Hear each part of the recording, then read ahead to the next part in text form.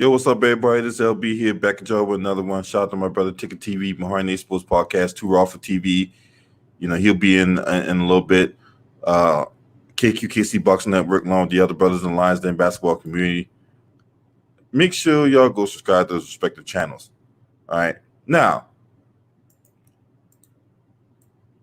also give the video a like, hit the subscribe, man. Let's talk about this. So this was a topic, unlike the last topic, that I really wanted to get into. We were, like last night on Tickets channel, we were talking about, draft prospects and whatever, right? And, it got me to thinking about who was the biggest draft bust in NBA history, right? We can go down the list of guys that, just simply did not live up to the draft stock. When we talking about Michael Olowokandi or Sam Bowie or Kwame Brown, or I do respect Kwame Brown off the court. Man, I mean, Jesus, we can go down, Bobby Hurley, whether it be Hasheem Thabeet, Marvin Williams, Sean Bradley, Robert Traylor, just guys that are like that when we see them, their name just go up in the rafters as like the biggest, and I mean biggest bust in NBA history. You know what I'm saying? So this is a debate that I wanted to do. Want to get some more people up in the chat room, and then we really gonna cook on this, man. And for those of you that might be on the fringe of what a bust is or whatever like that, let's just say this. A bust is a highly touted player coming out of college or high school, right? Because the NBA has selected players out of high school, right? So a bust is a player, a highly touted player, right? You hear about them in magazines, on the internet, on TV shows, whatever like that, right? I mean, this player is highly touted, like he's going to be the next big thing, and he fails to live up to those expectations once he enters the NBA. That is a bust, right? And there are a lot of busts. Shout out to my brother Too Raw for TV in the building.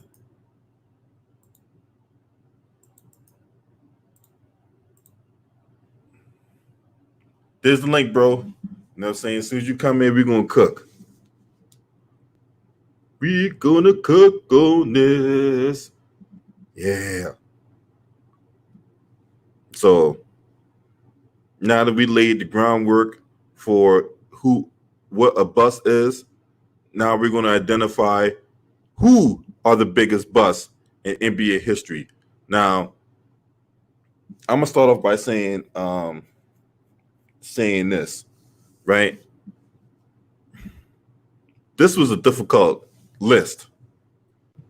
This was a difficult list to even put together or even think about, because there's so many things you got to take in consideration before we talk about the individuals are like the biggest busts in NBA history or whatever. What's up, Too Raw? Hey, what's up, LB? Yeah, man. So last night when I was on Ticket Channel, man, you missed the epic stream, Too Raw. Especially for the last 20 minutes, huh? What y'all talking about? Man, so let me tell you this, right?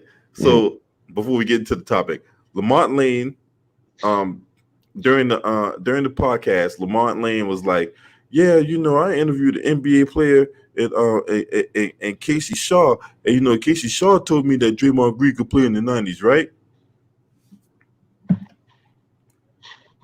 Okay. So I did some digging as to who Casey Shaw is, right? Look at this. Too Raw. When you see these numbers, your eyes gonna fucking pop out your sockets, dog.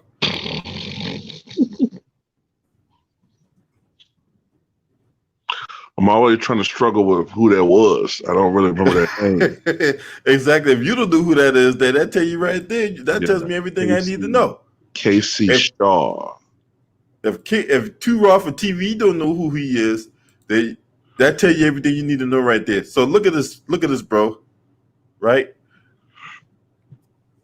Casey Shaw played in 9 career NBA games. 9. What up, Stephen Brown? He played in 9 career NBA games, Too Raw.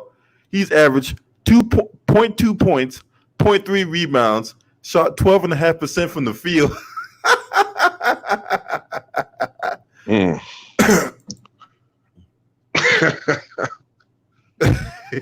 When did he play? What season did he play? He played in the 98-99 season for Philadelphia. Yeah.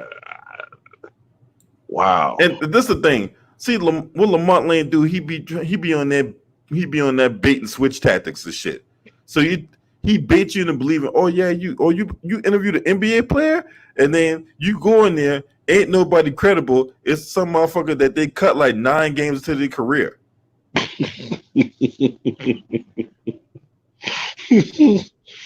So basically, this guy Shaw saying that Draymond Green could play in an era that I couldn't play in. Yeah.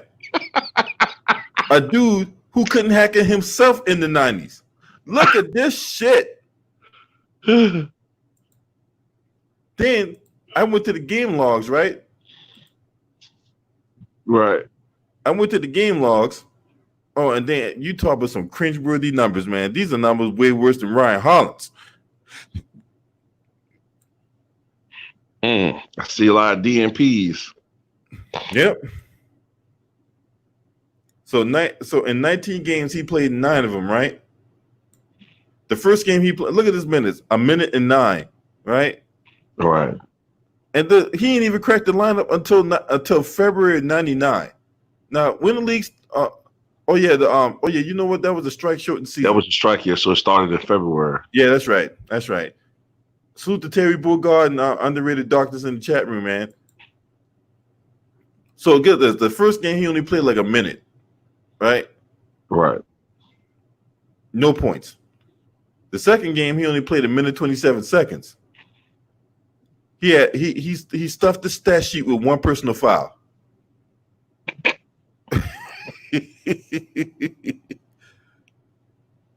See, 1, 2, 3, 4, 5 DNPs, right? Right. The third game he played in, all of 1:45 seconds, right? He scored no points, but he did get on the stat sheet with missing a field goal attempt, right? The next game only played 21 seconds. Like 21 seconds. Look, man, I've taken pisses that were longer than 21 seconds. So I guess this is how he got in the games. Allen Iverson with a huge shot, and the Sixers are now up by 13 with 50 seconds to go. Here comes Casey Martin. At that time, both of us go to get up, take a piss, go get a sandwich. You know what I'm saying? We don't even know who the fuck this guy is. God. Yeah, man, that's it. So, okay. Time to refocus.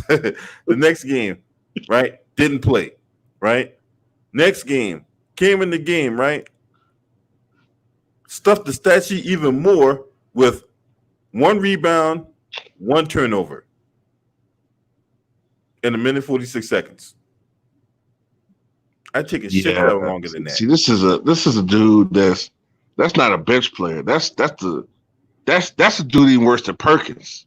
Oh, it's worse than Ryan Hollins. Right. Like this dude be having deep conversations with the Gatorade boy and shit. You know what I'm saying? Like he don't even be involved in the game. Sometimes like, huh? What, you called me? Oh shit! All right. The next game, right? He finally scored a point, right? Right.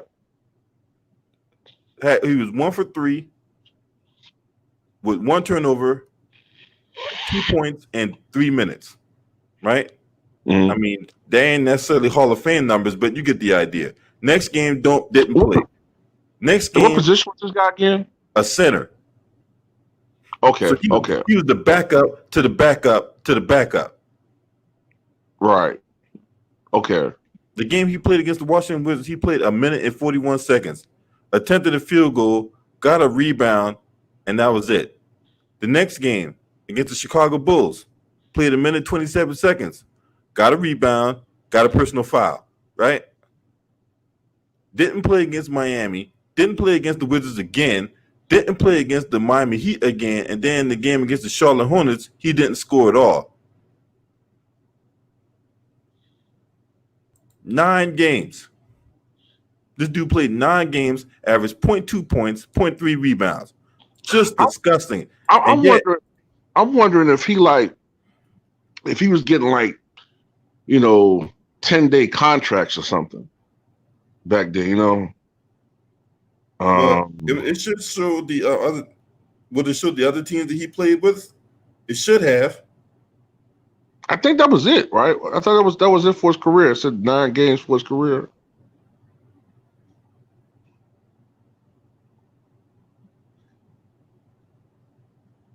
Or was that just one season? He only played 9 games in the NBA. That's it. That was it. I think that's it. That he played with the Sixers for 9 games, and that was it. That's it. Now Lamar Lane gave the excuse that he had bad knees, whatever like that. So I pull up his international stats, right? Because when it comes to Lamar, man, you got to be prepared. You got to be prepared for guys like him. Oh, Lamar's a slippery one.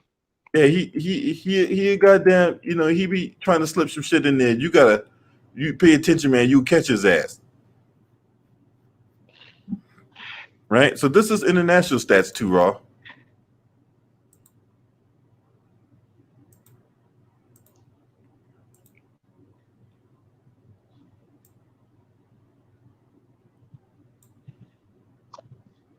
So if he got bad knees, how come during this first 2 seasons he's averaging over 35 minutes, 30 minutes a game? Right. If his knees are so bad. Right. And then you see this gradual drop in minutes until the 04-05 season. And then he just not, he ain't seen the court like that. But this is career average in 11 seasons in international ball. 8.1 points, 5.5 rebounds, 0.4 assists, 1.1 steals. I'm telling you, man, those are numbers that will make you want to throw up. Yeah.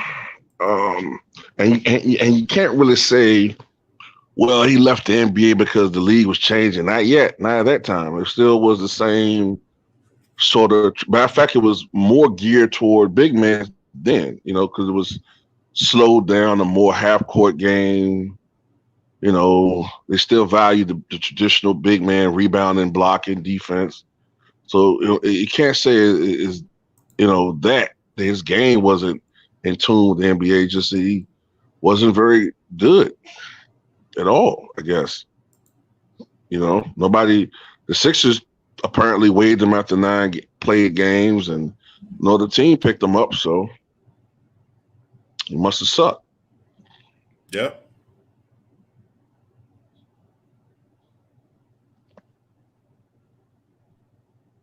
And you just can't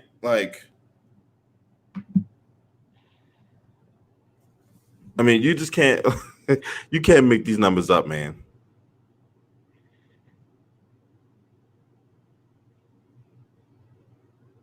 Can't make these numbers up, man. I mean, it's just so bad. It's just so awful. It's just so cringeworthy. The 94 Rockets, Terry.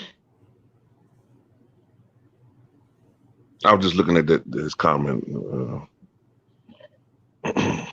Yeah, numbers are terrible, man. Salute to Marco Hit in the chat room, man. Yeah, man, it's just terrible, man. Just fucking terrible. All right, man. I had enough of that, man.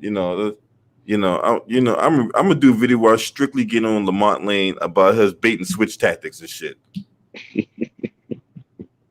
All right, let's shift gears and talk about these draft busts and whatever like that, right? Like to me,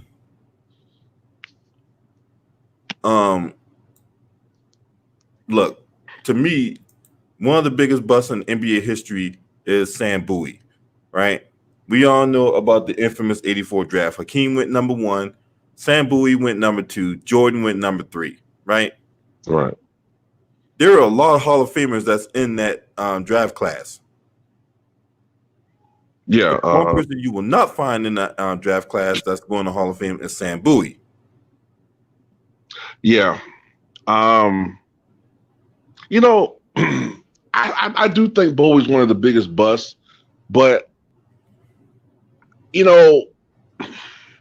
don't think he's the worst high draft pick I ever saw. He just, it's unfortunate that because of the circumstances, you know what I'm saying? Like, it's a reason why Olajuwon was number 1, and it's a reason why Portland went after Bowie, because in their mind they already had a perimeter like scorer in Clyde Drexler, so they felt like they didn't need a Michael Jordan at that time. You know what I'm saying? Like, they still put emphasis on the big man, and Bowie didn't turn out to be the player that they thought he was going to be. But it's just so unfortunate because he's drafted ahead of Michael Jordan. Right. And it's like, when you look at how their careers turned out, it's like, what the fuck was Portland thinking? But people got to remember, though, that at that time, Michael Jordan wasn't seen as being the player that he, like, at that time, very few people thought Jordan was going to be Jordan after North. Like, they knew he was a star, but Dean Smith's system kind of suppressed his abilities a lot actually, because he was playing within the team concept. So a lot of people thought he was going to be more like I heard this mentioned before a long time ago. They thought Jordan was going to be more of like a Jerry Stackhouse type player. They didn't know he was going to be quite that player, except for the people that actually saw him play, you know what I'm saying, like during the Olympics, and was actually seeing him play one-on-one against competition, like Coach Bobby Knight. People that played against North Carolina in one-on-one saw how good he was, and that the system was suppressing him. That's like what Ticket talk about, how a lot of times a system can hide what you really can do. You know what I'm saying? Like, for instance, like when you look at what's his name? DeMar DeRozan with the Spurs, he looks rather ordinary. Whereas when he was with Toronto, he was averaging 28 points a game. Sometimes the system can hide what you can do. But when, you know what I'm saying? So that's one thing I say to kind of, in defense of Sam Bowie. But when you look at what Jordan became and what Bowie didn't become, yeah, it's so glaring. It's so glaring that up until like Kwame, I think most people had that the number 1 biggest bust. Right. Yeah, because I definitely, even with Kwame Brown, I still think, Sam Bowie got him as far as like biggest bust in NBA history. Because of the circumstances? Yeah. Bowie just, when you look at the fact that he just didn't become what people thought he was going to be, and when you look at the injuries, like you can make the case that Kwame Brown, he was able to play for a number of years. He made a lot of money because he wasn't great, but he was serviceable. He could get you 8 points, 9 rebounds a game when he was at his best, which aren't numbers to sneeze at. He just wasn't a great player. Right. And if anything, that just goes to show Michael Jordan's, less than great, ability when it comes to, picking players and shit. But yeah, Do you think Yeah. Sam Boyd's the biggest bust? Yeah, I think he's the biggest bust. Okay. And I tend to go with Anthony Bennett. Hey, I talked about him earlier today while you was. He was. Yeah, I talked about him earlier today. Did you know Too Raw today is the day 7 years ago that the Cleveland Cavaliers picked him number 1? 7 years ago today? 7 years ago today. You know, this day is so memorable in a lot of different aspects. Because June 27th, it was 32 years ago today that Mike Tyson knocked out Mike Spinks. Yep. And 32 years ago today that the Bulls traded Charles Oakley for Bill Cartwright. Because Jordan and I believe Oakley was at that game. I mean, at that fight, excuse me. And I think that's when they found out that Oakley had been traded, or at least early that day they found out they had been traded. Wow, I didn't know it was June. Okay, 7 years ago. I'm just amazed at how awful Bennett was, though, man. Like, oh my God, he was so bad. Yeah. God. He was terrible. I mean, as a pure player, abilities-wise, I think Boyd was better than him. It's just that the circumstances, like I know what you're saying, like it has a lot to do with how heavily touted you are, and nobody really was touting Bennett like that. So when you look at the circumstances, yeah, I can see it being Sam Boyd. I'm gonna tell you another guy that was horrible too, man. Steve Alford. Oh my God, yeah, he was so. Oh yeah, I remember him so well. Yeah, because remember he was picked ahead of Reggie Miller, and Indiana, you know, because he was from, you know, he played for the Hoosiers. When they picked Reggie Miller, they booed because they wanted to pick Steve Alford, but they won't boo him after 2 years. Right. You know what I'm saying? But yeah, Steve Alford was horrible, man. It's been a lot of busts, a lot of NBA busts. Because I was looking at yeah, I don't want to talk the whole segment on. I see Lou here.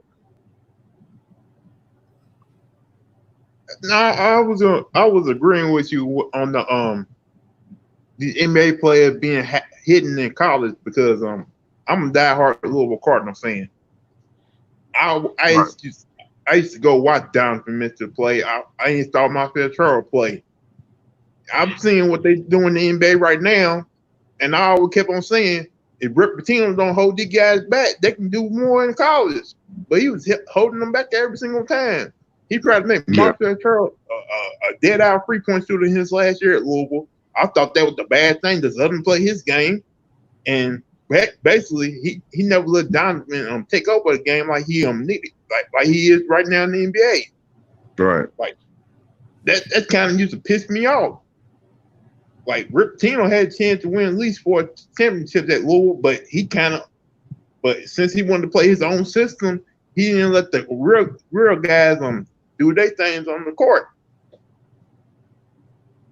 Like you remember what's his name? Anthony Davis came out of Chicago. He was not the number one Chicago player in Chicago when he came out high school. It was somebody else. He actually went to Louisville, and he didn't do so well at Louisville because Rick Pitino was holding his potential back. Right. Now I don't know what happened to him. I don't know if he's still playing overseas or he's out of basketball completely.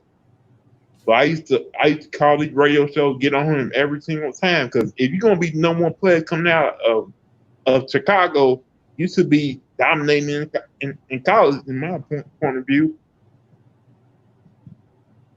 Absolutely. Exactly. Yeah, man. Because shout out to Steve Alexander in the chat, man. What's up with you? Yeah, man. Shout out to Hitman X as well. Yeah, Georgian Bender, he was fucking horrible.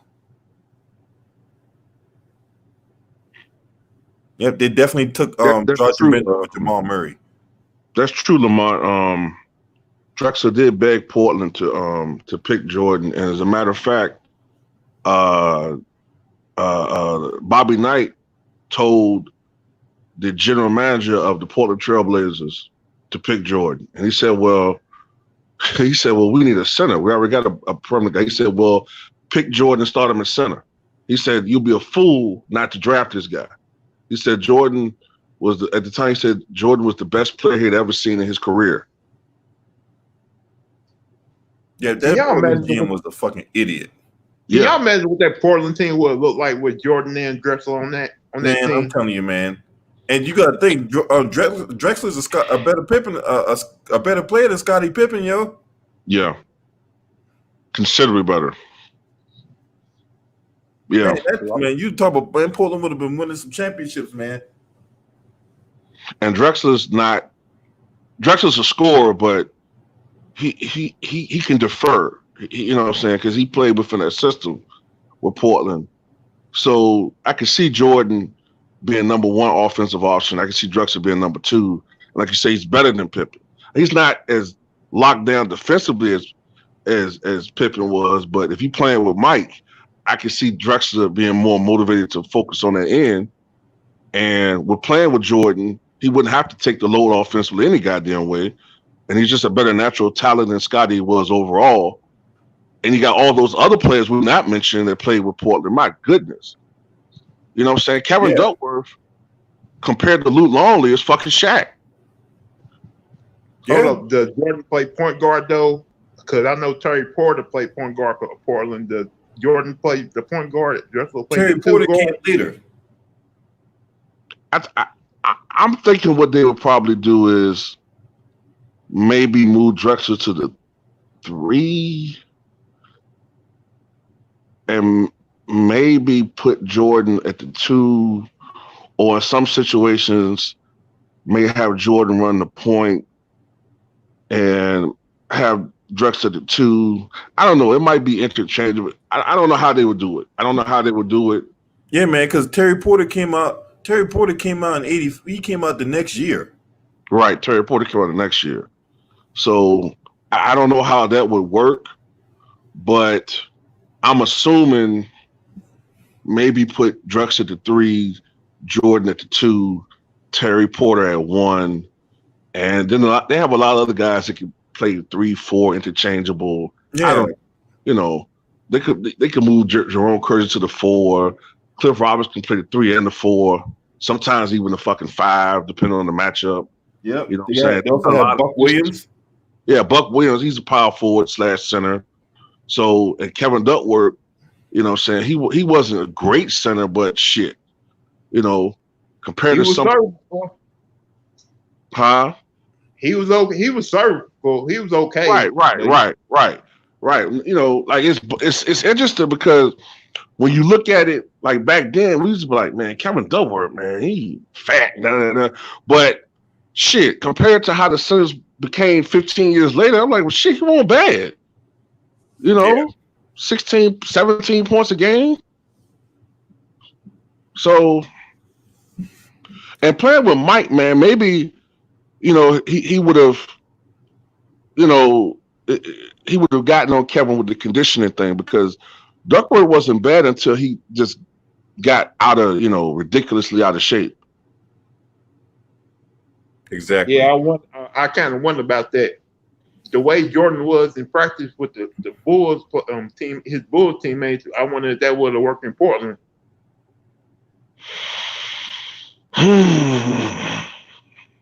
All right, so would you think is one of the biggest busts in NBA history, Lou the Ryder? Well, Detroit Pistons should have picked Carmelo Anthony at that time. I think Darko is the biggest bust, because you already had a championship team and you had the number 3 pick. You had a chance to get Carmelo Anthony, but you passed up to pick Darko. Seriously, come on. Like, you ruined y'all chance. They ruined their chance to have a dynasty going. Yeah. Yeah. I know Tick had talked about that before.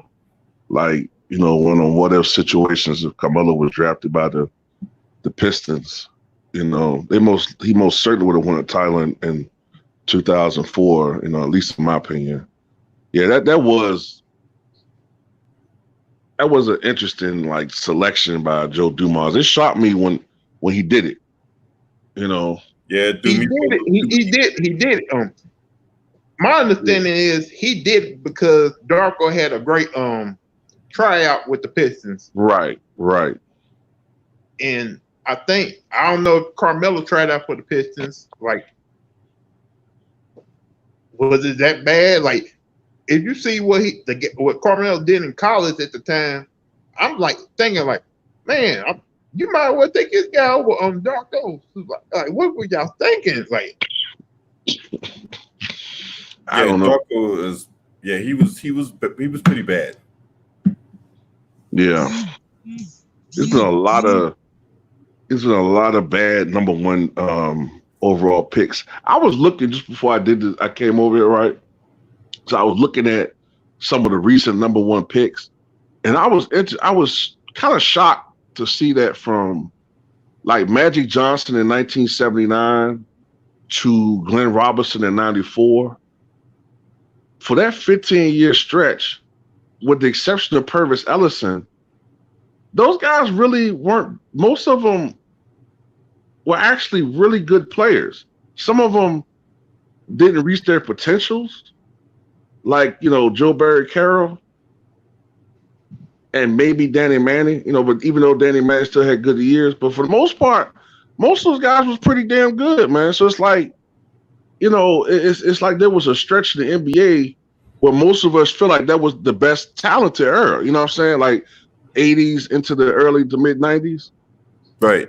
You know what I'm saying? I noticed most of the number one picks were pretty good. You know what I'm saying? Some of them didn't quite reach the potential we thought, but most of them were good players and shit, or some of them became superstars.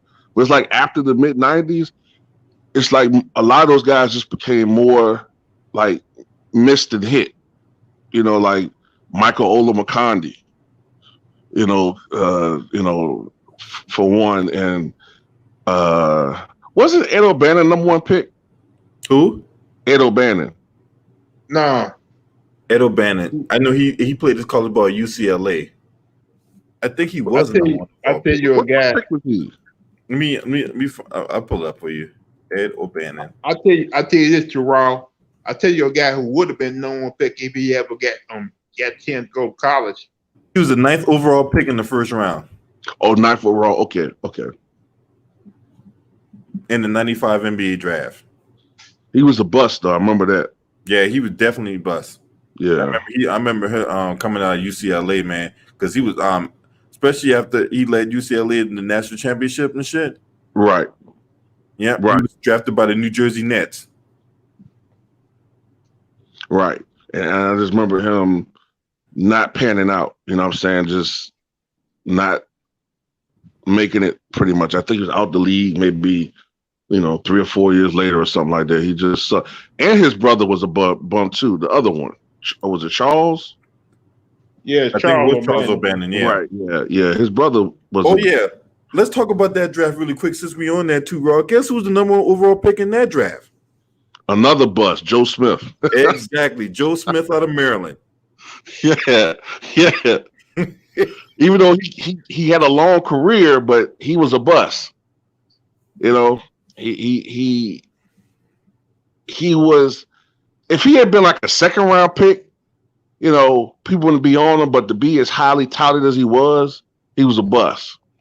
Wasn't that draft like slim pickings then at that time though?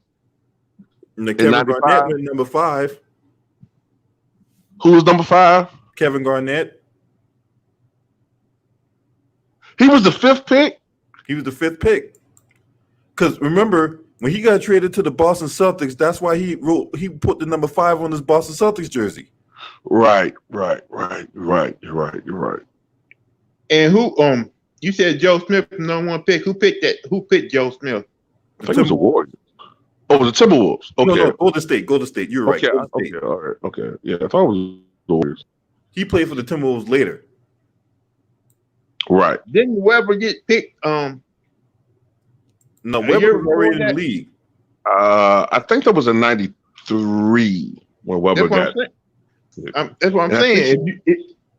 If you would have had Weber and Garnett at the same time on the Warriors team, it would have been a different type of story. So get this right. So right, for in this draft, I'm going with the top 10 players. Right. Joe Smith went number 1 out of Golden State. The Clippers picked Antonio McDyess. Right now, Antonio McDyess had potential, but injuries derailed his career. But Antonio McDyess was a beast coming out of Alabama. right, The 3rd overall pick was Jerry Stackhouse out of North Carolina. Now his career had promise until he got traded. He was traded. He was traded to the Detroit Pistons, and he became an all-star with the Pistons. right, And they traded him from the Pistons to the Wizards, and he right, played alongside Jordan. His career, just went down the toilet. right. He blames Jordan for ruining his career, more or less. Yeah. The next pick was Rasheed Wallace. He went to the Washington Bullets. That's Washington Bullets at the time. He played 16 years. 5th was Kevin Garnett, as I already stated. Another bust coming out in this draft, Bryant Reeves. Now, Bryant Reeves played his college ball at Oklahoma State. They called him Big Country. He was, I think that was the Vancouver Grizzlies' first expansion franchise, and he was their first overall pick. Mm-hmm. Bryant, Big I'm not Country surprised Reeves. he was a bust. I'm not surprised he was a bust. Yep, he only ended up playing like 6 seasons. You know what I noticed about him though? I wouldn't say. This is my opinion. I wouldn't say he was a terrible player. He had to me, his problem was commitment to basketball and conditioning and injuries. But you could say that him being out of shape could lead to injury because I think his first couple of years he wasn't too bad. Maybe I remember his numbers incorrectly, but then he averaged like maybe. I mean, he did average 12.5 points or something like that. Rebounds. What did he average? 12.5 points and close to 7 rebounds. That was his rookie year. No, that's his overall career average. What was his rookie average? Let me pull it up.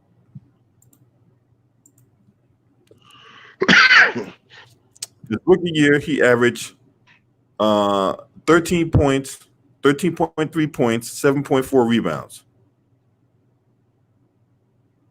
Not great. That's not great, but they're not terrible either. And then the next year, he averaged 16.2 points, 8.1 rebounds. Better, yeah. What I remember about him is, I think he was 275. I noticed like by his 3rd year or something, he got fat. Like he was. I noticed he got real big. Like he was 300 some pounds. And he started having injuries. He started becoming more inconsistent. And I remember him being out the league by like 2000, 2001 or something like that. I do remember that about Big Country. But he still wasn't that great, though. Damn. I don't know why I remember him being better than that.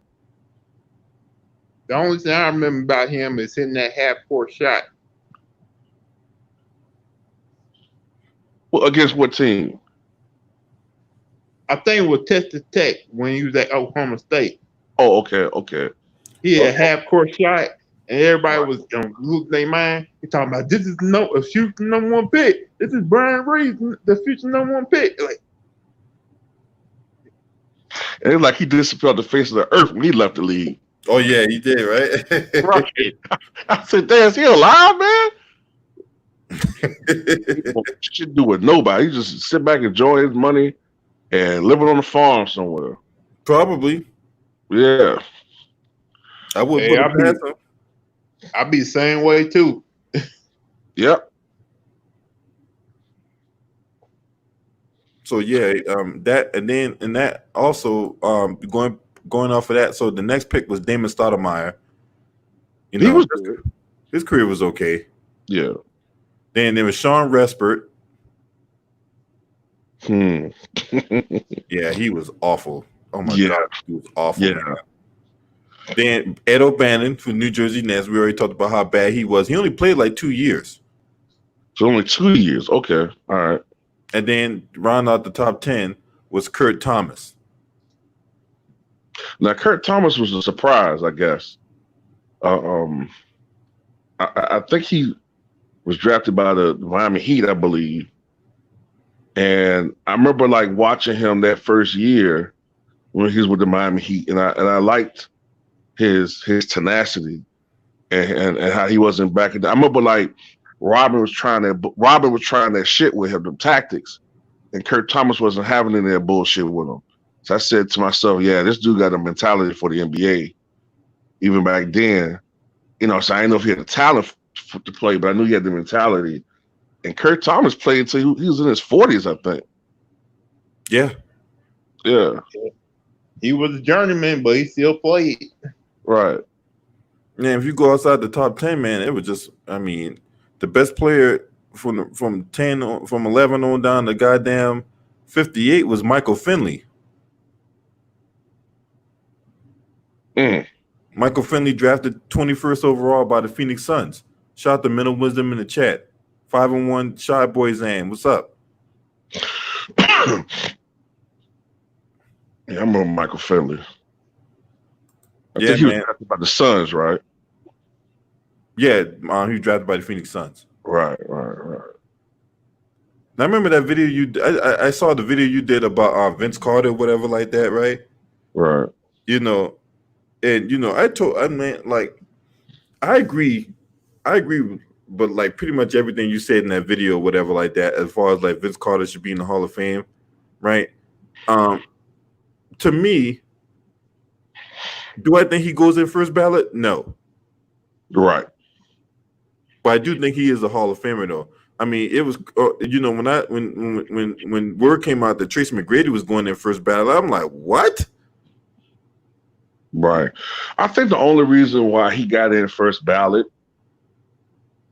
is because if you look at that draft class that year, as far as people that was going into the Hall, it was remarkably weak. Mm-hmm. So, I think, as a matter of fact, I think it's one of the weakest I've ever seen. So that might be one of the reasons why he got in first ballot. But if it was like this year, you know what I'm saying? Like with the guys that got this year, I don't think he would have got in. No. If it was guys like, with Kobe Bryant, Tim Duncan, and Kevin Garnett and all that, man. Right. Because remember, Bosh didn't even get in this year. No. So that He'll tells definitely go in next year, though. Yeah, I think he's going to go in next year with Paul Pierce. Yeah. And I think I did a video about that. I want to keep going on, but I was saying I think I did a video where I think next year should be those two plus Ben Wallace, and I think someone else I mentioned. But they need to go in, man. You know what I'm saying? Especially Ben Wallace. It's ridiculous. Right, really. I know he should have been in the Hall of Fame already. I said before, I said it yesterday. I think Chris Webber then Rasheed Wallace to be in the Hall of Fame before Vince Carter. You think Rasheed Wallace should be in the Hall of Fame? Hell yeah. Because he was dominant force on that Pistons team. And he did do his thing in Portland too. I'm going to tell you something. Somebody that's in the Hall of Fame, and I don't think they should be in the Hall of Fame, but I think that their post-career had a lot to do with why they're in the Hall of Fame, man. Fucking Bill Bradley, man. Bill Bradley? Why is he in the Hall of Fame? Because he ran for Congress. Exactly. Right. You know what I'm saying? He was a U.S. Senator. He ran for president in 2000. As far as Democratic nomination is concerned, I think it's a lot of bullshit with that, man. But as a player, somebody explain to me how Bill Bradley's in the Hall of Fame, man. Go look at his. I know it's not all about stats, man, but look at Bill Bradley's stats, man. Jesus Christ Almighty! How is he in the Hall of Fame? And I got a question. There's a question in the chat room. As far as do we think Greg Oden's a bust? This is my thing, right?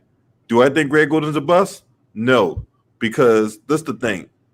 His career never could get off the ground because of injuries or whatever like that. When he did play, though, he was a fucking beast. Right. Yeah, I agree with you. Like Greg Oden, like to me, players like Greg Oden and Brandon Roy are in a different category.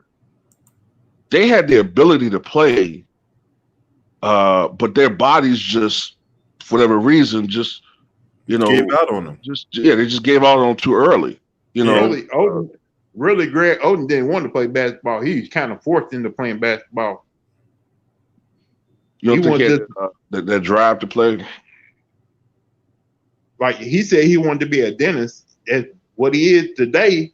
But he said before playing basketball, he didn't want to play it. The only reason why he played because he was tall. Right. Shout out to my brother LVZ NBA Talk. Hey, LVZ, if you want to come in, man, I put the link in the chat room.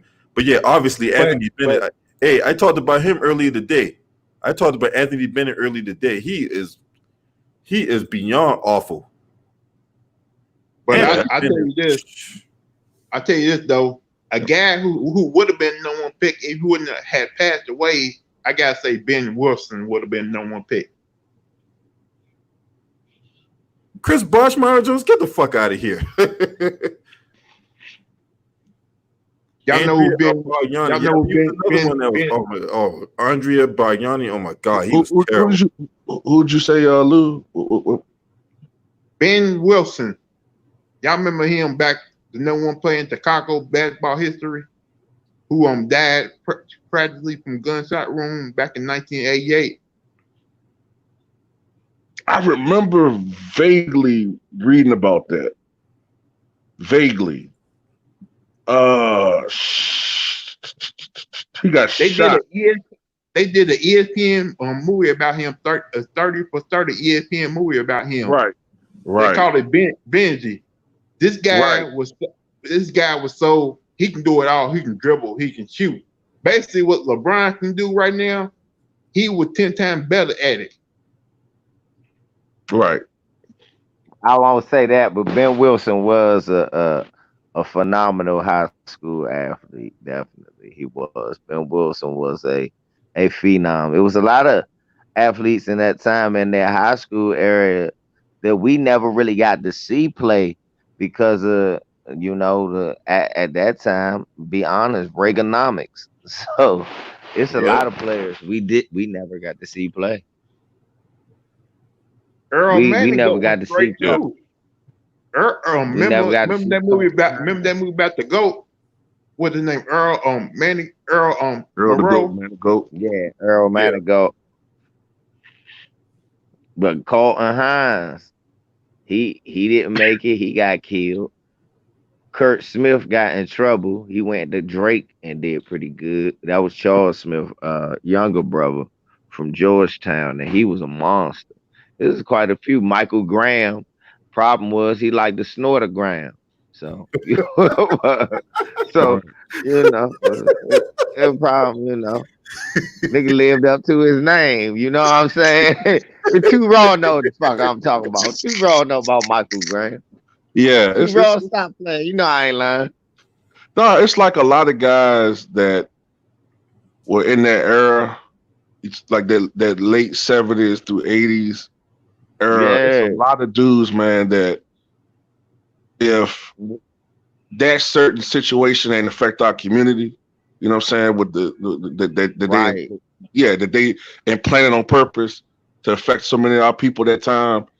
If that shit ain't had happened, man, a lot of these guys that we talk about now, that's we been talking about other people. Right, we talk that's why I always argue. I said we talk about Michael Jordan. Do you realize if cocaine and crack wasn't put in our era, he'd have really had to play against motherfuckers like Sugar Ray Richardson, who ended up banned. He had to play against dead motherfuckers like Len Bias. Man. Bias was a bad motherfucker. Right, but it was a lot of players we never got to see him come up against because of that situation. But to what y'all was talking about, bums, the biggest bums. Off the top of my head, the first one I thought was Bennett, Bargnani, and Adam Morrison. Them the first three bums. God damn, boy. Shaggy. Adam Morrison. Shaggy. Yeah, so Adam bad. Morrison is a fucking bum. Oh my First God, three Adam bums Morrison that is come to so my bad. mind, and you like, hold up, what the hell? You talk about fall off a cliff? He fell in a canyon. I said, God damn. Hey, look, you know what the fucked up thing about Adam Morrison is? Nobody knows he got 2 rings. With the Yeah, Lakers, right? Right. Yeah. Nigga, two. Hey, Mike, the nigga ain't have a jersey, but he got 2. Hold on. What about Glenn Robinson? Nah, Big Dog was good. yeah, When Big I Dog out of Purdue. No, Big Dog was good. That motherfucker could score. You Yeah, talking about and his son? when I think bums, I think motherfuckers who he was in college, he was a monster. And when he came out in the pros, you're like, what happened? Yeah. Who they used to sell to us like that in college? You remember? Hey, I wonder Christian if Laettner. y'all remember this. Another great white hype, Dan Dickow. Right. See, two wrong. Like, how about this one? And the Watch guy, this one. he Watch played for the this. He played for the Mavs, did he? Bryce Drew. Yeah. What about Bryce Drew? They tried to Wasn't they Valpo. Bryce calling him the Drew. They next own Steve Like Nash? Valpo. dude, 90s. Wasn't they Yeah. calling him the That next motherfucker Steve was Nash not at that good. time? Yes, they was, and he wasn't. Look, the first Steve Nash wasn't even Steve Nash at that time. They Nope. always looking for the next Stockton and Bird, and then pushing a bunch of bums. What about Matt McGurry from Michigan? How about him? Yeah, see, look, I can name some bums now, some busts. I know some busts. Man, Most what of them about motherfuckers got this. what about that white boy playing for the Bulls right now? That 7-footer. Lloyd Lloyd Markkanen, Markkanen? he okay. You know, he okay. He ain't Oh, great. he ain't that great to me. I'm sorry, but he's He not. ain't great. He's okay. He's Man, he great. all He right. ain't great. He ain't no Okay. I mean, he ain't no world Savior, not beater. like He'll that. have a good game. That motherfucker is Keith Van Horn Jr. That's who the Oh, fuck Keith he Van is. Horn. That's a hey. That man, I remember watching that 2000 the year the Lakers won the championship. Right, they swept the Nets. Keith Van 2002. Horn did not deserve those minutes. They made it seem like Keith Van Horn was destroying the Lakers. He was scoring 19 points and giving up 30 to 30. Devin George. Give out it. Hey, too raw. This nigga scored 19 in 38 minutes. Devin George scored 11 in 7 minutes, and we won by 20. But they gonna tell you that that motherfucker Keith Van Horn was the man. No, it was a lot of scrubs. Michael Olowokandi. That was a big ass bum Oh right my there. God, he was. Oh, Yeah. hey, we was Big about to get ass to him. bum. We was about to talk about him, man. Oh my God, Oliver Candy coming, man. He was terrible. Now I remember Keith Van Horn, man, because he was balling at Utah, and it was like, oh Only man, Keith Van Horn's gonna be the next Larry Bird. This type of shit. To be honest with you, I didn't hear about Michael Candy till he was the #1 pick. I said, who the hell is this motherfucker? No, you probably heard right. about him. You probably heard about him until his ex-girlfriend ended up on Basketball Wives, didn't it? Now I heard about him like he said when they drafted him #1. I like who? All Yeah. this college ball I'm watching. Michael Oliver Candy. Who the Who fuck the was him? fuck is that? I giggled my ass off. I said, You know this another motherfucker one, sorry. LV is Mateen Cleaves. Oh, out of Michigan Hey State? man, Yeah. why everybody been getting on Mateen Cleaves? What did Mateen Cleaves do wrong with everybody calling him out? He didn't even score in college. What made y'all think he was gonna be a scorer in the pros? He was better off playing football. Damn. Yeah, right. Damn, like Charlie Ward. Yeah, no, right. Charlie Ward didn't even get drafted in the NBA. That's why he played for basketball. For real, he was a better football player. Everybody knew it. Oh, Stromile Swift, yeah, he was terrible too, man. What's this draft stock? But you gotta think Yeah, about so it. he At was that number time, 4. He was You the gotta think fourth pick. Stromile Swift. No, I got one for you, Mike. Marcus Pfizer. Oh yeah. Hey, hold on. Ain't he the one who was afraid to get on an airplane? Huh? No, Ain't he that's the Royce White. Royce White. Oh That was yeah, who that's scared to get right. on the airplane. Marcus Stromae Swift. Pfizer was Remember? the one that got drafted number 5 by the Bulls. And that Right. motherfucker averaged what he got drafted by. Oh yeah, Tyrus Thomas. Oh my God, he was terrible. He was terrible. the He was a Bulls made? scrub. I'm talking about the second half of the Bulls. The second Yeah. half when John Paxson was running the Bulls. He did make some bad draft picks. And Oh, terrible trades. oh my God. Yeah. Shout out to Bad. one Nanda Thomas. What's up, Queen? Joshua Warren, Money Dog 88. What's up with y'all? Who else was a bum that got drafted? Ron Mercer. He was a Mercy, he bust. was- Yeah. Ron Mercer was a bust too, Raw. Never Ron want Mercer answers. was a oh yeah, bust. Ron Never Mercy want was to expand his terrible. game. Never expanded his game. I Never thought coming expanded his out of game. Kentucky, he was going to be a high riser, the next great. Hey, I saw him play in college, man. When Louisville played Kentucky, that rivalry, we always got in fights over Ron Mercer. I told everybody Ron Mercer sucked ass, and nobody didn't believe it. What about God, DeMar Johnson? dang, leave my man alone. DMV in the house. He shouldn't have never had to even got drafted that high. That look, is he a bust or is that just a bad draft pick? See, that's the thing. Some of these people ain't bust. I ain't think he was gonna be that good anyway. I knew DeMar in high school. He wasn't that good. I seen him play at AAU. He wasn't that good. He was just tall. He was just really tall. What was Why you that think dude? he played two guard? Huh? The reason he played two guard because niggas my height in high school could box him out and grab rebounds. What was that dude? I can't think of his name. What was that dude that got drafted like in 98 or 99 or something like that by I think it was 98 by the Cavs. He was supposed to be like they kept hyping him as he's gonna be one of the greatest shooters of all time. That's Jimmy Fredette, isn't it? Huh? Isn't that Jimmy Fredette? Not him. It's before him. What the fuck is he talking about? I know who the fuck he talking about. Jason Capono. Not him. It's another Not one. Capono. Oh shit, man, that's gonna fuck me. Oh man, shit. You said the Cavs though, Mike. Man, I think it was the Cavs. I thought it was the Cavs. Maybe I'm wrong. Bums the Cavs. Yeah. Yeah. I thought it was the Cavs. This supposed to be good. Tristan Thompson is a bust. Oh, I know. Trajan Langdon. oh yeah, Yes, there you go. Damn. Yeah. Hey, young. No, hold on.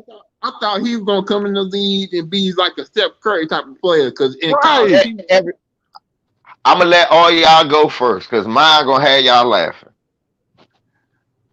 be honest with you, I thought Landon was gonna be a great NBA player because in college, every time he shot a 3-pointer shot, he would knock him down time and time again. But when he got in the NBA, I said, "Oh, this motherfucker, he done." The Alaskan Assassin. Yeah, I remember that motherfucker, dog. So, Mike, Uh-huh. Me and my father, I'm going to the Capitol Classic. Victor Page is finally coming out of high school. Victor is like 27 in high school. Victor Page coming out of high school that year.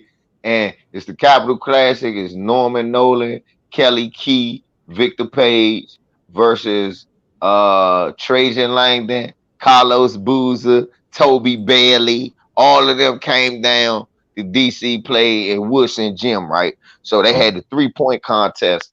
This motherfucker was 40 for 40 from the 3-point line. Shooting it, he won the Trajan Langdon. Holy shit. He was 40 for 40. I said, I never saw no shit like that.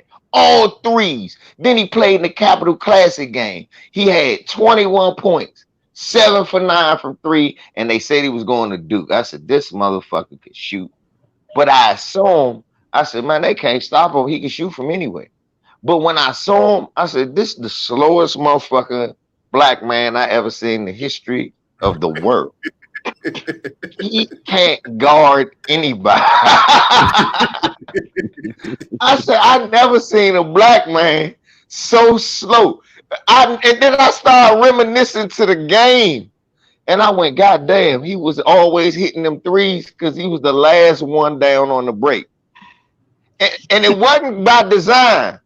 He was running as hard as he could. He's legitimately the slowest. Him and Byron Leftwich are the 2 slowest black men in the world. Hey, you remember that championship game against UConn? He's up at fat point guard from UConn keep getting by him and say, why you letting this fat boy beat you on the dribble like that? Khalid El-Amin, he wasn't letting him. Khalid El-Amin is legitimately faster than Trajan Langdon, bro. That's what I'm telling you. And that's sad. He's legitimately faster than him. He wasn't letting him. He was. I said, man, go back, look at that game. Why you think Trajan Langdon ain't scored? He was working hard on defense to get blown by. I said, ain't this a bitch? and just like True Raw said, they still overlooked that because he could shoot so good. They figured he'd be the greatest shooter in NBA history. They put that nigga on the floor. That nigga couldn't guard the floor. Everybody was going by him. The referees was outrunning this nigga. That nigga NBA career. The live stream you doing is longer than the minutes he got. This live stream is I just seen. I came in. It's an hour 2 minutes. Thank you. Am I lying? Thank you, Mike. I'm not lying. No, they hyped that nigga out to be he was gonna be the greatest or one of the greatest shooters of all time. And in about 1 year, I ain't heard from that nigga no more. I'm like, hey, what was that dude that was hyping last year, man? The True Law Langan. What was his name? What the hell? Mike, it got so bad niggas wouldn't use him on NBA Live. Niggas was taking them out of the NBA Live. I'm speaking true shit that happened in my life. I remember that. The first year, niggas was like all Cleveland, because remember they had Derek Anderson and he was on the bench. Jesus Christ Almighty, Trajan Langdon, boy. Who could ever forget that dude? Now he a GM of the Pelicans. LV still there? Yeah, I'm still here. No, LVZ? I'm saying LVE. It's like he. Oh, I didn't kick him out. Duke had a whole lot of players who was overhyped though. Oh, Duke. Oh man, Bobby Hurley, fucking what's the other dude? Abdelnaby and fucking Cherokee Parks and Christian Laettner and it's just Antonio Wayne, Chris Carwell, Corey Maggette. Yeah, Corey Maggette was a big time bust, dog. Yeah. The only one that was worth a damn was Brand. Who? Brand. Oh, I don't know what the fuck. Oh yeah, I don't know what him too. Yeah, what happened, Elvis?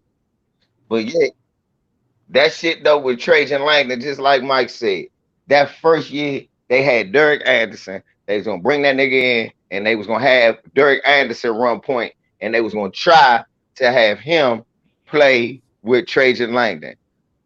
They lost by like 40 the first time they tried this shit. The next year they drafted Bob Sura. I laughed my ass off. I said, this nigga never get me. That nigga never stopped playing no more. That nigga never played no more.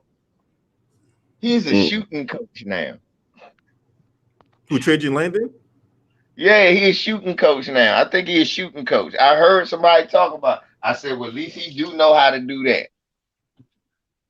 I thought he was the GM of the freaking. Hold on. Oh, he a GM? GM of the Pelicans. Oh, well, good. I knew the nigga used to be a shooting coach for sure. He need to go down and teach Lonzo how to shoot. Well, Lonzo shot getting better. We gotta be honest. He has been playing better. He got better. Yeah, he has been playing better the last couple months before everything shut down. They need to teach him how to make layups, though. He still don't know how to do it. Is it ever? Go ahead, man. Go ahead, man. I'm about to say, I never heard of a layup class. Is there ever been a class where a nigga need layup class? No, I never heard of a layup class, but they need something like that. The motherfucker can jump. He can dunk the goddamn ball. I'm like this. If you are 6'6", 6'7", 6'8", 6'9", there's no reason for you to try to attempt a layup. You supposed to be dunking the ball every single time. You know who made that shit famous in my lifetime? Well, Mike gonna back this up. The nigga who was famous for that shit I used to hate the most was Juwan Howard. Oh man. Yeah. If it was ever a nigga who take two hands and lay it up over the rim instead of dunking it, was you like, why did you do that? He would miss it and shit. He would, why didn't you try to dunk it? You know, it's funny you say that because I can't picture him dunking. Cause when you watch the Fab Five videos, bruh, is Chris Webber. You see everybody dunk with him. Even Jalen doing the same ass two-hand dunks. Not this motherfucker rarely ever dunk. Ever. And I was like, that. Look, when Michigan got him, I knew he was one of the best players out of high school. So I thought he was one of them motherfuckers that was jamming on everybody. Man, that motherfucker was laying up over everything. Right. Trying to do the Wilt Chamberlain dipper dunk and shit. Get out of here. Shout out to my boy Osar9 in the chat, man. You know what I'm saying? Man, that shit funny as hell, man. Yeah, man. God, Jamal Howard here, he pissing me off. Especially when he started like going from team to team to try to chase a ring, and he don't have no impact on the court. He got him finally. Did he get like got him one. Miami? Yeah, LeBron got him a couple. Yeah. Since we talking about bust, let me talk about my hometown team. Nobody knows how to ruin a draft like the Washington Bullets / Wizards. Oh. You legitimately the worst team in the league, and you never get the first pick. Then when you finally get it, you get Kwame Brown. You know what I'm saying? When you finally get it, that's what you get. You get Kwame Brown. Then you know you might not get the number 1 pick, but you get niggas like Jan Vesely. And you get niggas like Jarvis Hayes. That's what you get Mark Allery and LeBradford Smith. That's what you get. Hey, man, come on, get off of Bradford. The Bradford was okay in college, man. Thank you very much. And guess what else was okay? Oklahoma. I don't want that either. Didn't they also draft Juan Dixon? Yeah, we draft Juan Dixon. Yeah, we draft.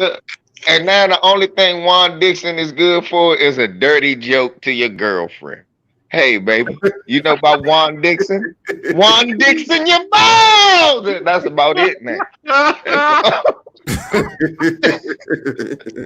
Hey, baby, let's get in this game. Let me check in Juan Dixon. I just want to know what happened to the Washington Wizards because they had Chris Webber, DeJuan Howard at that time. Why didn't they try to build around those two? Because they was actually a decent team. Oh, I can tell you what happened. Chris Webber was smoking weed and shit, and ain't had no license, and was driving around smoking weed all over the town and shit, which was cool because he was still getting the double in. And look, we got to see him as the locals, but the organization ain't like that shit. So they traded that nigga to Sacramento, and we were sorry for the rest. Yeah, and then y'all got Mitch Richmond right when he started breaking down. We got Mitch Richmond at 93. Right. A 93, Mike, a 93-year-old shooting guard. All he could do was still keep his numbers going.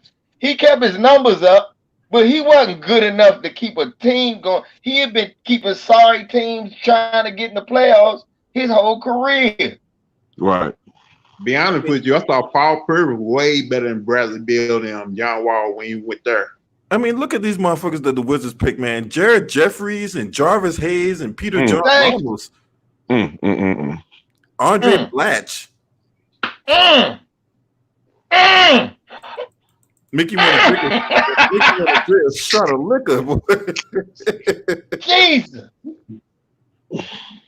I know many times you had to go to the bottom for that because that team, didn't you? Yo, when JaVale McGee is the best draft pick I could think they done had in a long time, you really in trouble. John Wall, JaVale McGee, Bradley Beal, the only good draft pick we done had. Any other draft picks we had this good, we trade them away. We trade them. We either trade them for old players or we trade them for bums. Or we let good players go. Like everybody, remember the Detroit Wizards that won the championship? Mm-hmm. Oh, yeah, I remember Detroit Wizards. Yeah, remember the Detroit Wizards? Yeah. Everybody at one point in their career was damn near a wizard or a wizard. You had Rasheed Wallace, wizard. Rip Hamilton, wizard. Ben Wallace, wizard. Darvin Ham, wizard. I was like, God damn. If you play for the Wizards, you gonna win a ring when they trade you.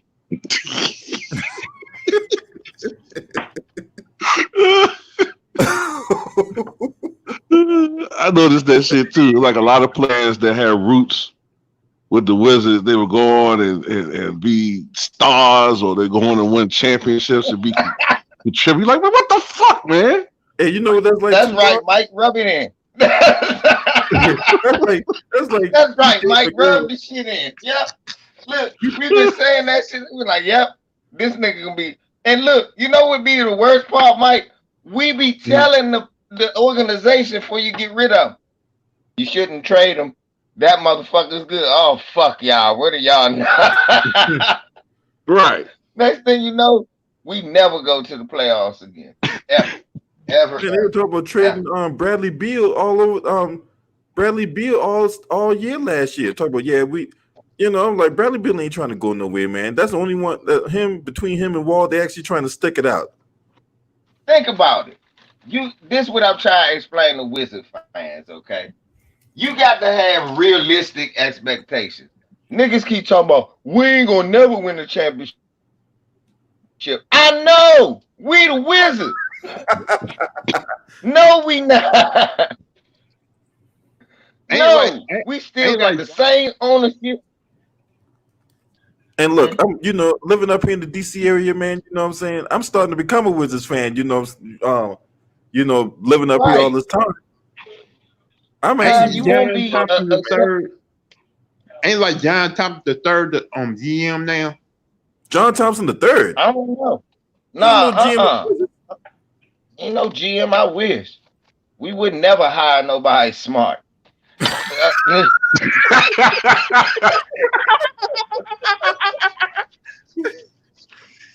Yeah, we'd never hire nobody smart that knows something about basketball. We're gonna hire niggas. If we look, the nigga that we hired the only nigga we know about basketball that we hired just died. Rest in That's peace, unfair. Yeah, Wes that's Unseld. unfair. Outside of that, they don't hire no other black men. And another thing, it- look, you think about the shit. The Wizards used to do shit like this here. We had Jeff Malone for a long time. We never ever got out of the first round. But at least we got to the playoffs, and we always got to see Jeff Malone go to the All-Star game. We trade Right. Jeff Malone to Utah for draft picks. Utah becomes a great team. We get a horrible draft pick, and it becomes like Mark Allery and Darrell Walker and more bums. And all we did was recycle bums for 100 years till we finally got Moses Malone. We traded him, got Moses. Moses, we worked him to the end of his career, got rid of him. Then we got Bernard King, worked him to the end of, on the last leg of his career, got rid Yep. of him. We had Michael Adams come here be an all-star for a second. We had Mhm. Robert Pack come here be an impact player for us. We Yep. had everybody's best six man come here and be a starter and average 20 points for a losing team. Yep. This is not the place where we win championship. This was the place that Purvis Ellison comes to make his career a real career. This the place where Larry Hughes comes. This the Yeah, place where man. Larry Hughes. It's the truth. This the Yep. place where Larry Hughes and motherfucker Gilbert Arenas could be all stars and we can go to the playoffs forever. But this not the place where we win championships because we don't spend the money. We don't.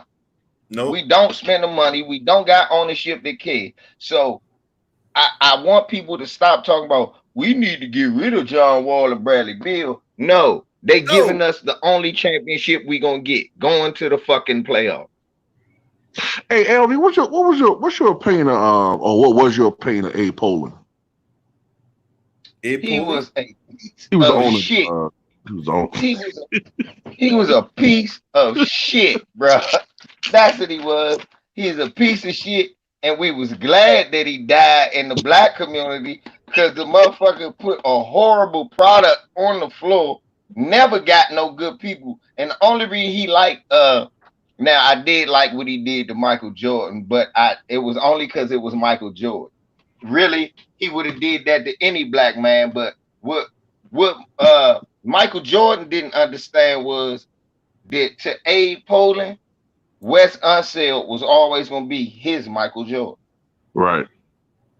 So that's why a lot of black people liked Abe Poland because of his affinity and his affection for Wes Unseld. What a lot of people didn't know was a lot of niggas knew Wes Unseld was a bootlicker, and people didn't really fuck with Wes Unseld.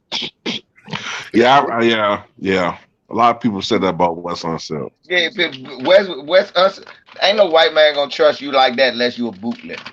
Yeah. And Abe Poland was a racist Jewish white man. He trusted him because he was a Yassa boss nigga. That's the Yeah. only reason that they even talked about. If you look at West Unseld numbers, it'll have you confused. You'll be like, hold the fuck up. You act like this nigga was the greatest rebounder and didn't You look at his points and shit, you go, okay, he was okay, but it was way greater players than him at his time. He Right. just was undersized and he worked hard. Okay. Right. But so did Horace Grant, nigga. Right. Yeah. So that's how I always I I look at Abe Poland for what the shit he accomplished. He didn't do nothing. He fucked the team up. That nigga got rid of Earl the Pearl. Think about that. Yep. That nigga got rid of Earl the Pearl. Yep. He And it was gave him to New York and gave them 2 championships, Mike. Yep. Yep. Damn. All Abe Poland ever did was give other teams championships.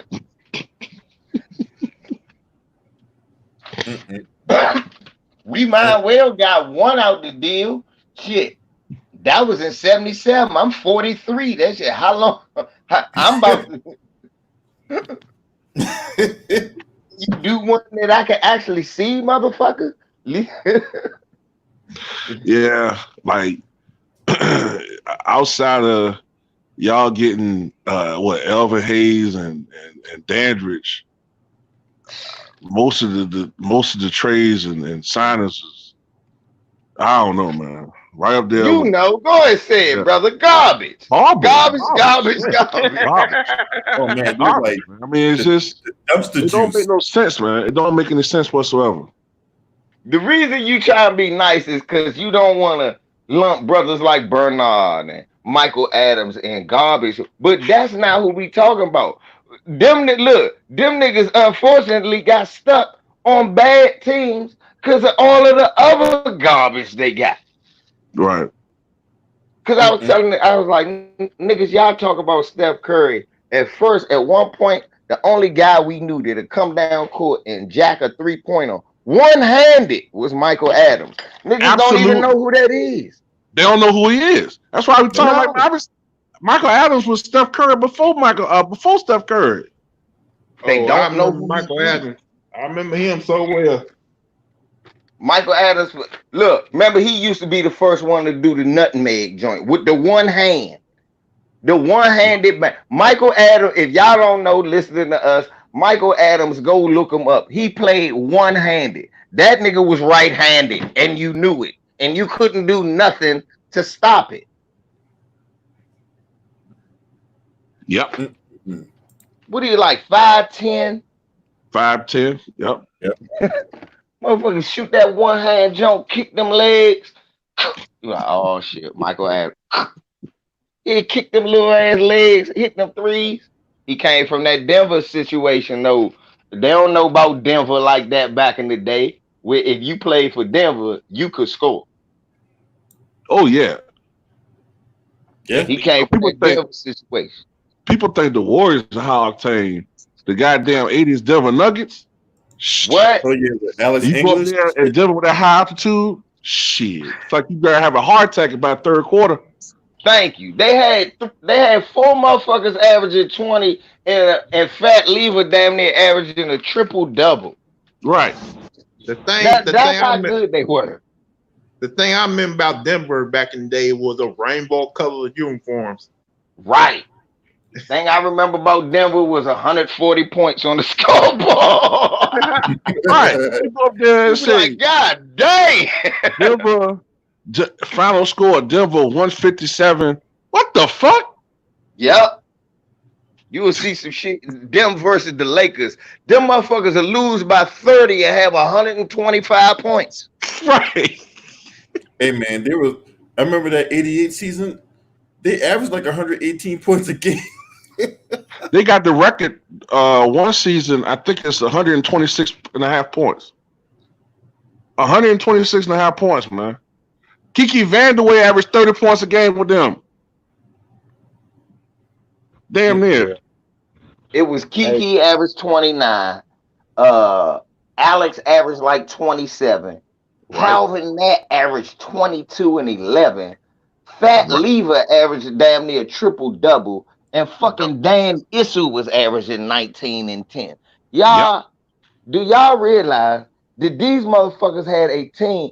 Then they got Walter Davis at one point. He was averaging 20 with them. Y'all, this team was running around. Everybody was putting up dubs. Everything was sitting on dubs. Everything. Was that on dubs? Was that on dubs? Yeah, I remember Alex English played his college ball at South Carolina. See, and look, Mike, that's why I argue with these niggas telling us about the defense back then. Oh, the defense was so hard. I said, nigga, they wasn't shooting threes, and you had Denver scoring like nobody shot threes, and they still averaged 126 a game. Yep. Nobody shot threes. Stop telling us who grew up in that era about how tough the defense was. It was 2 or 3 niggas that played defense back in the day that was known for defense. Michael Cooper, Michael Cooper, Charles Jones, and fucking Maurice Lucas. And Maurice Lucas was really known for fighting, not Right. for defense. Right. Right. It was really no Sidney Moncrief. Maybe him right. too. Sidney Moncrief, my bad. Right. Yeah, Moncrief. Right. Creef was known for D. But that's why when they tell me, well, Michael Jordan won Defensive Player of the Year, well, he was the most famous player then. Because when you was watching basketball, they was never screaming about his defense. They was screaming about other people's defense. Dennis Right. Johnson. Dennis Johnson defense was ridiculous. Yeah. Yeah. But he never won Defensive Player of the Year. So my point is that shit is subjective. I want people to start looking at more basketball, and when they listen to people and me talk, when I say I'm not the greatest Michael Jordan fan in the world, it's not because I'm hating him. It's because I remember what he had to go through. I remember what he had to go through. I remember I used to root for. I used to be like, damn, why can't he win? Like fucking Magic and them win. I used to be like that because I was a little kid. So Right. you know, I'm like, man, I hated Larry Bird. But Larry Bird was beating the shit out Dr. J and Isaiah and them.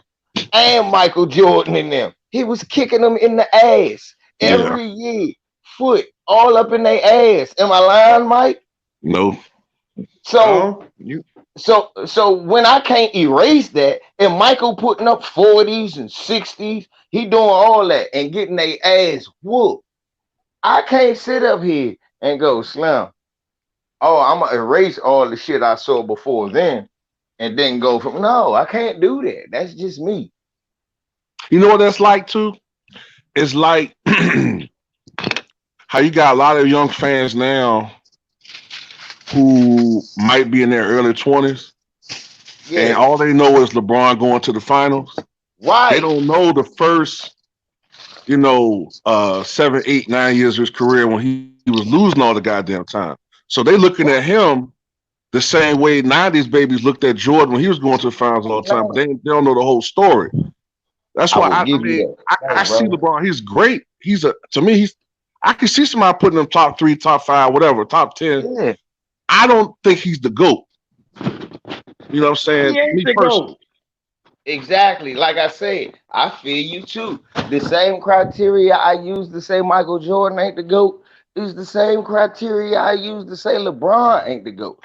Why? Right. You can't be not number one in nothing, but be the GOAT. Yeah. You can't be not number. It's not no category you number one in.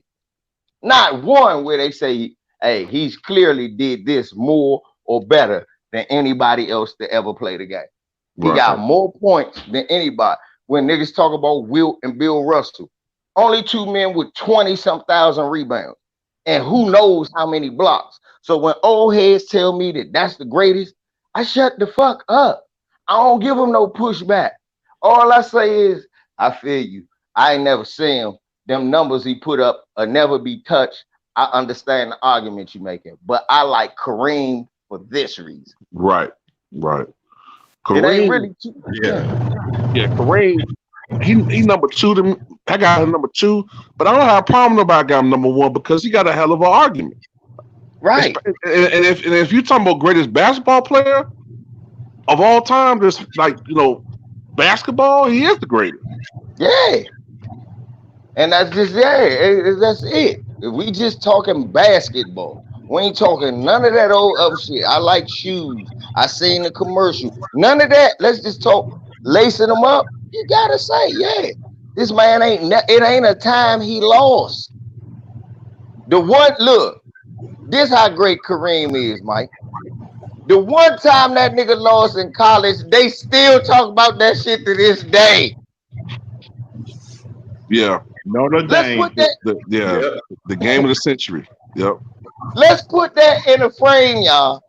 He lost 1 game in college. Right. One game he got a little bit outplayed by Elvin Hayes. Although every other time he outplayed Elvin Hayes Shit, it wasn't even close. But that one game, and that was the game of the century. One game. Yeah. He didn't even get outplayed. He got played to a standstill, y'all. One game. To me, John Wooden got to be the most luckiest college basketball coach in history. What?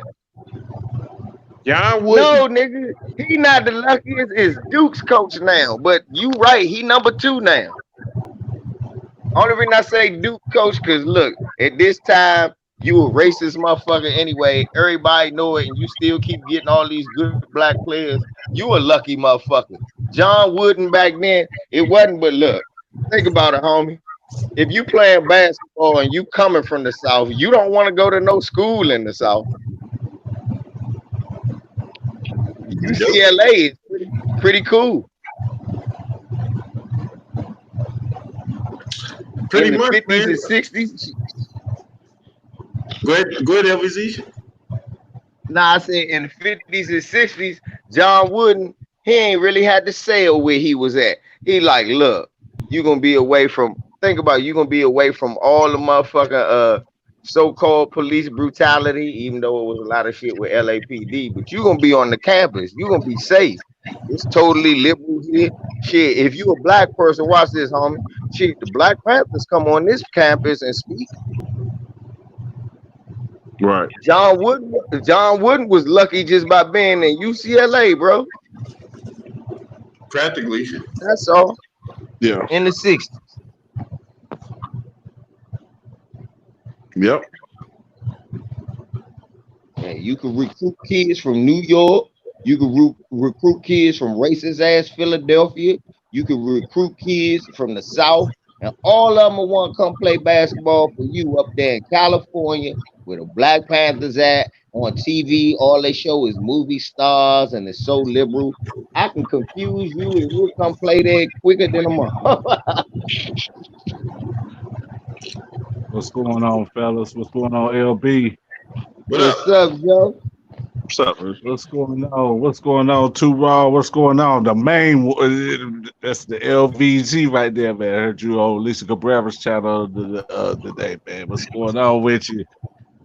Shit, man, just chilling, man, with the fellas. We talk about basketball bums. And we talk about basketball bums and all. The biggest bust that we ever seen. Yeah, even worse was Eric Martross.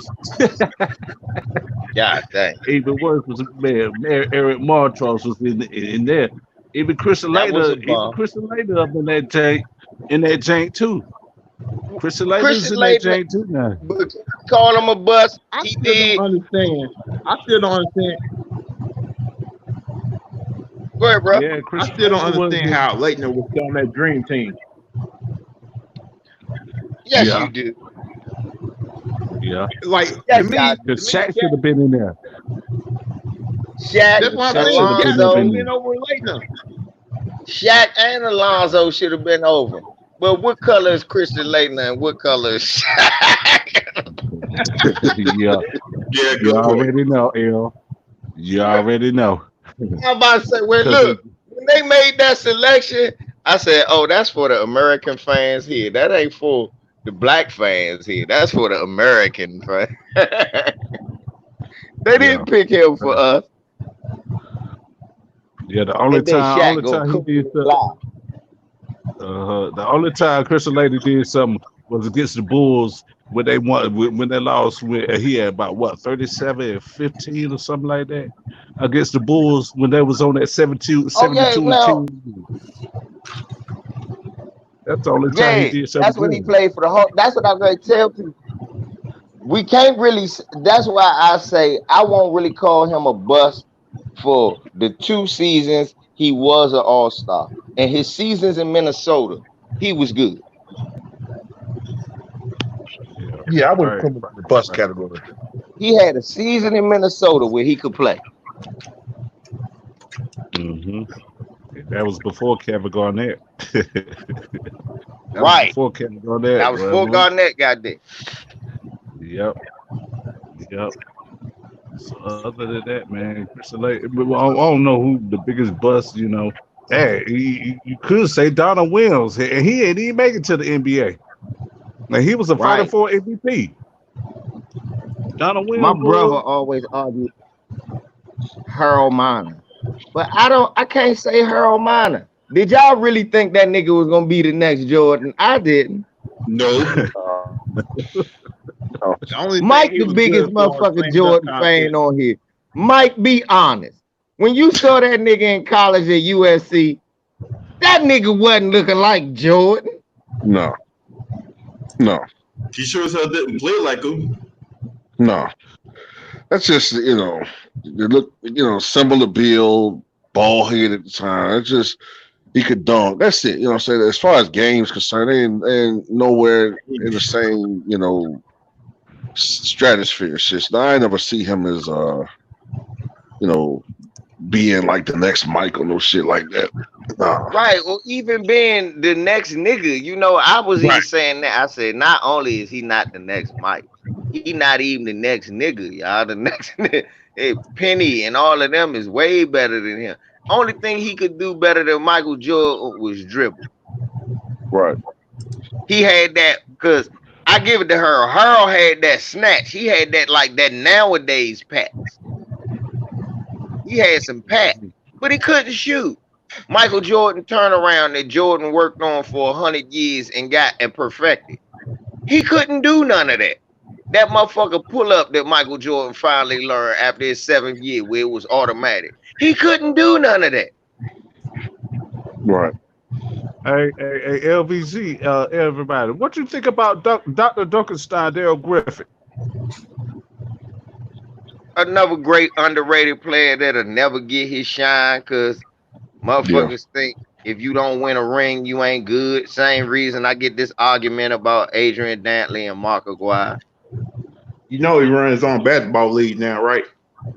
He do? Yeah, it's called the Grip League. Go ahead, Dr. Duncanstein.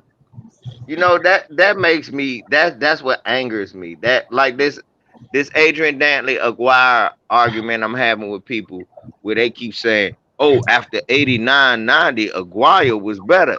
Adrian Dantley was past his prime. I said, if you look at the numbers, Mark Aguirre numbers fell off a cliff compared to Adrian Dantley. What are you talking about?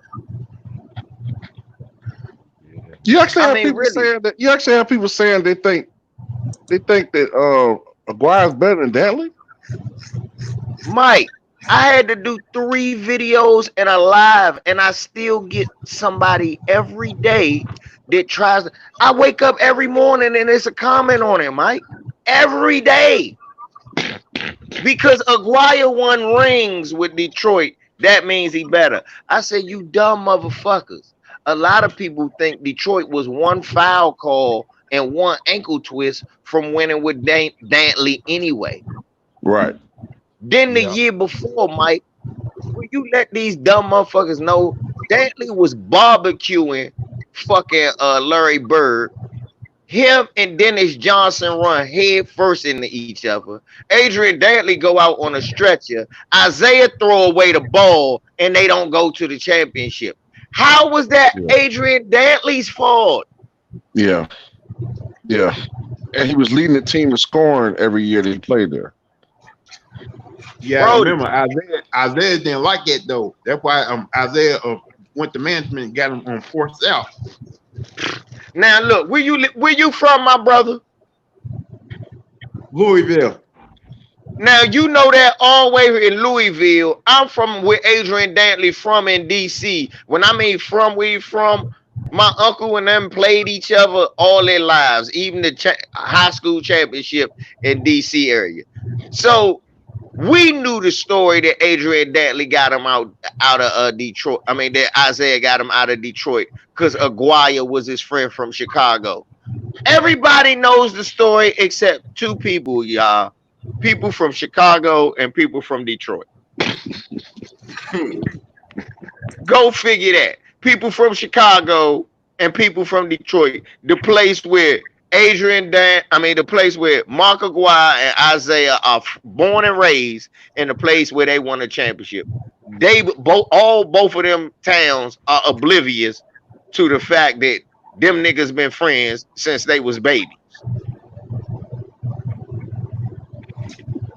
He still hold and Datley still hold a grudge against Isaiah to this day because of that. To this day, he hate Isaiah. Yeah. He had to be talked into doing that 30 for 30 because he didn't want to do it. Right. He had to be talked into it. And I guarantee you, somebody from DC had to talk him into it. Why you think he wasn't with nobody? And look, if Adrian Dantley wasn't shit, why did they make it a must that he had to be in it? ESPN made it a must that Adrian Dantley was in it. Right. Because you can't tell a story of basketball without AD. Mark Aguirre was good. We're not going to take that from him. He was good. But that nigga will never be better than Adrian Dantley. Nope. Mark Aguirre got two rings. Adrian Dantley got a Hall of Fame jacket. Enough said. Enough said. One got 2 rings for playing on a team. One got a jacket for being teams. Shit, fuck you talking about? It's because of this ring shit, y'all. It's the same shit that Barkley and Draymond having. I hate Charles Barkley. Charles Barkley ain't shit but a boot licking, buck dancing, fat buttermilk biscuit cooking coon. That's what he is. That's all he'll ever be. I can't stand him. With that being said, the fat motherfucker could play basketball, and Draymond Green was never better than him. Never going to be better than him. It don't matter how many rings he win. He'll never put up none of the numbers and do none of the things that Charles Barkley, fat, lazy ass did while being fat and lazy on a basketball court. Charles Barkley did all that shit while being fat and lazy. So imagine how great he probably really could be. He could have been a GOAT if he had a different mentality. Thank you. And he was a small power forward too, wasn't he? He was a small power forward. And still having his way with all the other power forwards. They couldn't do nothing with him. Yeah. You remember when he first came? You remember when he first came in the NBA? How he used to get down on the floor every time on a fast break, and nobody wasn't getting in his way. Shit, would you? Nigga look like Jerome Bettis running down there. You go ahead and jump in front of him. That nigga was that was Jerome Bettis on a basketball court. Yep. I remember he dunked on Mutombo and knocked them all into the motherfucking stand. You remember that All-Star game? He dunked.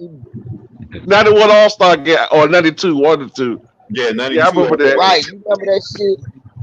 He fucked Mutombo up. Michael Jordan ain't never dunked on Mutombo. And this nigga fucked Mutombo up.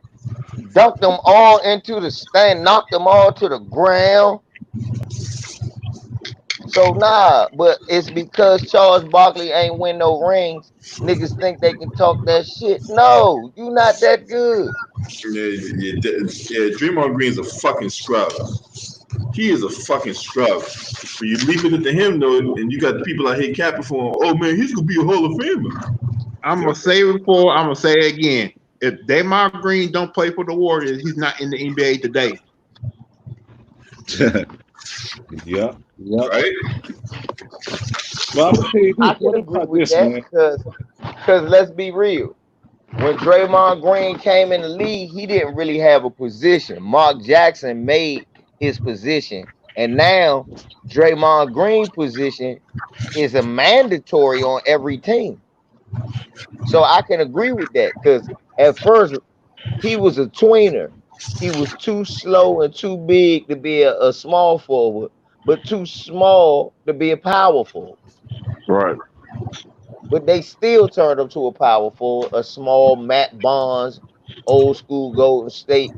Remember when Golden State ran with 5 players and they had Beardrins was the center but Captain Jack was either the power forward or the small forward. It was either Matt Barnes, Captain Jack, Jason Richardson, and Baron Davis. And only person they had was the center was Beatrice. Right. And then he got hurt, and they played with all small players. So it was their version of doing that, and it worked. I'm not gonna hate on Draymond Green. I like Draymond Green's game. It fits for what Golden State needed them to do. If you go to him in college at Michigan State, he played the same way. Right. But Hey, check this out, man. Check this out, L. Do you think it all depends on the system like Robert Ory used to do? You know what I'm saying? Robert Ory played in 3 systems. You know what I'm saying? With Rudy exactly. Tom Jonovich, then he played with Phil Jackson, and then he played with Greg Popovich. You know what I'm saying? It all depends on the system, correct? Hey, Joe, I'm glad you used that name and brought that up, because watch Mike and watch what I do to you, Joe. I like when people bring up Robert Ory because that was a good point, Joe. What it is about the system. Know why? Because niggas never talk about when Ory played for Detroit or Ory played for Phoenix or when Ory played for them other teams and he wasn't shit. Right. Right. Mm-hmm. Am I lying? Nope. Remember they traded Robert Ory for like Sean Elliott or some shit like that?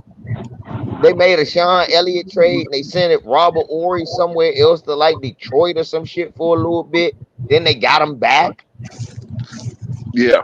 Robert Ory done been way more places than where he won rings. Yeah.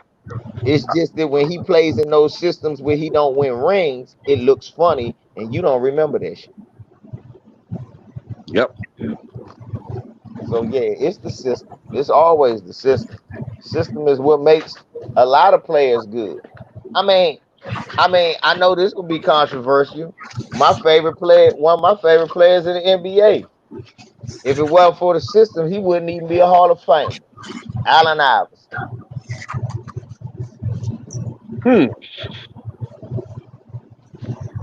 Had to be a system for Allen Iverson to be a Hall of Famer. You don't believe me? Well, name me another team that had a 6'0" two guard who dominated the ball and didn't give it up, and they didn't have any post plays. Yeah. They even had Tony Kukoc on that 2001 team, but they traded him. They traded every scorer they had. AI was in a very unique situation, and they definitely did build a team around him. Right. Specifically You for needed a system to win with him. Yeah. Yeah. I see what you're saying. You needed a system.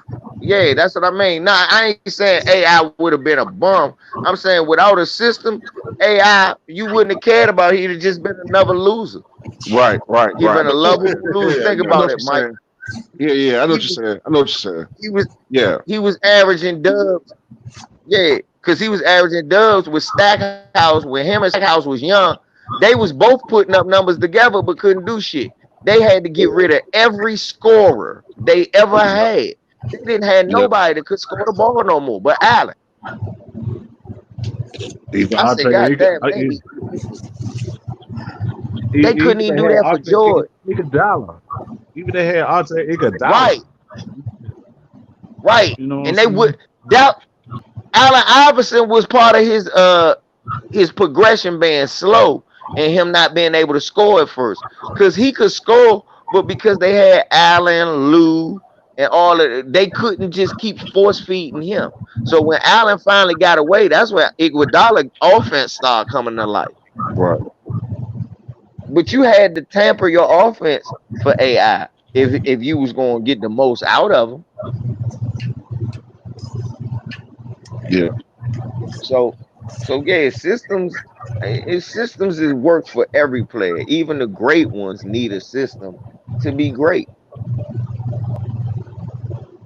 Michael Jordan was busting ass at first before the triangle came. His biggest numbers was pre-triangle. Yep. Yeah. But he didn't win. Right. He even had George up in that tank. He even had George Gervin, the master of the finger roll in there. When he first Orlando Woolridge out there coming slashing and dunking like Pippen do and all of that. But it was the system. The system did not work. The system could not work for Michael Jordan. Michael Jordan could score 1,000 points. They was never going to win. No. Needed Yeah, that system where, yeah, Mike, we need you to score 36. We don't need you to keep scoring 50, 40. Nah, we just need you to score 36 all the time. And the rest of these players will be able to get there and you'll be fine. And that That's system why worked. Mike. He trusted it. That's why Mike D'Antoni can't win nothing because his systems look good, but they don't work in the playoffs. But Mike you got to D'Antoni. play D first. You got to play Right. D first. And another thing, but what you can say about this is what you can say about Mike D'Antoni if you a player. If you a great player, this why it don't matter if you win a ring with Mike D'Antoni. It's proven he can get me to the Hall of Fame.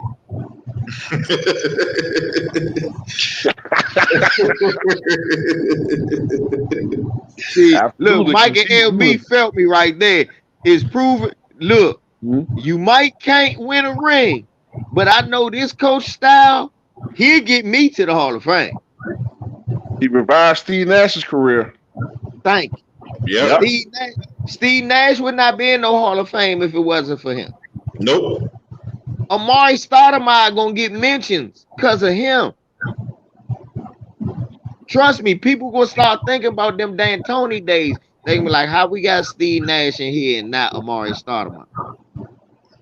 That's gonna be because of D'Antoni. So a guy like D'Antoni, his system might not win, but players gonna always want to play in it. Cause look, if I'm Joe Johnson, nigga, do you know how Mike D'Antoni got me paid? I was on the bench in Boston until Mike D'Antoni came here. I wouldn't be Big Shot Joe if it wasn't for Mike D'Antoni.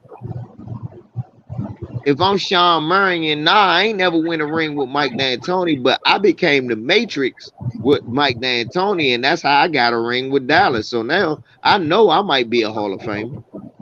Yeah, he's a tweener. Yep. Yeah, pretty much.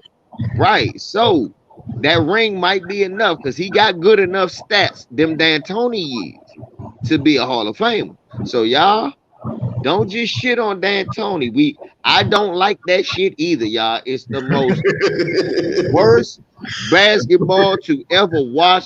I don't even call that shit basketball. I call that shit high paid pickup.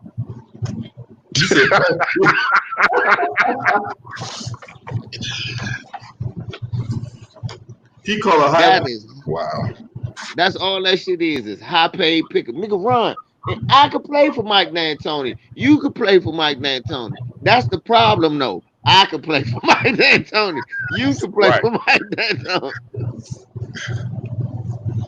We need some motherfuckers that's gonna strap up. Oh yeah.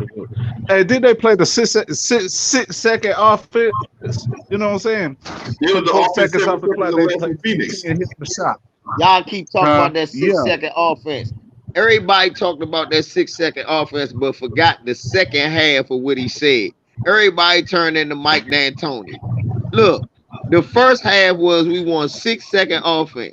The second half was, oh, we don't want to foul. Let them make layups so we can hurry up and do the 6-second offense. I said, that makes no sense. So let motherfuckers score so we can hurry up and do the 6-second offense. Remember? Did I refresh any of y'all memory? Because that was a rule. Phoenix did not foul you because they wanted to hurry up and do this 6-second. Right. That was the dumbest shit. I said, oh, so give up 3 alley-oops so you can get down the court in 6 seconds. Then they wonder why Tim Duncan and them kept putting foot and toe in that ass. That's why. You shooting 6-second air balls and shit, and then they coming down doing the turnaround off the window.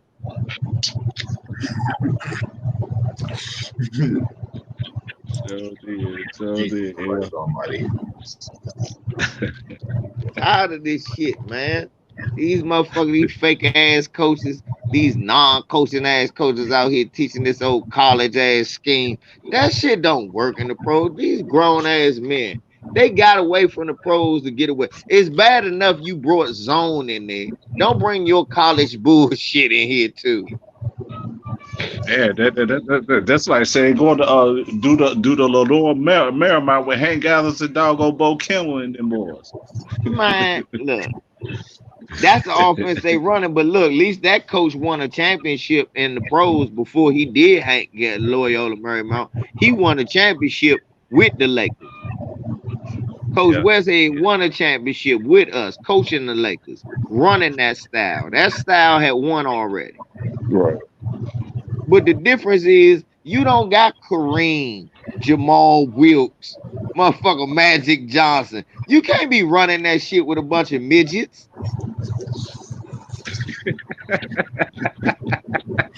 Nah, Joe, you laughing. Think about it. Joe, Mike, oh yeah, y'all, we all the same. Look, y'all remember that Showtime team that ran and that was running and gunning?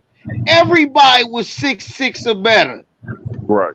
Yeah, Magic was like 6'9", running the point. At that time, they didn't even have Scott. It was Magic and Cooper in the backcourt. That's 6'9" and 6'7". Then Jamal Wilkes. They had Kareem McAdoo. Norm Nixon was one of the shortest guys on the team. Yeah, he was a 6'2", 6'3" point guard. Right. And at that time, that was tall. Come to find out, what's it called? That game 6, Magic had this 42, 15, and 7. He said, but Jamal Wilkes had 36. Like, yeah. Where you think most of his assists went? Yeah, right.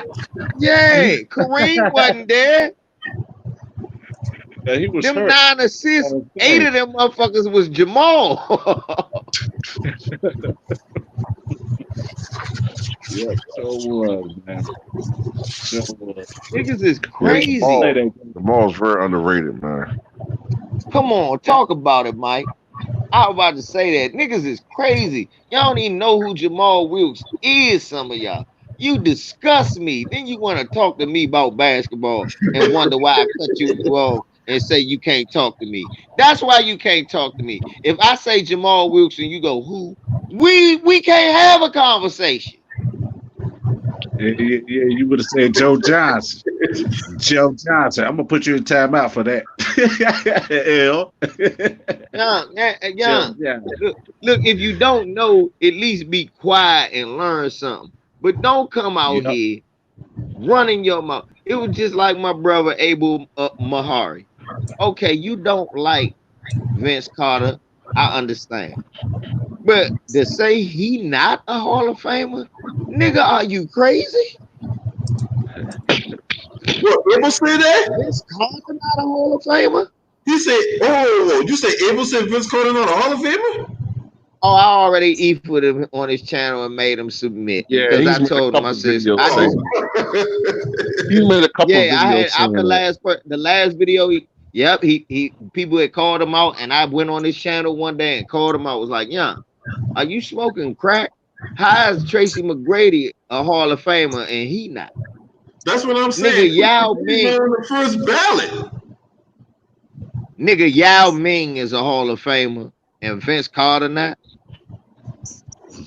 Yao Ming McGrady went on the first ballot. I was like, what the fuck? Nigga. This dude that never got the first round of the playoffs. Evie, you had Contino Mobley and Stevie franchise on that team. You feel what I'm saying? But the Western Conference was tough. But the Western Conference was tough too. You feel what I'm saying? Oscar Smith is in the NBA Hall of Fame and never played more than a practice. And you mean to tell me a nigga who was dunking on everybody, jumping over people, probably the greatest in-game, pre-game, after-game dunker there's ever been, he not a Hall of Famer? And probably the best player in the history of the Toronto Raptors franchise. I mean, I mean, some people might say Leonard, but he only played 1 year though. No, he gonna be one of the most famous.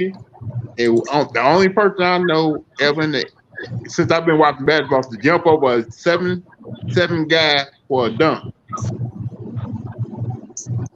It's like Mike just said. To be honest, now that the most famous gonna be Kawhi because they won, because he gonna be the most talked about. But the greatest basketball player in Toronto will always be to them Vince Carter. It ain't nobody else. Everybody else that came there gonna be measured to Vince Carter. Even when Kawhi and DeRozan and all them, they was measuring them. Oh, I wonder if he gonna be like when Vince was out here dunking on everybody. Yeah, that shit was just, the argument he made was just so ludicrous. But man, I told him, I said, bruh, so you mean to tell me that you can tell a story of the NBA without Vince Carter? And that's when he gave up. Yeah, I mean, you could talk about the NBA without talking about Vince Carter. You can't. Yeah, I mean, I remember I remember when they were pushing Vince Carter to be the face of the league in 99, 2000, 2001. I mean, there were other stars there, but yeah, Vince was kind of being pushed to be the heir apparent to Mike. So right. I can't see how, did he become Jordan? No. Kobe eventually became the star, but Vince did his thing. Right. I mean, I can't see how he's not a Hall of Famer. Thank you. Exactly. That's like I said, Mitch Richmond, a Hall of Famer. Yeah. I said that nigga barely got out the first round ever in his life before he latched onto a ring with the Lakers. So you can't make those kind of arguments. You can't say, oh well, look, all right, if you trying to say, all right, let's do it. I'm gonna do what Mike just did. Jordan, that's the number one. It's Clyde, that's the number two. Number three to me is Mitch Richmond. Number four is Reggie for probably to everybody else. But to me, it's number three, Mitch Richmond. Number four, Dumas. And number five, Reggie Miller. But all of them are Hall of Fame. So let's do this generation. Kobe is the Mike. Okay. They done made Tracy McGrady the Clyde. Okay. It's gonna be Ray Allen, gonna be the Dumas. Okay. But you mean to tell me that he ain't the equivalent of Mitch Richmond and Reggie Miller? You full of shit. You full of shit. You full of shit. Can't nobody say that. You full of shit. And that's just it with it. You just full of shit. Yeah, Ray Allen, man. He though he got the most NBA record, the most 3-pointers made. He got the most 3-pointers made. Ray Allen, right? Shuttlesworth, right? Yeah. Right. Yeah. Yeah. For now, he got that. For right now. Yeah, Steph Curry, they're still playing that system. You know what I'm saying? Maybe Curry or Klay Thompson. I'm about to say it ain't that system. It's the fact that motherfucker can shoot. Just look, you can run that system when you got motherfuckers that can shoot like that. You can't run that goddamn system when you the Wizards.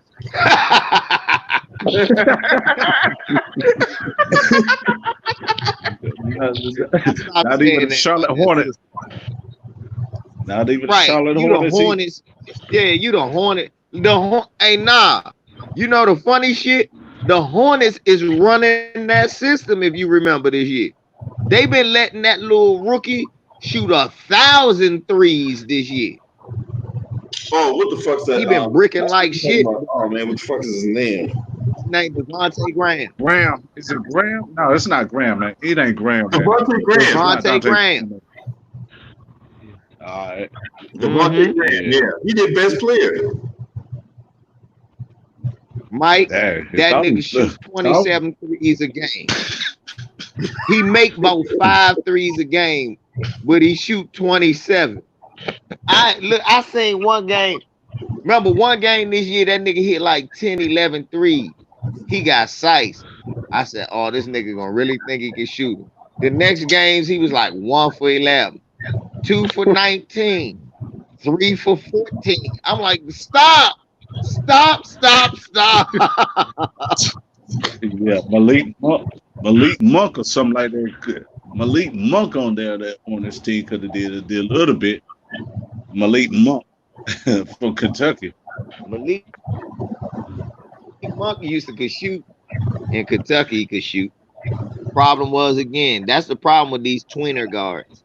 If you a betweener guard, not because if you a tweener guard because you too short, and the reason you a tweener guard because you ain't a good passer, you ain't gonna make it that long. See, Malik Monk ain't no real point guard. When he played with De'Aaron Fox, they was making it seem like they could sit De'Aaron Fox down and he could run the point. No, he couldn't. No.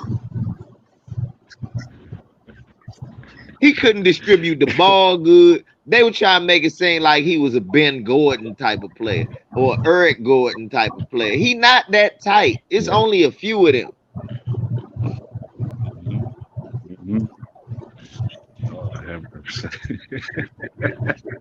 And then when you look at them players like the Eric Gordons and the Ben Gordons of the world, you notice they best when they 6 men.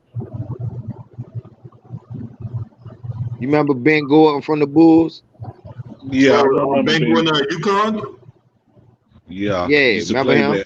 Yeah, I remember. Man, I wish you would stay with the Bulls, man, because Derrick Rose, Ben Gordon, Joe Tim Noah, like the Bull was actually putting the team together, but when Ben Gordon left, things didn't work out so well for him.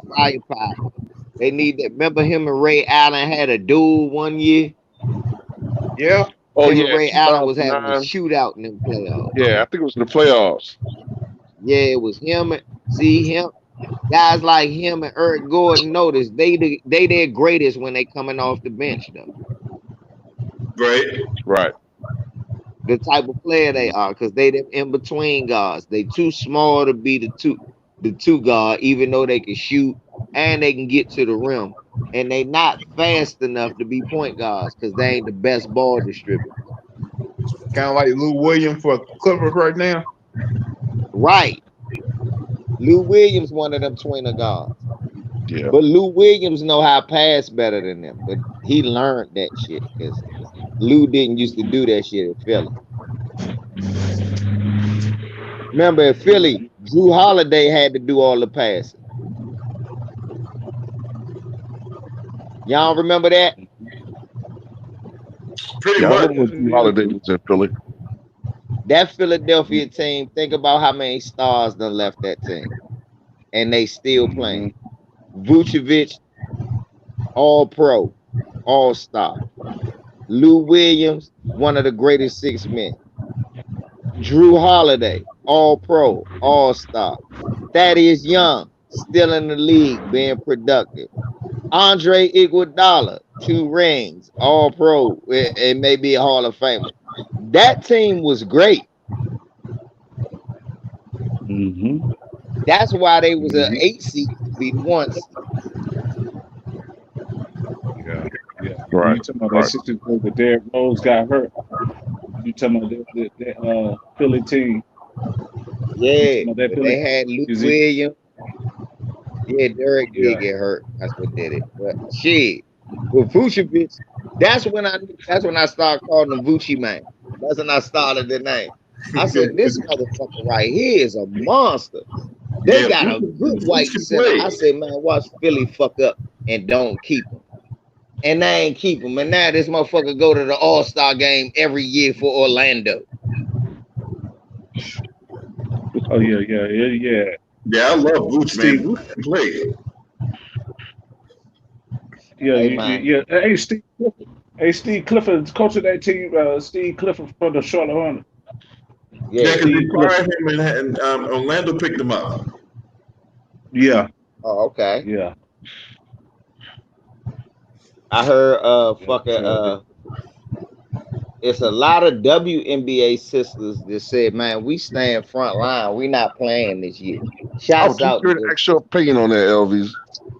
Huh? I'll just give an actual opinion on that. I'm so Natasha Cloud, shouts out to you. Shouts out to my for the Mystics, right? Yep. Shouts out to Yeah. my baby Christy Tolliver. Shouts out to you. I love y'all. Keep up the good work. I'm proud of y'all. You know, Maya and Moore. right. I'm proud of y'all because really what's going on. Y'all know what Maya Moore doing, right? Since he been not playing basketball. She Well, been Maya Moore she been the first one not playing basketball. but she's out She here trying to did get that shit. innocent black men out of jail right now.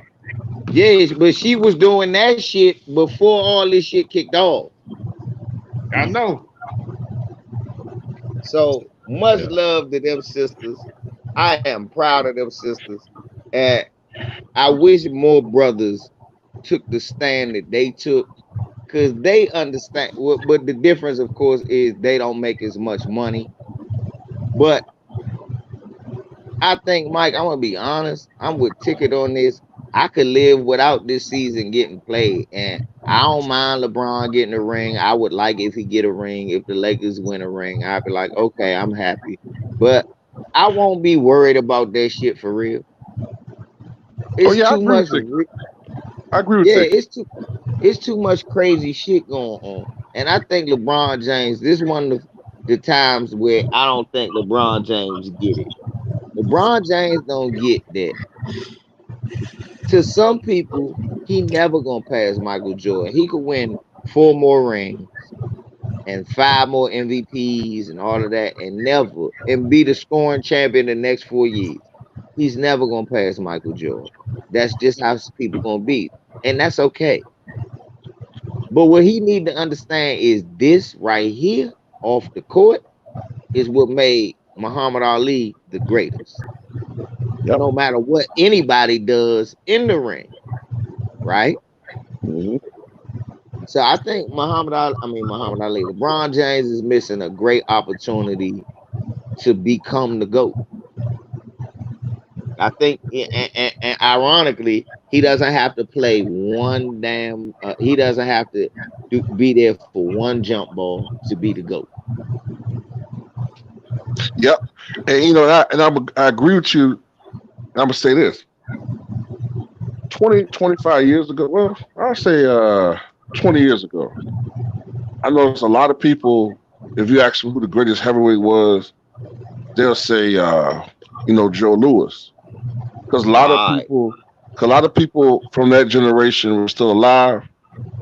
But Yeah. as the generations, go past and people become more objective, and like a lot of people who are Jordan fans, they die off. People that's LeBron fans, I'm not saying they're gonna die off, but they're gonna start becoming more less fanboyish and Yeah. become more like, they're gonna look at stuff and be like, well, look what LeBron did off the court in this situation. And Jordan, he didn't do shit. He was, Right. saying he didn't really talk, he didn't really speak up for his people, da da da. And then when they look at everything, they're gonna see that they're not gonna have the emotional attachment. They're gonna be like, well, okay, Jordan averaged more points, but LeBron averaged more this, that, and the other. Yeah. And the rings is, not that far apart. He went to more finals, da da da. But look what he did for his people. And then all of a sudden, they might have LeBron as a GOAT because of that. What he Mike. did off the court. Right. See, Mike, that's what I'm trying. Mike, I'm glad you used that. Everybody did used to say black, especially in the black community. Joe Louis was the greatest, but like you said, eventually it died off. And why? Because as things started to change, events started to change. People start saying that Joe Louis was more subservient to white supremacy, Yep. whereas motherfucker Muhammad Ali was in white supremacy face. They held that as a fight too. People Yeah. say that the biggest fight Muhammad Ali won was against the United States government. Am I lying? Nope. Right. Yep, he LeBron did. James got a chance to do that, and he just great shitted away trying to chase ghosts on a basketball court that he never gonna ever surpass. You got more points than this man. You never gonna surpass him. More rebounds than him. Never gonna surpass him. More assists, better field goal shooting, all of that. You know why you ain't gonna surpass him? Because it's off the court shit that helped make Michael Jordan the greatest. People start talking about shit like shoes, TV shows, marketing, shit that really don't matter, but they start talking about that. That means you got to do something that impactful off the court. This is your chance. All the shoes in the world don't equal black people getting reparations or black people, you know? You're right. So this your chance, LeBron. You chasing ghosts. You never, Mike.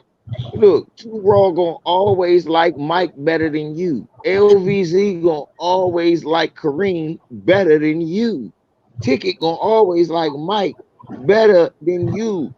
I might be just out of them three. I'm the only one that's willing to go. All right, he got more this, more that. All right, I can see how he probably the best. But Slim, the chances of that happening gonna be slim and none. But if you do this shit right here, niggas gonna be down for you. So. Yeah. Kareem, man, he took an Oscar Robertson, little bastard of triple doubles to them with the Bucks, and they still got that little championship still on that raffle. Oscar Robertson, you know what I'm saying? That's why I like Kareem to this day, man. You know what I'm saying? They hate Kareem and Oscar Robertson. They hate Kareem, Oscar Robertson, and Bill Russell so much, y'all. Oh no, I'm not lying when I didn't misspeak. They hate Bill Russell, Kareem, and Oscar Robertson. They hate them three. They hate them so much that they don't give no documentaries about their accomplishments. And why do they hate them? Because them men spoke out about white supremacy and racism during their time in basketball. Yeah, so did. So do that. Kareem, Bill, right. and what's it called? Could do that. They still they do that don't to this day. fuck with them. They don't fuck with them. That's why they don't like Kareem. Oh yeah, they fake give him praise. That's because you can't knock what he did. How you gonna just like Barry Bonds? They hate Barry Bonds, but how you gonna not talk about all the motherfucking home runs he hit? Exactly. Barry Bonds should be in the Hall of Fame right now, period. But you just don't mention it that much. That's what you do. You just don't mention it as much. That's how you do that. But you can't take that away. You can't take away what these people You know what Kerry about the Barry Bonds shit? Is he was the best player in the game before all that shit. That's why I let you cook. Like, even if you just erase the nigga's last 8 years, he's still a Hall of Famer first ballot. Yeah. I don't think them motherfuckers remember them Pittsburgh teams, Mike. No, they don't. Barry Bonds and Bobby Bonilla and Jim Leland was the manager. Yeah, man. Shit. I know Pittsburgh team. Jim Langley. You talking about Jim Langley? They used to play with Detroit. They couldn't get past the Atlanta Braves. That was their problem. Right. You talking about that Jim? I remember those playoff games against Atlanta. Those was intense games. Right. It was that motherfucking Atlanta pitching staff. Them motherfuckers was monsters. I remember Glavin, Smokes. Yeah. Right. Glavin, Maddox, and Smokes, you had trouble. Yeah, so, yeah. Then you had Steve Avery. I think Steve Avery, right? On that pitching staff too, man. Well, Steve Avery was on there, but he fell off. You know, he just fell off the fucking cliff. Yeah. But think about this shit, y'all. That motherfucker Barry Bonds, like Mike just said, that's why I let him cook. Pittsburgh Barry Bonds won 8 Gold Gloves, MVP, all of this shit. How in the fuck? Look, then he got 40, got fat, and started knocking it out the park. Look, I got 40, I got bigger too. God damn it, I ain't on no steroids. Besides the fact, Mark McGwire was on steroids and was getting struck out, just looking strong than a motherfucker. They act like Barry Bonds wasn't hitting every motherfucking thing that was coming his way. Man, That's the thing. motherfucker used to like intentionally walk Barry Bonds anytime he comes to. As soon as he come up to the plate, nope. Go ahead, intentional walk him. That's the thing, man. I swear. You look. I look. Fuck the steroids. Even look, steroids don't make you. All right, look. If you want to argue that it makes you stronger, it makes you recover faster, all right, fine. All right, whatever. Barry Bonds was the best fucking hitter in the game besides the home runs. He was winning batting titles. He was having like pitchers would give him one hittable pitch per fucking at bat. Hey, get this the thing too, Rob. And the one good hittable pitch they would get him, he knocked that motherfucker 400 feet. They didn't give that man no credit, man. That man is the best fucking offensive player I've ever seen in my life in baseball. Hey, too, Rob.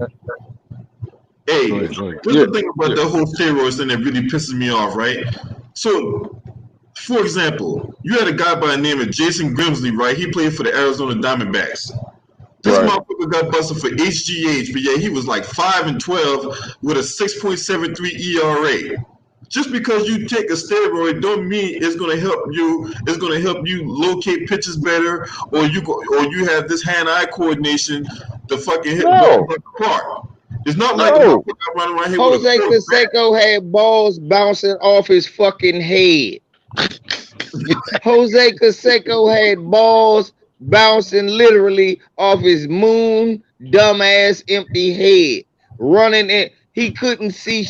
He was a bum on steroids. Look, the only sports that need to worry about steroids are as follows, and in this order: boxing, MMA, football, track, basketball. Those are the only 5. I don't care if you taking it in golf, baseball, tennis, all of that shit don't matter. Yeah. He's just a strong motherfucker running around missing the ball. Right? Yeah, that was the first one. Oh, that was the first one. Okay. I said boxing, MMA, football. Okay, let me not forget hockey. Hockey will be after football. Basketball. And all else. And track and field. I said that. That's it. After that, I don't want to hear you crying about no steroids. I expect you to take them. And that's not the too. Let's not act like the Major League Baseball didn't know what's fucking going on. Right. Marion Jones type of track and field, you know what I'm saying? Mess with Victor Conte. I was disappointed in Marion Jones when she did that. That's what I call Big Baby Miller, Big Balco Miller. I like Marion Jones though. I like her. I kind of blame her. If I was to put blame on anybody, I put more on her husband. What was it? CJ Tucker? What was her husband? Dumb motherfucker. Yeah, I put it more on her husband, man. Like pressure for as far as like endorsements and money and shit like that. Threw her under the bus and let her go to jail. Right. Oh yeah, CJ Hunter.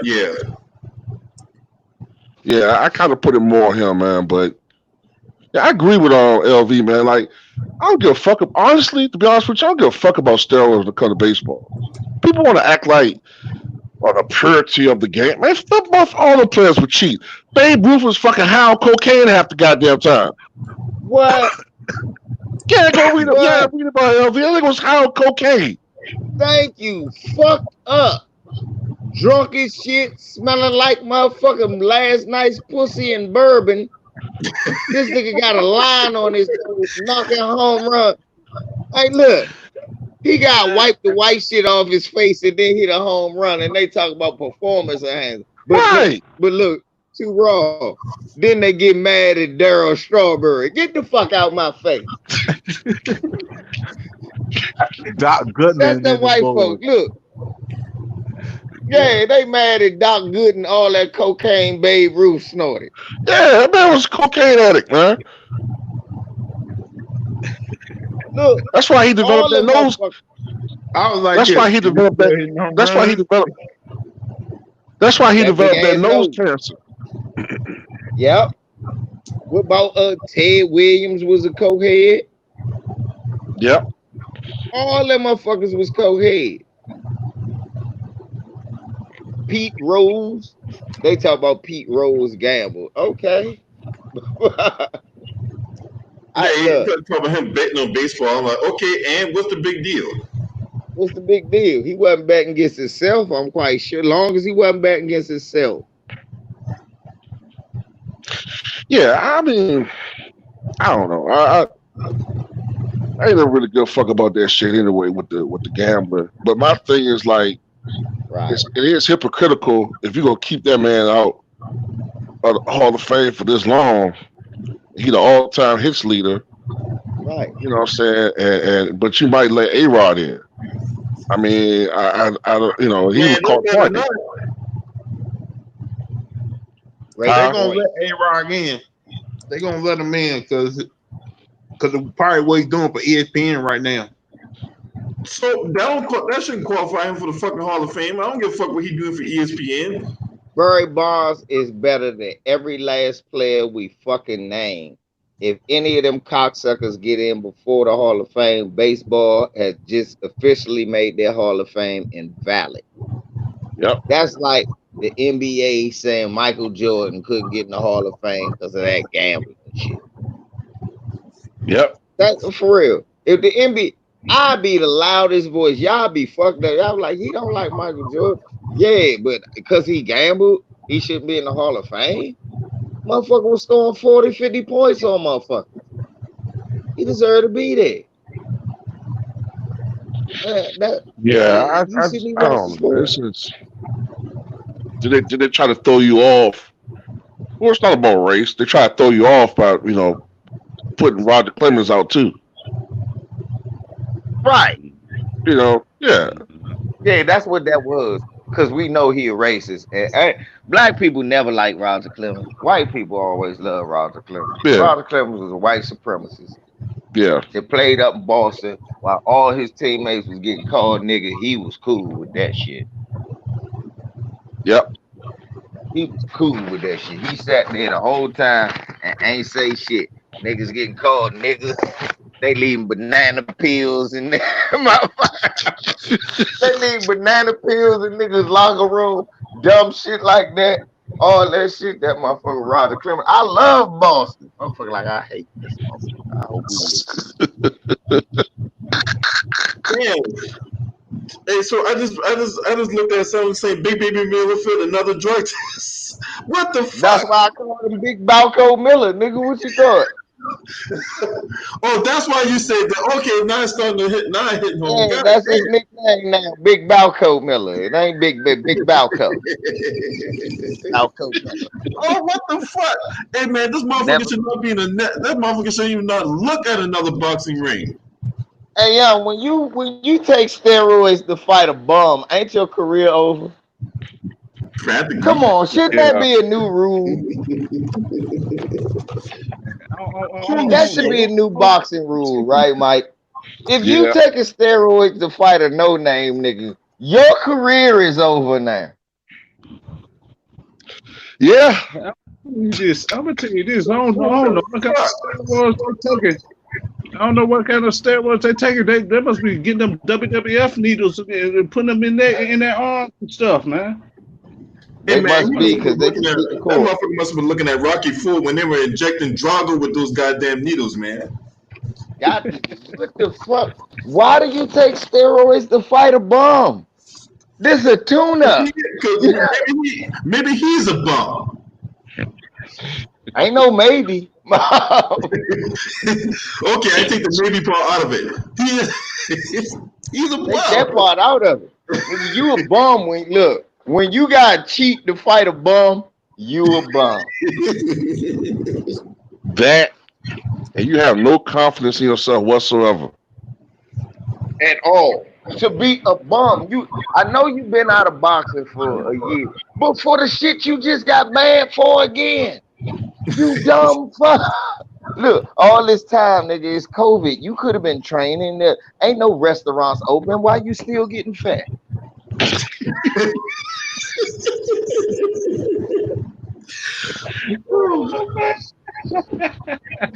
Explain that to me, y'all. Look, you got to wait in line, go to the grocery store. How you still getting fat, nigga?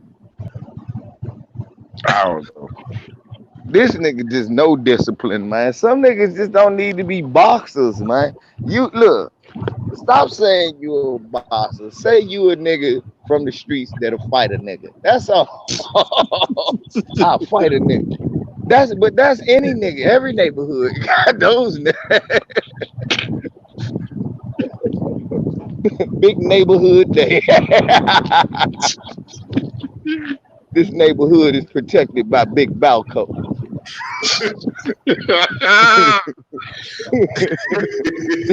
You can't even walk through his neighborhood. He just come walking out and shit. Look, with a pill bottle in his hand, Mike. LB, LB, you go walk through that nigga neighborhood. He come outside with a pill bottle in his hand. And a motherfucker Dasani water. So, where you think you going, homie? Hold up.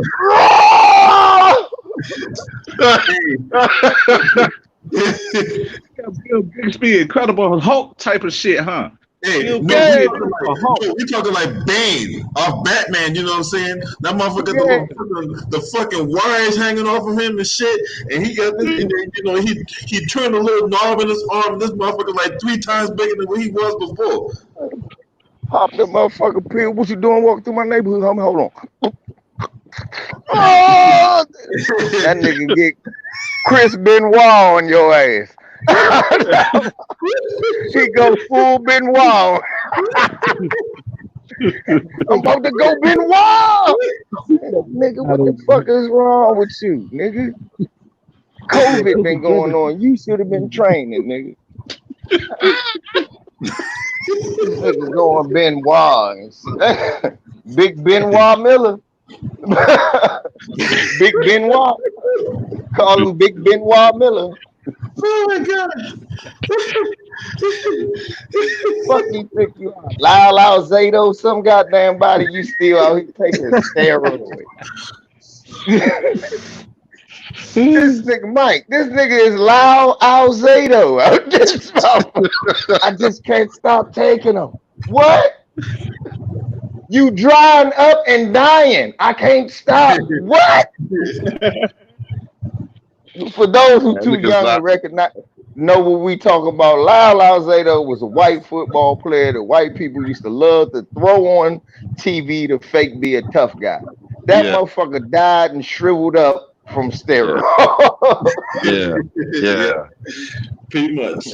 And denied that he was using steroids, I think all the way up until maybe a year before he died or something. Yeah. Then this motherfucker gonna tell us, he gonna say, all right, I was doing steroids. Oh, no shit? Yeah. That's why you shriveled up with no hair and no teeth, nigga?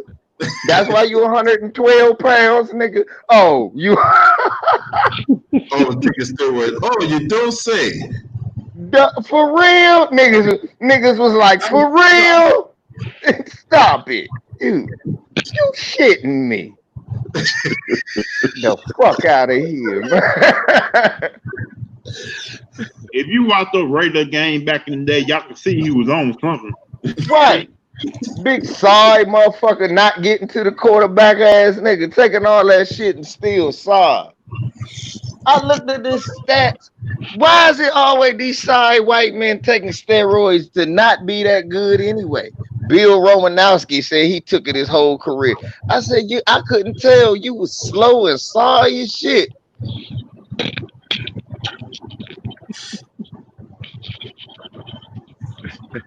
Maybe that's why he spit in JJ Stokes' face.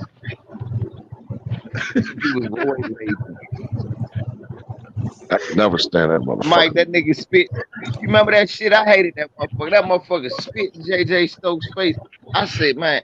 Then he broke the black dude eye socket for the Raiders. I said, man, why come he don't never challenge the right one? You know, that's why like whenever I hear Shannon Sharp talk, I'm like, why you You playing Bill Romanowski all those years and you ain't never got in his face about shit? You ain't never got in his face. Tell me you ain't never got in Bill Romanowski's face. Nope. Right. That's what I'm about. Hey, look. Matter of fact, Shannon Sharp talk all that shit, Mike. That nigga played with Bill Romanowski and John Elway. You motherfucker, you talking about I know you talking about. God damn that he probably seen a Klan hood in the motherfucking locker room. I know, right? He came in a Klan hood after the Chiefs game and shit. They got Klan hood. Vote for David Duke flyer in the locker room and shit. Right, no bullshit. Yeah, David Duke for president and shit. Right. Type of shit. Who the hell had this? Like no goddamn. And then you now all of a sudden you out here Farrakhaning it up. Get the fuck out of here. I can't stand the fake Farrakhan niggas, man. Shit bother me. Yeah. Shit. All these cool ass niggas out here. Shannon Sharp. All the man, I'd have been cussing John Elway out, you horse mouth bastard. I hate you. I hate your horse mouth ass.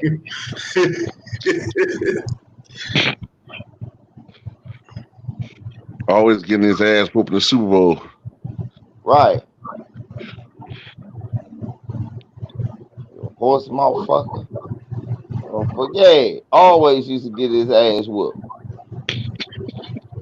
Always. I used to love the Redskins because I love the Redskins with Doug Williams. Get up, Doug, and fuck this horse mouth bastard up.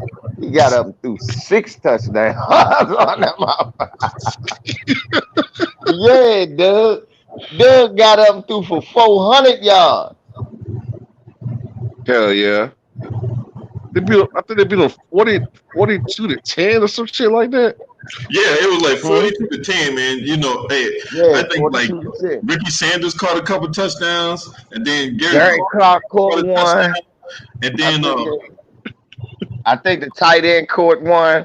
Ricky, was it Timmy Smith broke 2 runs? Shit. Right. That was that nigga only good game ever. Yeah, he had 200 yards that game. Damn right. Hey, look, that's the best time to break out. Hey, if you're gonna be a one-hit wonder, at least be the one hit when it really, really counts. Right. The worst one, like Desmond Howard. The worst one, hey, man. But the worst one, he lost to my damn 49ers. That was the worst loss. They got destroyed to the foot. If I'm not mistaken, that was Montana. Montana was dropping bombs. Right. If I'm not mistaken, was Denver actually favored to win that one? Man, Jerry Rice was catching touchdowns like it was motherfucking wings in his face mask, Mike. He was out. Oh, I know what it was. I think Denver was actually up in that game at the beginning. It was like first quarter, 7-0 or some shit at first. It ended up like 55. That's what it was. They was up 7-0. Like they keep doing that every Super. Yep, they did that every Super Bowl. They jump up. Remember, they jumped up on the Redskins 10-0. It was 42-10 after the first. It beat them 55-10. God. Yeah. Well, 50, then they scored 55 points on them motherfuckers before they scored again. I said, God damn. I said, every time y'all score, y'all should just not score, because when y'all score, y'all make the other team mad, bro. Motherfucker, you Doug Williams said, oh, you try to hurt my knee, huh? 42 points off the hit. Then motherfucker Joe Montana said, oh, you want to come out and throw a touchdown, huh? 55 You got a nigga that had a big ass biscuit under his arm. He caught for like 200 yards. Jerry Rice was catching the ball like it was that big ass biscuit under his arm. Jesus Christ Almighty.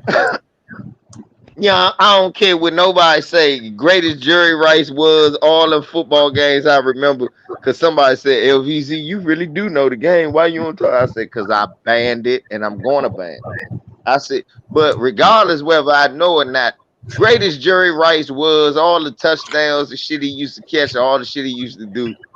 Nigga, ain't nothing gonna trump, nigga. You had a chicken wing in your No, that was a motherfucking drumstick, face. RVZ. That was a drumstick. Right, you had a drumette. That was the wing drumette. That wasn't even a real drum. That was the wing drum. He had a drumette. Then he had a hat with saucers on it and shit on top. Then you had on the face mask with chicken with it, some pink gloves, and a biscuit the size of Kansas.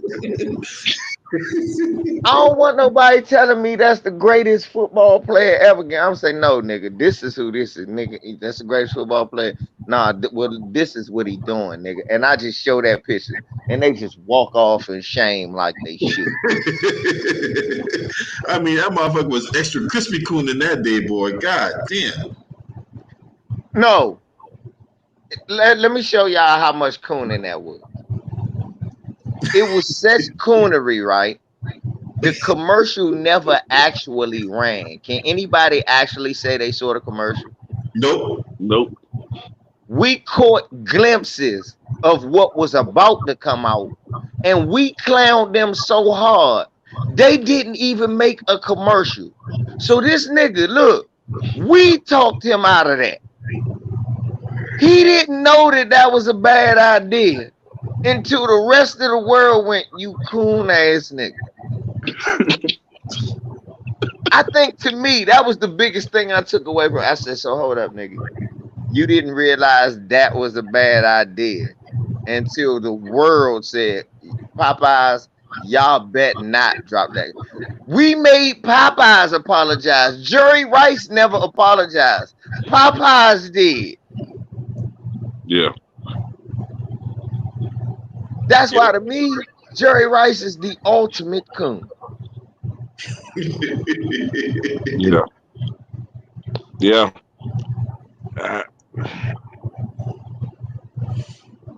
Shit, I know. I gotta agree. I mean, Is he a bigger coon than Charles Barkley? Yeah. Okay. He's the Charles Barkley of the NFL. Dude. That make it better than. Can I clean it up? He's Charles Barkley of the NFL.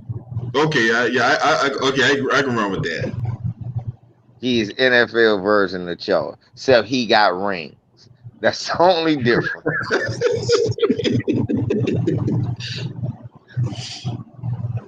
God damn, that motherfucker wore a goddamn helmet with a fucking chicken drumette on his goddamn helmet. Well, I was like, what the fuck is that?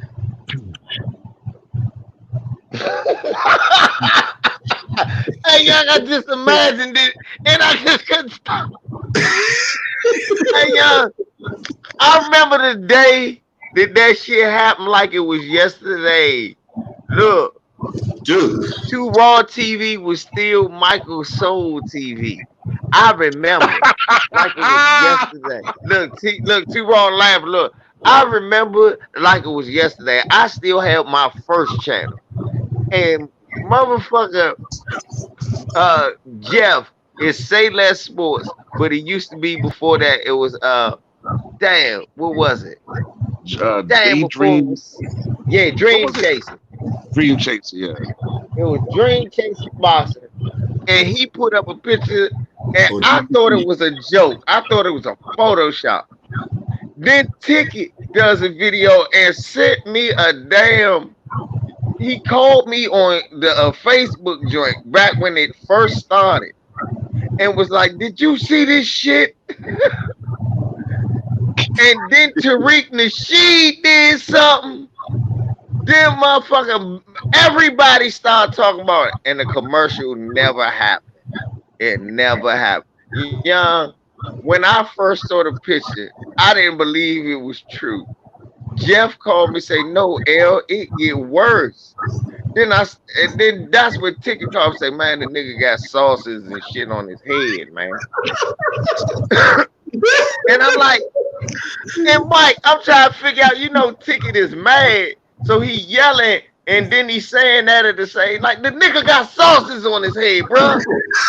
I'm like, I can see Ticket say that shit is great. Look right, I'm trying to figure out. Because look, I'm still laughing like shit at the chicken wing and the nigga mask. Right. So I go on the internet and I see this nigga got on a hat and it say dome sauce. I said, oh God, this nigga got a rotating hat with dipping sauces on. I said, Jesus. Oh, then they showed that picture with the biscuit. Young, I was through. I was finished for a week. I did the video. My son was 3 years old. I'll never forget. That was the first video he ever got in. He got in and on the commentary said, Dad, the man got a big biscuit in his arm. He cooning, Dad. 3 years old. Three, Mike. Three. Joe, you remember that video? Jabari was laughing like shit. I got 20,000 views. Most of them was like, the baby is cute as hell. He even know not to put a big ass biscuit under his arm. Hey, I bet you one thing, LVZ. I bet you put that signature intro with Khalid Muhammad up there, didn't you? He got all of that. He got all of that. He got the D's Buck Dancing Niggas. He got the Coon Hunter. He got everybody with that. I gave him all the work. I remember that video like it's yesterday because that shit to me was hilarious. That's one of the few videos of my own that I watch and laugh because I keep looking at the memes and like, I didn't do none of this. I didn't Photoshop this. This nigga really did.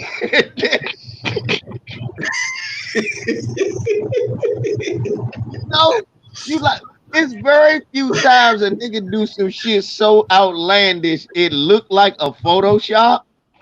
That shit looked like a Photoshop, and for then I said, hold up, this real? I'm like, is Jerry Rice broke? Did that nigga snort all his money away? God damn. I don't give a fuck what it is. I've been poor a long time. I'll stay poor before I run around with a motherfucking chicken helmet on and a big ass biscuit. Look, pride does have its place, motherfucker. Yeah, right? I know, right? Right. When the fuck is the internet is forever, nigga. They gonna always see this shit. Yeah. Even when he passed away, they gonna still see that shit. Going to the PTA talking about you want some respect. Them niggas pull that up on their phone. How you gonna go to the PTA talking about you all about education? And then the teacher go, oh really, motherfucker, look at this. What was you teaching your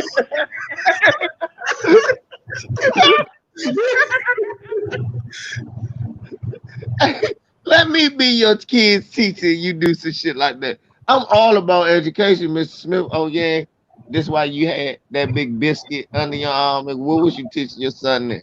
Was this culinary arts, nigga? No. Fuck out of here. This motherfucker literally had a goddamn chicken. Hold on. Hey, hold on. I'll show y'all the picture. I know Jerry Rice ain't gonna never win a rap battle with that. Rap battle? That nigga can't yodel against nobody. That nigga can't make a country music song. After everybody will. Lord, man. That shit right.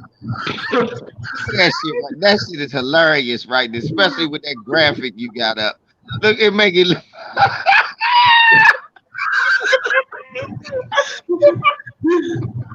Why that nigga got the 1-bar helmet with the chicken wing in it?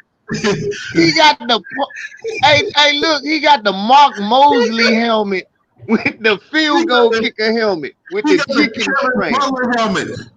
Yeah, the Kevin Butler. Yeah. Name your favorite kicker, the Ray Wershing. He got all. Man, You talking about Jerry Rice putting in the goalpost? Jerry goes right there. Look at your man right there. That's the GOAT. That's the greatest player in NFL history, y'all. Right there. That's what he doing right now. LBC, how y'all say it now? Move the goalpost. Yeah. Hey, Young. Move the Nah, goalpost. Joe, look, this some funny shit right here. Oh, Young, yeah, look. Rice was doing Dancing with the Stars. I remember that Right. shit. Hey, can I ask you a question? It got to be the CTE. Look, you know what CTE stand for? Cooning to eternity. That's what CTE. Hey, Mike. Hey, Mike.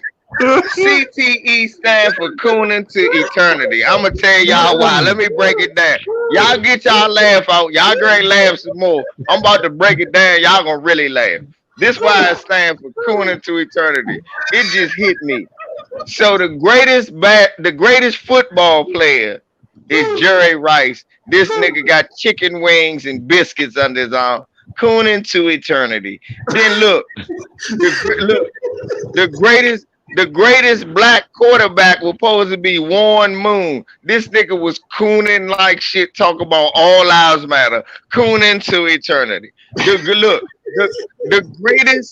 greatest black running back they try to tell us, Jim Brown. That nigga said his 3 favorite people in his life was white people, not his grandmother who raised his ungrateful black ass. Cooning to eternity. He's 90 years old to be a big head ass coon. Why is every football player a buck dancer?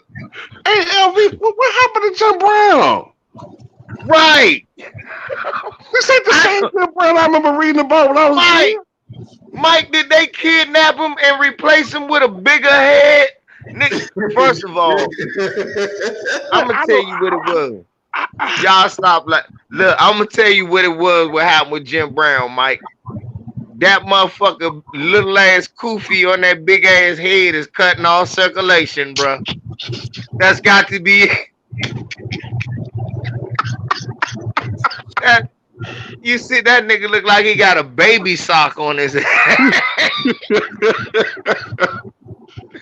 And then they got I a remember baby. when he first came out, right? It was a Trump supporter. I actually like not defended him, but I said, all right, guys, maybe he think Trump is like playing white folks.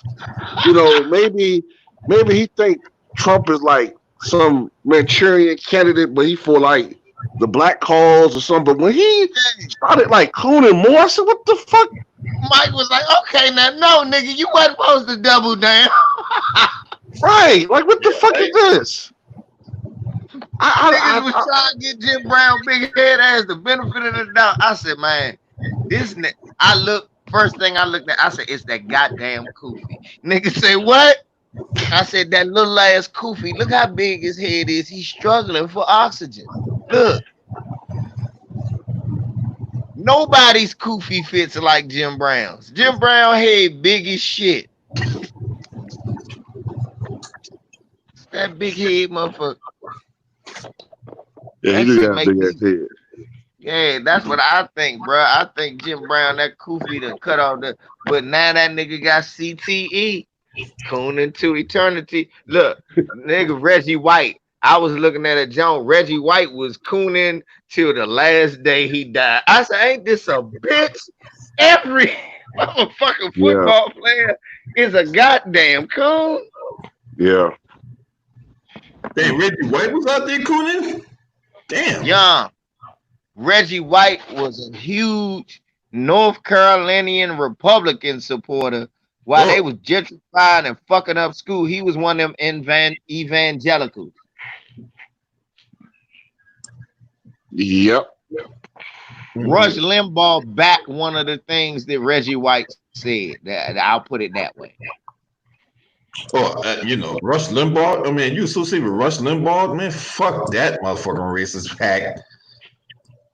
Reggie White, they used to use Reggie White like they used to use what's the motherfucker name? What's the name, y'all? That used to play for the Broncos, the little black motherfucker that be with Chris Berman. Tom Jones. It's Tom Jackson. Tom Jackson. Tom Jackson. Right, Tom Jackson. Because remember, Mike, back in the day before he died, Reggie White was on ESPN and all of that. And he died. But they kicked him off because he had said some shit. And what's his name? Rush Limbaugh back what he said. And then when the shit happened about Donovan, I think he was dead by then. Because I think somebody black back motherfucker that played for the NFL back Rush Limbaugh. How can anybody black back Rush Limbaugh? I mean, that shouldn't even go in the same sentence. Or they'll just defend them, Well, I think I don't think he meant it the way. How the fuck you know what he meant when he said? Right. Exactly. Didn't he just say what he said? Why he need you to interpret it for him? Hey, but the worst part is, why did they put him on ESPN anyway? He was on a little radio show or something like that. I think I seen on Channel 40 or something like that when I was smaller, man. On Channel 40, the regular TV. Yeah, they probably did that for Shot Job. Yeah, they did that for Shot Job, probably for Shot Job value. You know what I'm saying? But that shit did work. Remember, he used to be on TV like Morton Downey Jr. and Howard Stern on them little small channels. That's when Rush Limbaugh used to be on Remember TV. back then, like they had this little experimentation they was doing, like he said, with shot jocks. Like remember, even though he was a comic, remember NFL had Dennis Miller for Monday Night Football. Dennis Miller was the worst commentator. Oh my God! Ever. So bad. He was so fucking bad. Oh my God, man! That's like, get this clown off TV. You remember that, youngin? You remember that? Yeah, Young. Football used to be. Hey, tell the truth, Mike. Those was the worst time Monday night. Look, y'all, the reason we got that "Are you ready for some football" is because of Dennis Miller. I'm not lying. Remember, Monday Night Football started being the worst product on TV that wouldn't watch it because of them two. Because it was him, Al Michaels, and Dan Fouts. You got 3 no personalities and one motherfucker cracking bad jokes that you don't understand. Right. and me and LVZ historians, and we don't understand what the fuck he's talking about. Right. Because shit like, I say that Charles Davis on a run similar to the 18th century palace, 18th century Sanatsians back in the 13th century. The fuck is you talking about? What the fuck are you talking about? Carolina's Blitz is something like, Carolina's Blitz is something like the camels back in the Arab country when they did Ishtar.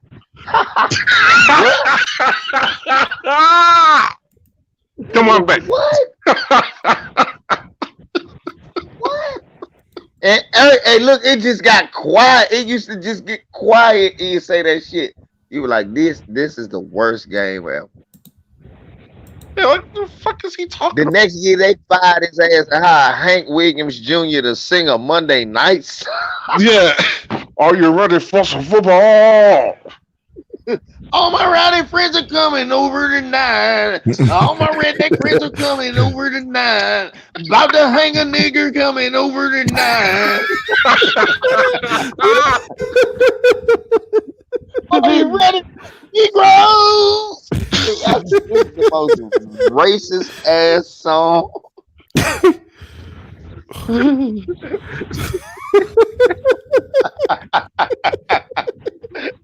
Hey, y'all know that's the truth. That was the most redneck ass song. Hey man, I think Hank Williams was racist too, but he did a intro music on Dusty Rose. Can't judge a book by its cover with Bo Diddley, didn't Bo Diddley used to be buck dancing, and Dusty Rose was a redneck racist too. So yeah, Hank Williams in there. All my Negro friends are coming over tonight. Send them to the kitchen coming over tonight. Cannot watch the TV coming over tonight. Are you ready for some Negroes? That's what the fuck he was saying. Racist bastard.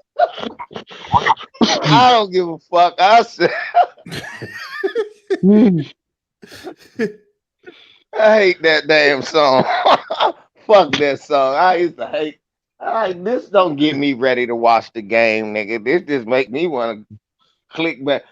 I used to like the old song they used to play. Y'all remember the da da da da da da da da da. Yeah. And then they show the old highlights. Tony Dorsett breaking the 99-yard run. OJ slipping on his butt, getting back up, still running. Motherfucker Dwight Clark catch the joint. I used to love that one.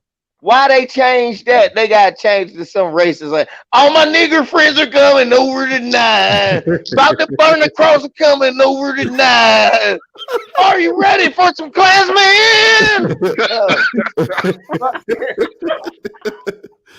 This is Howard Cosell. As you can see, the little monkey O.J. Simpson. Howard, that's racist. Oh, that's racist as I fuck, didn't boy. know that as you watch the coon catch the ball. What?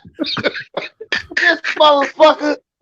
I didn't know I said the inside out part. Yo, y'all remember that time Ali took his Howard Cosell's hair piece off his head while he was doing the interview with him? Muhammad Ali? Yeah, he took Howard Cosell used to wear a hair piece. Yeah, I know. Muhammad Ali took it off his head and did it like he was dusting under it. That shit was hilarious. Oh, yeah. Only Ali, man. That nigga took that nigga headpiece up and wiped his head like he was dusting it, then dropped it. What he gonna do? What he gonna whoop the cat? You can't You know who I hated, man? And this was before my time, you know what I'm saying? But just from, looking at the situation and reading about it, why the fuck did Terrell have to call him Clay? Why was he doing that? Right. Yeah, really. Like he said, at that time, even white folk had just gave up and called him Muhammad Ali. Right. What point was you trying to prove? That's why you got your ass whooped like that. He kept on saying that didn't make no sense. He kept on saying when we was hitting him over and over, like, what's my name? What's my name? That's why he said you ain't nothing but an Uncle Tom. Cause think about it, you sitting there and that's why he open hand. Remember he slapped the shit out of him. Remember? Yeah. Y'all remember? Y'all go look that up. Hey, Muhammad Ali open hand slapped that man in the face. When he said, "Hold up, man." Yeah, he said, "How come you can't call me my name, man? We in front of all these white people. Everybody else that said my name. You will say my name or address it in the center of that ring." They cut it off. He said, "You gonna say my name?" Smack, Uncle Tom. He was some shit. Right. Well, when we first met you, you said your name was Clay. Nigga, that was 1959, 1960. You know why he don't call himself that no more. Right. Yeah. But you gotta be, like he said, why you gotta be the one? We surrounded by all these white people. Why you gotta be the one to do it? And I'm gonna tell you what happened. I'm going to fuck you up. My brother Mike. Mike Gray said, "God damn, Visa, it's like you was born there."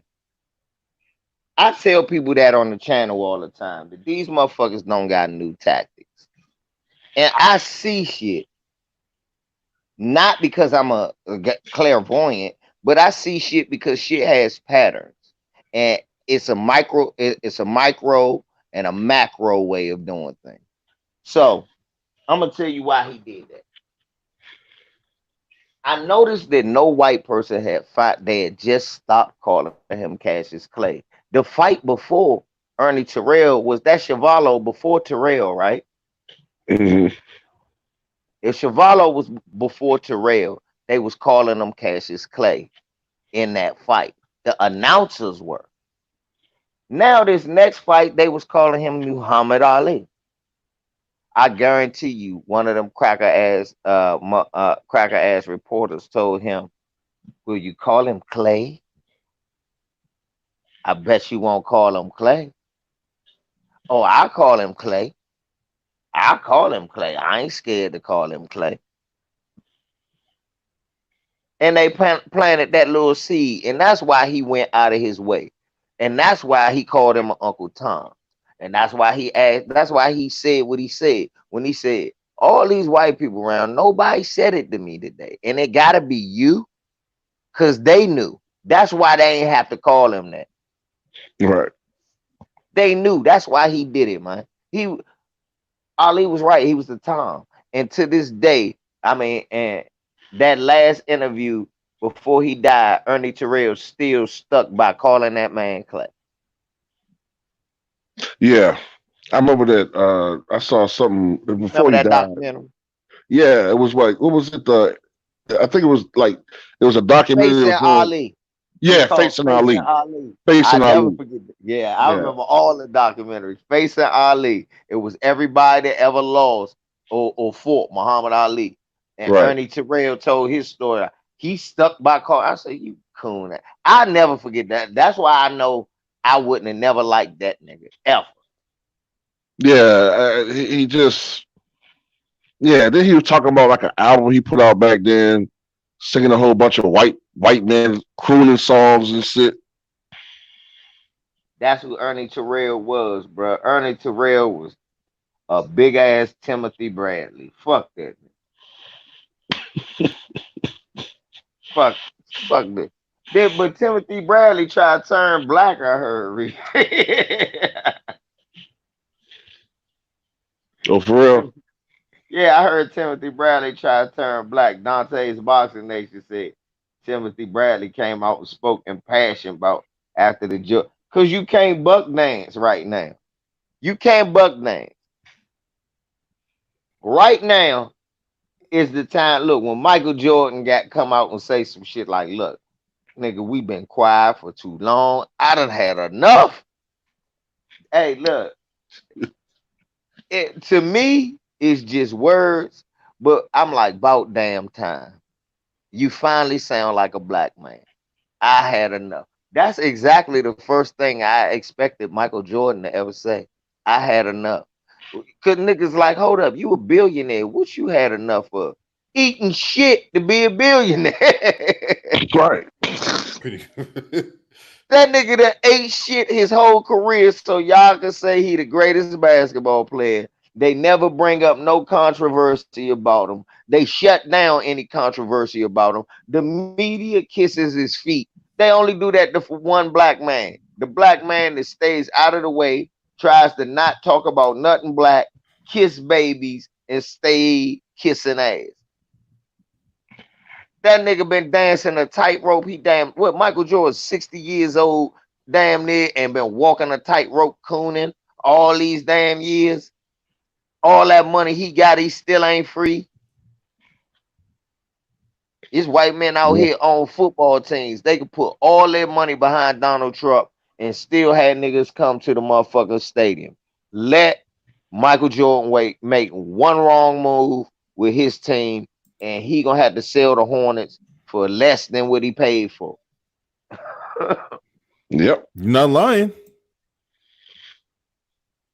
So Michael Jordan saying we have had enough was big for me because I was like, God damn, that's the first thing I expected this nigga to say.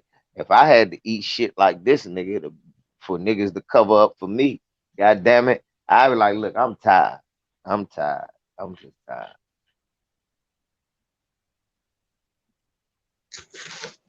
You ain't Yeah, lying about that. Hey, LV, right. what's your take on the two pieces of shit candidates we most likely gonna have this election cycle?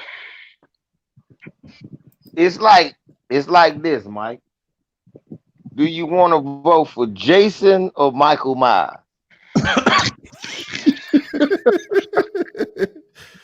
You know, this is shit. That's why when niggas talk that vote shit, you got to vote, LVZ. I said, nigga, for who?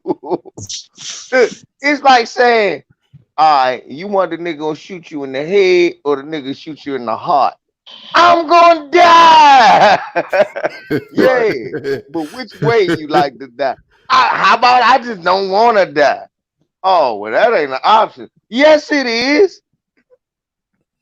I'm not fucking with either one. I'm gonna let them pick who they want to fuck the country. Look, I'm gonna just try to make sure I do something about these prosecuting attorneys and judges in my neighborhood and try not to wander out of there for too long. Yeah, for real. And then this thing that really pisses me off, but that they want to bring in Kamala Harris to be the goddamn vice president. Again, thank you, LB. Thank you for that, bro. Brody, see, that's what I mean. They bringing niggas in. They telling you to vote for motherfuckers they bringing in. I can't vote for nobody you pick for me. Right. I know. Now, this is the thing that don't make sense, right? When the George Floyd murder happened, and you had these uprisings and protests and shit, and we got on Amy and motherfuckers got on Amy Klobuchar for her fucking record, but yet Kamala Harris got a record just as bad, if not worse. But yet, we supposed to just turn a blind eye to that, right? We supposed to forget all the bullshit she did, right? That's the disrespect. That's the illusion. See, I gave y'all a black woman. That's what they try. You was good with Obama, be good with me. You know Joe go treat her good because Joe good with black people. He was with your Obama. That's all that is. Yeah. That's all that is. That's what motherfuckers was bro, that's what motherfuckers was telling me. And shit was pissing me off. It was like, well, Joe Biden was Obama's vice president for 8 years. And what the fuck is that supposed to mean? Motherfucker, nigga, and motherfucker, Rudy Gobert got COVID-19. What? Huh? Exactly. Since we talk about shit that don't got nothing to do with nothing, let's just talk about some old other shit anyway. You dumb motherfucker. He was his vice president. So what? Nigga, and George Bush was Ronald Reagan's vice president. Yeah, no, yeah, right. Right. It's like, so that's supposed to just by default get the black vote? No. That motherfucker ain't not one time told us what he's gonna do for the black community. No, not nigga. one. And then you bring in this fucking you bring in that clap having Jezebel Kamala Harris. Now I'm supposed to get the fuck out of here, man. You supposed to say this to a motherfucker. Hold up. You said Obama had Biden. Oh, the same Biden who said some racist shit about Obama gave us the crime bill, and then Obama figured, hey, that's the guy I want to run with. And I'm supposed to feel happy. The same guy that Kamala Harris fake ass was talking about how he segregated the schools, he still ain't apologized for that shit, but he will put her. I'm supposed to feel better. See what I mean? I was gonna say bygones be bygones. He aligned himself with segregationists and racists. Yeah, right, exactly. You know, I mean, let's just shove aside the fact that she was, a side piece to downtown Willie Brown. Let just shove that aside. Right. But even then, you mean the case against Patrice Richardson? She's talking about all these killings of unarmed black men. What about the case with Patrice Richardson? Right. The brother that she left in jail when they got motherfucking evidence that he didn't do it. But no, I don't want to leave downtown Willie Brown to the side. You can do that, but I like to get in the gutter. So look, let's go back to, we know she was a side piece for downtown Willie Brown. Used that old married black man till she got where she needed to be, made her money. Then she got to the law firm. And look, that man gave her a job where she clearly wasn't qualified. She made an extra $100K.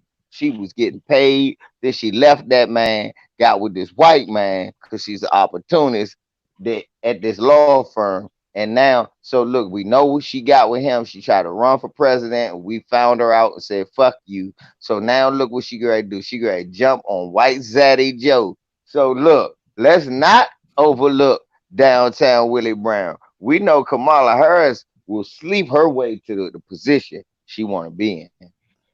That's true. She got the track record. I mean, her record as a prosecutor is just abysmal. Abysmal. I mean, we can talk about the forensics person that was fucking with evidence to where 600 cases got overturned. We can talk about the George Gage where he's an innocent man in jail because the person that gave the testimony was a known liar. Yeah, that's what I was talking about, George Gage.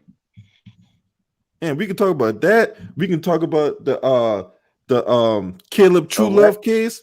We can go on and on about this woman. We can talk about arresting kids, parents for them being poor because their kids missed a few days of school. Yeah, that bullshit ass truancy law.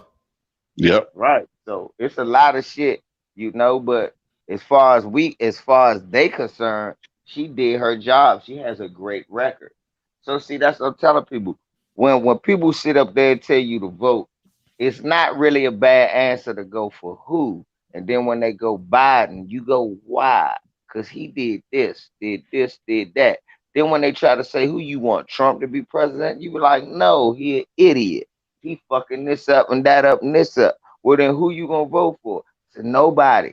Because you ain't gave me one motherfucking competent person to pick from. You ain't gave me one person I agree with. I'm gonna write my own name in. Fuck it. We That's might what I write. say. Right. We'll write Mickey Mouse in the motherfucker. Yeah, I mean anybody could be president at this point. Mickey Mouse.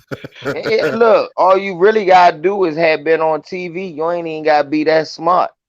All you gotta do is have been on TV. Donald Trump has proved that. Nigga, at this point, Popeye the Sailor Man. Anybody could be president. Yeah, really. Right. I can fix the economies. Everybody gets free spinach. Yeah,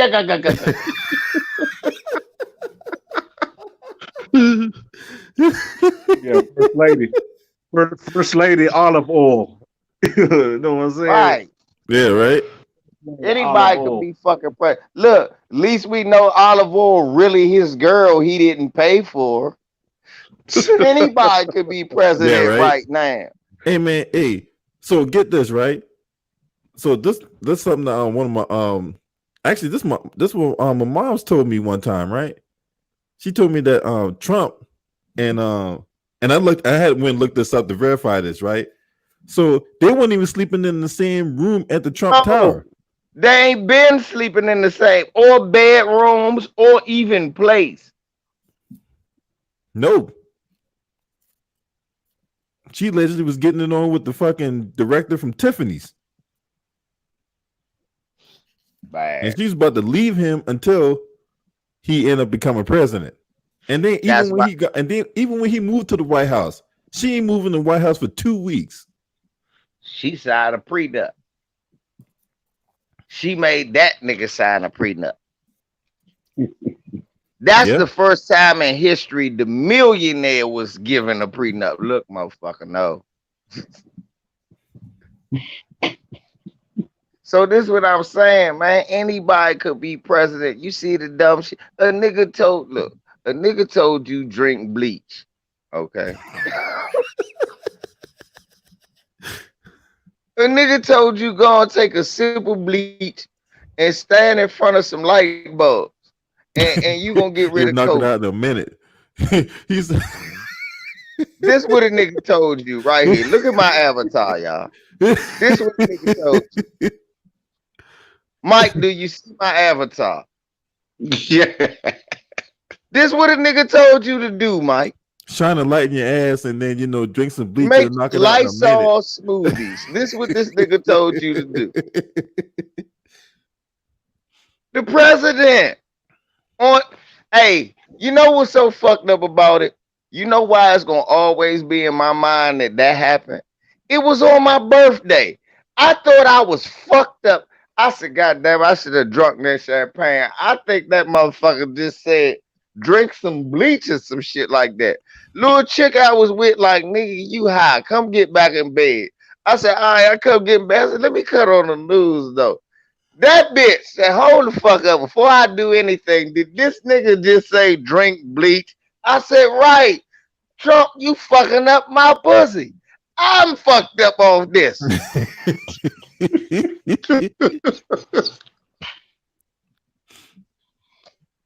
I can't look. I'm in there laughing my ass. This bitch is with like, you are so goofy. I said, I'm goofy. The president came on TV and said, ask, could you shine light in the body to kill the virus? Or could you just drink some bleach? I'm goofy. I'm laughing like shit. That bitch Shorty was mad as shit. When I first heard about it, I thought they were talking about like an Alec Baldwin clip from SNL. Right. Playing Trump saying that. That's what she said to me. Right. She said, you bullshitting. You probably heard that dude from SNL. I said, yeah, maybe it was Alec Baldwin.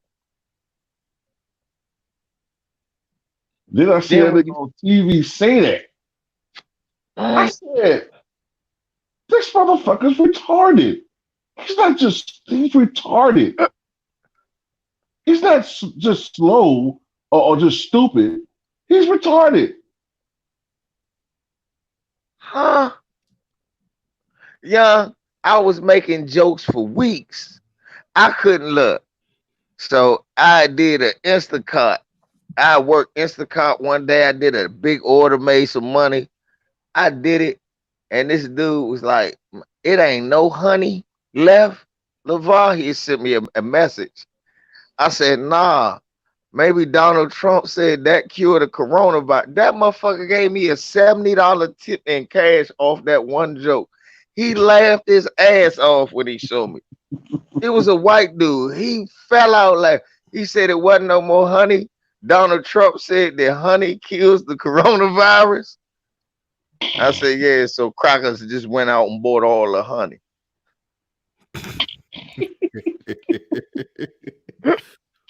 Hey, Darrell.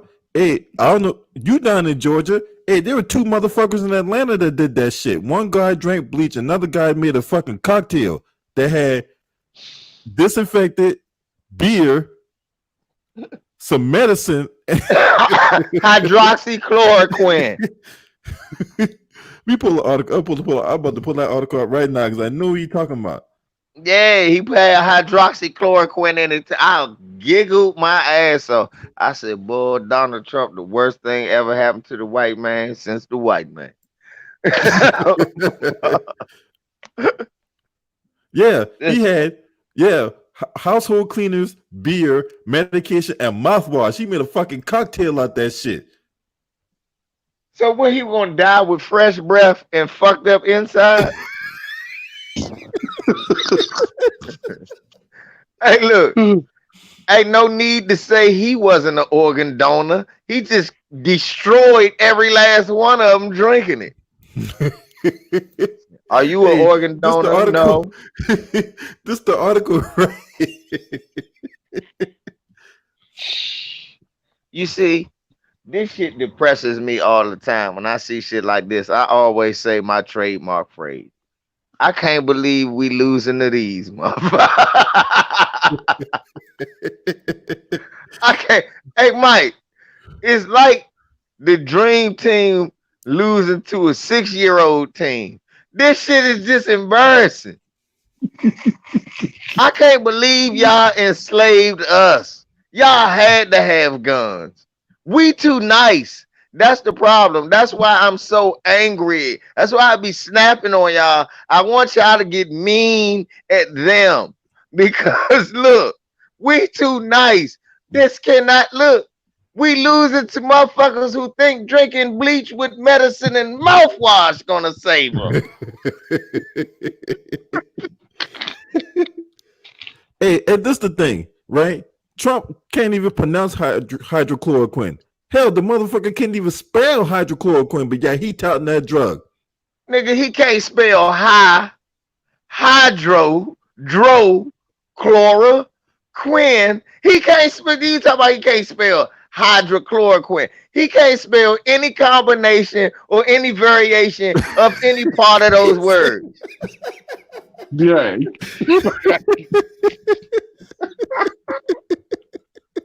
Look on Twitter, he done misspelled every last one of them words in their own separate meaning. Yeah. But yeah, he touting that drug. He talking about I took I took 2 yesterday. I'm like, what? yeah, I took some hydrochloroquine yesterday. Okay. Let me tell you something. You know what? You will never beat this nigga. You will never beat this nigga at Hangman. I tell you that. Hey y'all, Donald Trump is the best Hangman player ever. You will never win. He be like, it's a liquid. It's a 4-letter word. Niggas like milk, soda, piss, anything. Spit. Like, no. Like, what's the answer, Donald? He said juice. Joos. What?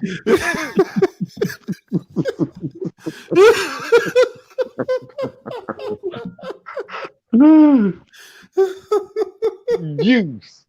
What the fuck?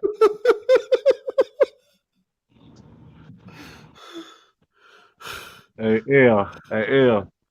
Ain't this the same one? Ain't it the same one? LVZ that said if you smoke weed, you got a low IQ. Did he say that? The same guy that spelled toddler with 1 D. Yeah. But I got a low IQ. Yeah. Okay. Yep, that's that guy. Talk about IQs. Fuck out of here. I ain't The fucking. same dude that said that he won and spelled it ONE. ONE. Yep. Right. A 3-letter word. See? I'm talking right. Right. All types of shit misspelled. Steak. STEAK. We like, what? With so much at stake. And a nigga, are you hungry? That's wrong. Can't teach our kids shit. This is a moron. Only thing we taught the kids is that if you rich, white, and a moron, you can be president. But we already knew that. George Bush Jr. Yeah. Look, hey Mike, I'm gonna tell you some shit, Mike. I wasn't the biggest Obama fan, but I'm going to fuck you up. People all out across the world, I want y'all to understand something. When you white and you rich and from a certain family, it's no height you can't reach. Absolutely. You got, in order for you to be black and be the president, you got to be mixed race. Your parent can't be, and the black parent can't have no ties to slavery, meaning they got to be of African descent. They can't even be from Jamaica. Then you got to have been raised by white parents. Then you got to be magna cum laude, one of the smartest in your class, and then maybe you can convince some white people to vote for you. Yep. Yeah, right.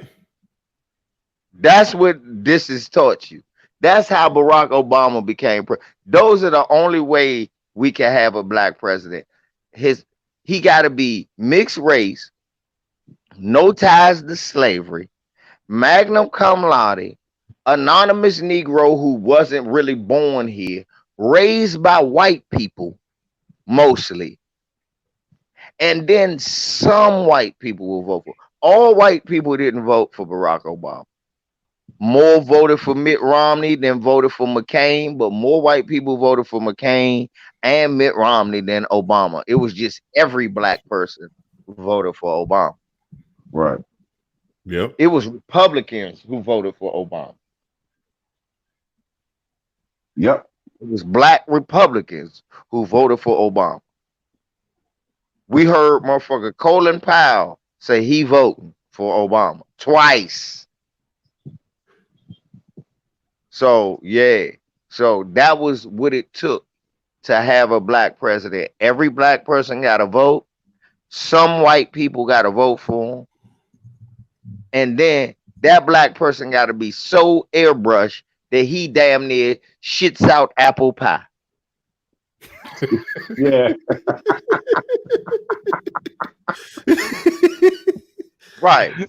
This motherfucker Obama had to because of something. What was the guy name? The Elijah. What was it? Elijah Wright. Elijah Cummings. Elijah. Nah, Reverend Jeremiah Wright. Jeremiah Right. He had to disassociate with his reverend. Right. He had to apologize. The reverend ain't say nothing wrong, but he Right. had to disassociate with that nigga quick, didn't he? Right. And to drop him like a motherfucker he probably knew for 25 years. He had to drop him like a bad habit and had to apologize fucking 8, 9 different times and give this perfect speech for motherfuckers go, well, I guess. I don't know. I guess. Right. Maybe. Fucking Donald Trump. Yeah, you just grab by the pussy, you smell it, you bring it up, you breath it. It's beautiful. You insult these women, we can do what the fuck we want to do. Oh, it was just locker room humor. Just locker room humor. Oh, it was tongue in cheek. Yeah. Look. You remember? Hey, this is the same motherfucker that made that cringe-worthy statement one day, talk about if Ivanka wasn't his daughter, he'd be dating her and shit. Yes, but how about this one? Go back to what Mike was just talking about. Where Obama had to walk away from Reverend Wright. They asked this nigga, "Do you disavow David Duke?" Oh, I don't even know who that is. So how can I do that? That motherfucker said, "I don't even know who David Duke is for real." The motherfucker, you do know who David Duke is. He said, "I don't know who he is. I can't disavow somebody I don't know." Ain't that what he said on TV while running? Yeah. Look, let's go back to Two Wrong Point again. You never saw Reverend Wright no more. They tried to bury Reverend Wright. You had to watch YouTube to see him after that, right? Right. Yeah. Shit. Right after he got elected, that motherfucker took the white supremacist side and said that they was good people and did it again just recently. That's why I hate, it's just so crazy that when that motherfucker went down to Liberty University, right, in Lynchburg of all places, right? And they had those people interview him and they asked him, so can you give us a couple of your favorite Bible verses? Well, I wouldn't want to get into that right now because the Bible's sacred and it's personal and so I wouldn't really want to get into it. Motherfucker don't know the first verse in the Bible. But yet you got buck dancing sellers like Brian Pumper, Daryl Scott touting this man. Y'all keep calling you and Tory Ray keep calling that nigga. That nigga call him Brian Pumper Lloyd Banks Scott. Tory, look, I laugh like shit every time we talk about Pastor Daryl, Brian Pumper Lloyd Banks Scott. I be like, damn. Hey, second Sunday in that broke ass church he in. Cause he at one point he was gonna get evicted for non-payment of rent, right? So this motherfucker, second Sunday during communion, this motherfucker got 10 rings and a fucking robe looking like the Mandarin. Right. And look, all he had to do was buck dance at 2 press conferences and kiss his ring, saying, "You doing great for African American." Now let's get back to why he had rent trouble in a church. Everybody knows churches are money magnets. Even the racist white dude, COVID-19, I blow you away. He even got members. Oh, Kenneth Copeland? He even making money. Oh, now, Kenneth Copeland, man, that motherfucker making money hand over fist. That man got Skrilla. That nigga ride around listening to Bling Bling by Cash Money Brothers. Hey, all the time. Hey, so look, they walked up to Kenneth Copeland one day, LVZ.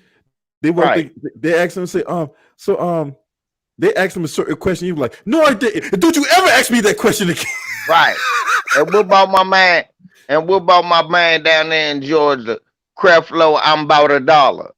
Oh, Creflo, like, So, look, if you want me, if I want a G5 plane, you can't stop me from dreaming. And he getting his. Hey, he ain't have a problem with he ain't have a problem with his rent. Now let me tell you why he having a problem with his rent. Cause that nigga got 6 members in his church.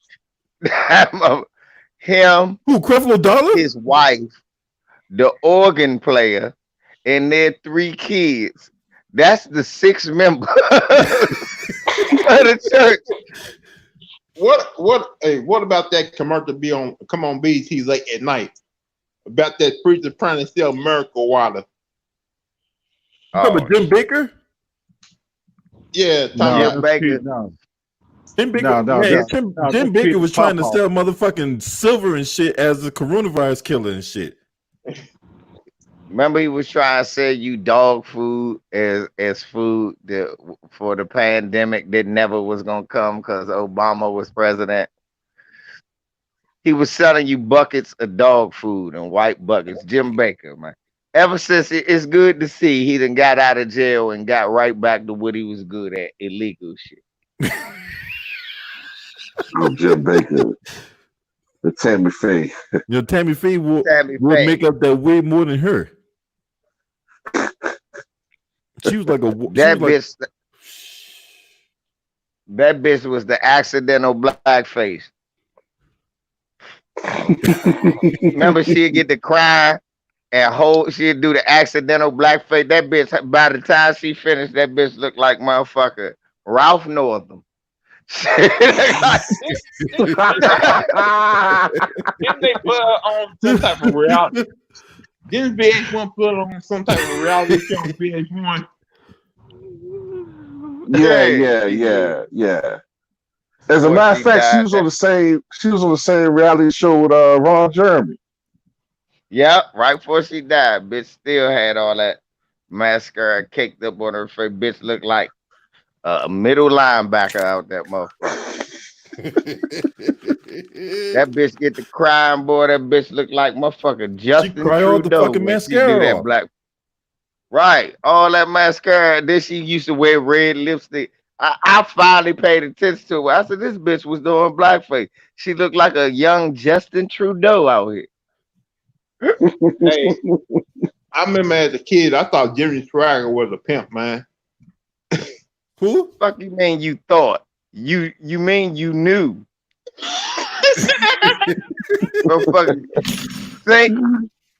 Think is to have an intelligent assumption of something based on things you saw. To know something mean that's an actual fact and can be proven. We know. What do pimps do? Get hoes to get their money. It was plenty of hoes sending that nigga money off that pimp talk. Oh, Jesus gonna send you to hell unless you send me $20. All right, Lord. That's right. You're gonna be blessed. I know you got cancer. It's gonna be over soon because you're gonna die, but you're going to heaven. And the Lord said, before you die, get rid of all your worldly possessions. Get rid of all of them. Exactly. That's pimping, nigga. That's pimping that word. Nigga. What you mean you thought? You knew. What do pimps used to wear? Nice ass suits, hair slicked back, nice rings and watches, talking that bullshit. Hey, that was Jimmy Swagger. Hey, speaking of Jimmy Swagger, I talked about him a couple of days ago too, Raw. I think you was on the channel on the panel with me. Remember that motherfucker got caught in the hotel room with a prostitute? Oh yeah, I remember that. Well, can I ask you a question, LB? Where do prostitutes and pimps work again? That motherfucker got caught in a hotel with a prostitute, yo. No, where do they work again, though, LB? Shit, they work in the fucking. They work at hotels, but fuck, that's why you gonna catch a pimp and a prostitute in a hotel. Now, if you told me told me you caught the motherfuckers at the Library of Congress, I would have been, Hey, if that came out that he was getting his dick sucked at the Library of Congress, first of all, I don't think I would have believed that. Wait, you trying to get your college education at the same time? Listen, they didn't. It wasn't a sting where he was paying a prostitute. It was paying a woman who was posing as a prostitute. They caught him getting head from a prostitute. They never said that he really solicited. They caught him with a prostitute doing something. That's why he was crying, because the motherfucker was a pimp. Yeah. He was pimping the word, and man, white people don't believe in no damn Lord. That's why it's on the money. They don't believe in God. They tell you who that God is, and on their money, read it. They tell you got holy scriptures right in your pocket, motherfucker. Hey, there's another guy, Robert Tilton. Listen to this motherfucker right here. Sumata sidi dalamoko. Manda kishiti kolora bashata. Manda kalaboho. Masiki lomoko da masa. Kadita na namosoya lama. Kamba sokoya. Y'all understand what the fuck he just said? I sure yeah, I had that. Yeah, you do understand that. You had that Michael Jackson tone. Mama say, Mama sa, Mama kusa. Mama say, Mama sa, Mama kusa. Mama say, Mama sa, Mama kusa. All he did was took out the background Michael Jackson. That's all he did too, bro. I was about to say, if that's a language, that got to be the smallest fucking language I ever heard, because it sounded like he was saying like 4 words every fucking 5 words. Like it won't, no variation in the sounds and shit. Like it was just that's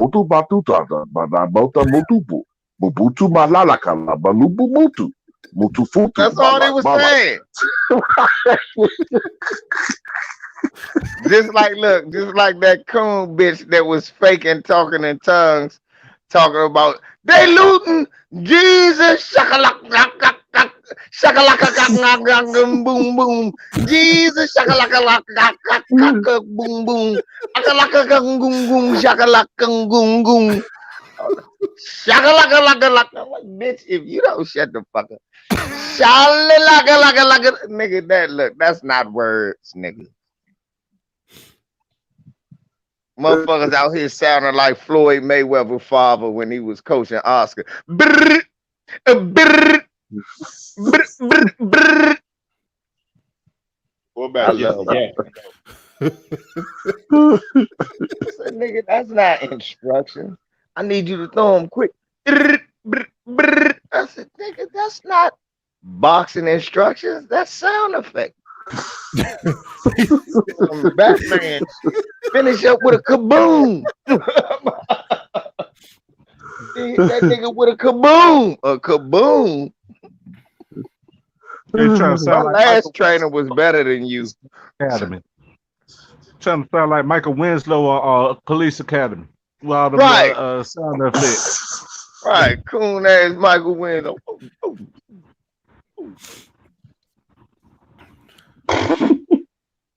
That's a fucked up movie, Police Guy. Niggas look, you was either a big strong nigga that everybody was scared of, or you was a coon nigga that really couldn't talk, run around making noises and shit.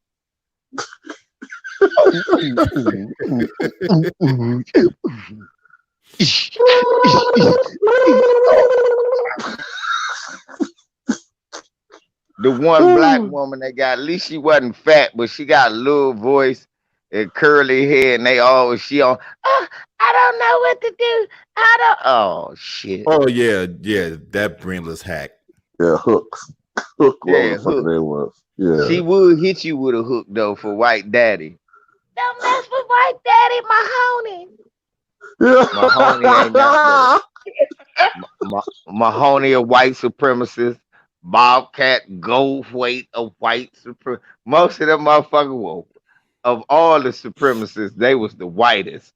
Every last one of them.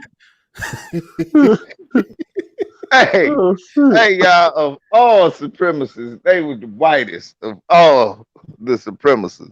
No, Hightower was he was total racist with all those guns everywhere. Every time he load up guns, ready to shoot somebody. Right, Sergeant Hightower. That I nigga thought it Sergeant was Hightower. I thought Hightower was Bubba Smith. Yeah, he was Hightower. You talk about Tackleberry Yeah. Tackleberry, that's Yeah, right. Tackleberry. with the guns and shit. He married into the family. He married into the family that was hitting each other with hooks and shit. Right. Remember that family just hit each other with hooks for nothing and shit.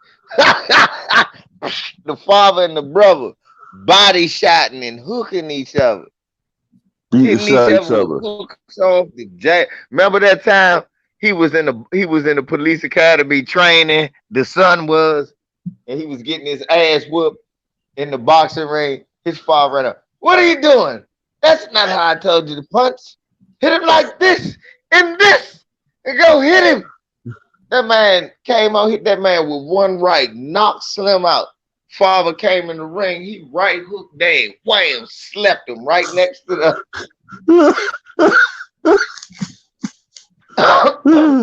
Yeah, those movies are stupid, man. Yeah, them But movies. Was just dumb as I mean, hell, man. it was you're growing dumb. up looking at it now, and then you like, man, I'm like these movies were corny as fuck. Just like when I remember watching The Last Dragon when I was a little boy, and I was like, man, he caught a bullet with his teeth. And then Yeah, try looking at that it now, shit. I'm like, ain't no way in fucking hell. Hey, go ahead, try. Remember, I had niggas, man, Bruce Leroy. I ain't fall for that shit back then. I knew bullets kill. Goddamn, look. I said, so you telling me if Martin Luther King knew how to do that? Nah, nigga. Look, they hit him right in the neck, and that's close to the teeth. I don't think those teeth would have done the job. No. Niggas think they can tell me anything, man. I'm tired of this shit now. Bruce Leroy. I remember when Prince came out with the movie what was it? Purple Rain. Yeah. Niggas really believe Prince father shot himself in the head. I said, nigga, that was a movie. That didn't really happen. Nigga argued me down. My man Omar Canty, he wanted to fight me over that shit. I told him about that shit on Facebook. That nigga try to act like he ain't remember. I said, nigga, I remember that shit. That's the first time I ever wanted to whoop your ass.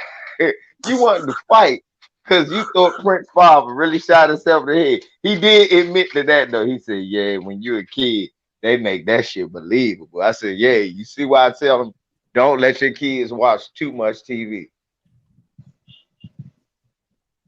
They ain't able to differentiate the perception. But then again, let's be honest. It's some grown adults with that same mindset.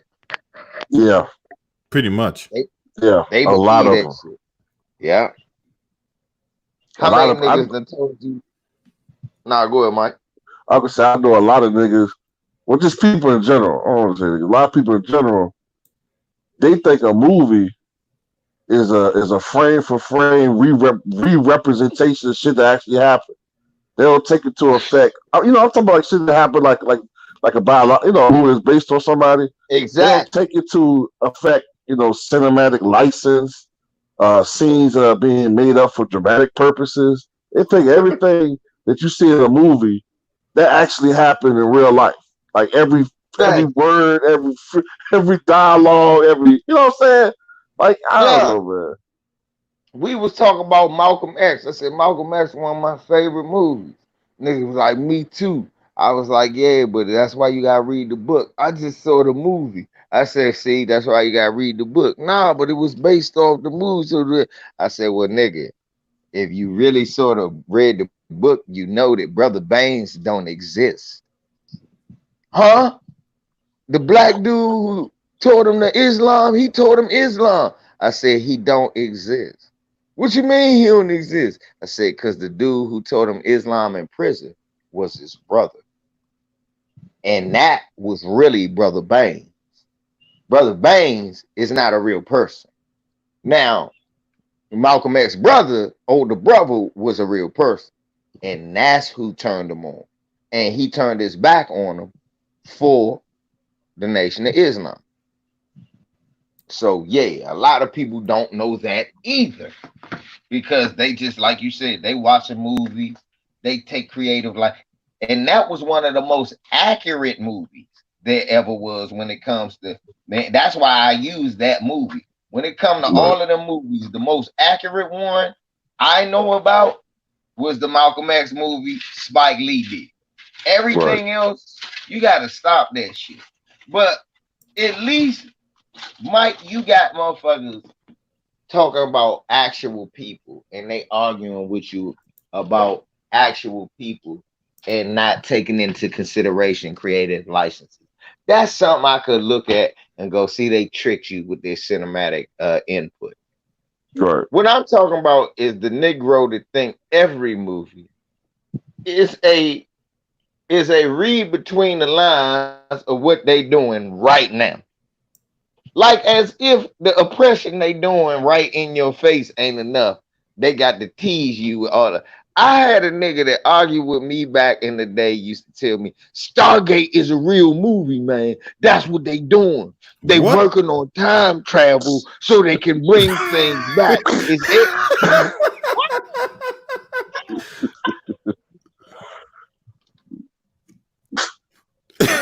See what I mean? This the type of shit. And see, y'all niggas went, what? Right. This is what I'm talking. See, look, you see how quick. Now, look, now a nigga arguing with you about if JFK was really, don't seem that bad when a nigga told me Stargate was real and I don't know shit because I don't know about Ra and.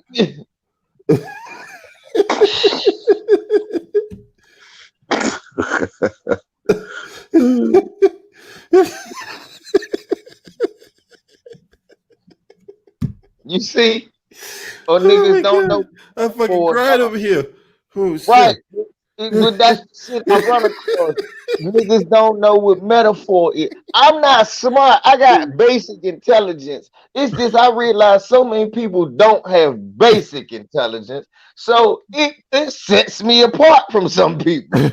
Niggas just sit there and argue with you about some of the dumbest shit. You be like, nigga, I can't believe we having this conversation. Really, nigga, fight you, beat you down, nigga. You ain't see what? You ain't see the Matrix. See, you don't even know it's really a computer. We not really here, nigga. All this is really a program. Look, I looked at the more science temple. They already said what? The more science temple. No.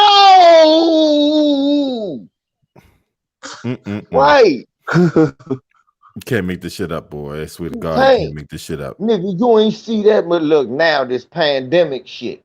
Oh God. Every pandemic movie that ever see, but they wrote about this. See, they just sticking to the script. No, or they realize we really unprepared. This probably gonna happen. Guess what? We really unprepared. The worst fucking happened. I mean, shit. It's aggravating. It's aggravating. It's exhausting, young. And sometimes you be like, nigga, what are you talking about? Niggas are fine. Any movie they say, nah, nigga, you ain't see Aladdin. See what they trying to do. Still a nigga magic carpet, nigga. You ain't paying attention to Aladdin, nigga. Drugs, what you talking to me about now, nigga? This is them. You on some drugs. Hey, see LVZ, see that shit pissed me off, man. When that Harriet movie came out, and you got people out there talking about, oh man, it was such a good movie. It was so factual. I'm like, whoa, hold the fuck up. You mean to tell me that when have you ever heard of a motherfucker named Bigger Long? Exactly. Like you never heard no motherfucker named Bigger Long. That's a porno name. Nigga, I know a porno. That's the shit you tell your lady to call you in the bed, baby. Call me Big Alone, man. That's a porno name. When I first heard that, I said, "Ain't nobody." I never look. This the first time on any channel I said that outside of my personal. I be having niggas die. I said they like Big Alone. I said, "Ain't that a porno name?" Nigga, and just fall out crumbling in front of me like you are insane. I said, "I'm insane." A bitch wrote this. I said, "This bitch ain't had dick in months," and wrote a porno name in there. Big Alone. I said, bigger, long. I said, ain't nobody gonna catch this. I said, well, I'm gonna leave it alone. And I done left it alone for 2 years now. But on your channel, I done unveiled the truth. Young, they wrote a porno name in there and they was fucking with us the whole time. They gave that nigga a whole look. What was the first thing he said to the white man? Like white women, plenty of them. Ha ha ha ha. I said, porno name. Porno name. Now look, motherfucker talk about Harriet is factual. I just said that on Lisa Cabrera. All you gotta do is ask him, okay, well, give me the name of all these white people that helped him. Cause I can name you Anthony Bowen in Washington, D.C. Lisa Cabrera just named the Stills family in Philadelphia. So name me the family from South Carolina all the way through the white families that helped them get to these black families that we know helped them on the Underground Railroad. I know that We movie gotta was have such a names. fucking disaster, man. Right. They gonna name 2 white people that lived in the North anyway. and nine times out of 10, they didn't really help them on the Underground Railroad. What they did when you got to the North, some of these bastards would send you back south. So you needed somebody to vouch for you. So they don't send you back south. Right. So it's kind of like you had to have a white sponsor. So it was these people who was the dedicated white sponsor to all these black people, basically. But they wasn't doing shit. The black people had to make their own way when they got here. So all you white folk that talk that shit, you know, oh, well, we did our part. What did we do? What you did, the bare minimum, if anything, at any time. And you should never be applauded for it. Never. Because when it come to doing the atrocities, you went to the furthest extreme. Everybody had slaves. You right. Everybody ain't make your grandkids and your grandkids' kids and all of them slaves. Then come up with Jim Crow and prison to. Everybody didn't do that. You the only people with that history. So don't get mad when it's a nigga like me that's well abreast. When it's a nigga like Mike that's quick to throw it in your face, man, because it's right there. You could run away from it, nigga, with your history books. You ain't lie on yourself. You are the devil.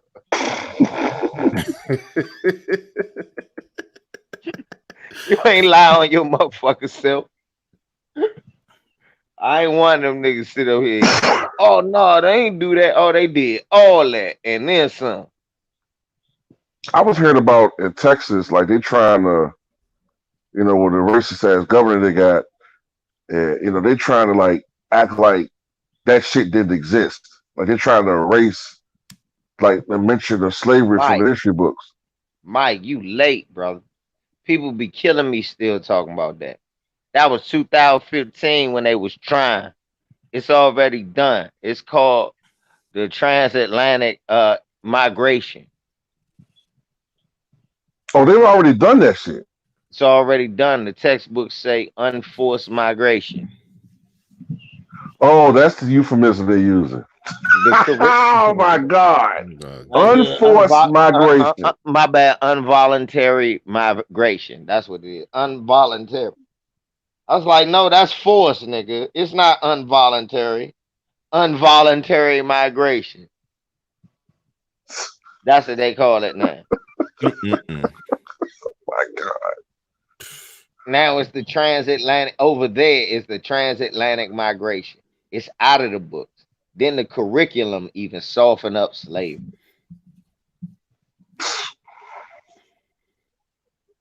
You can't Yeah, make they that shit up, already boy. did it, bro.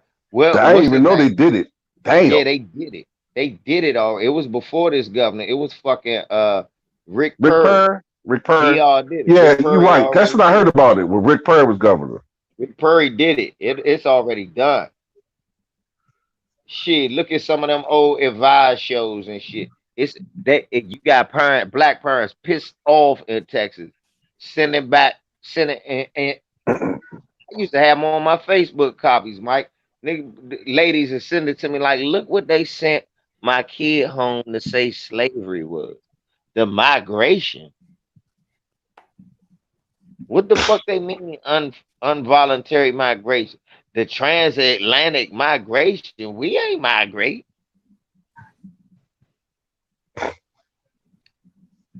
No mention of slavery.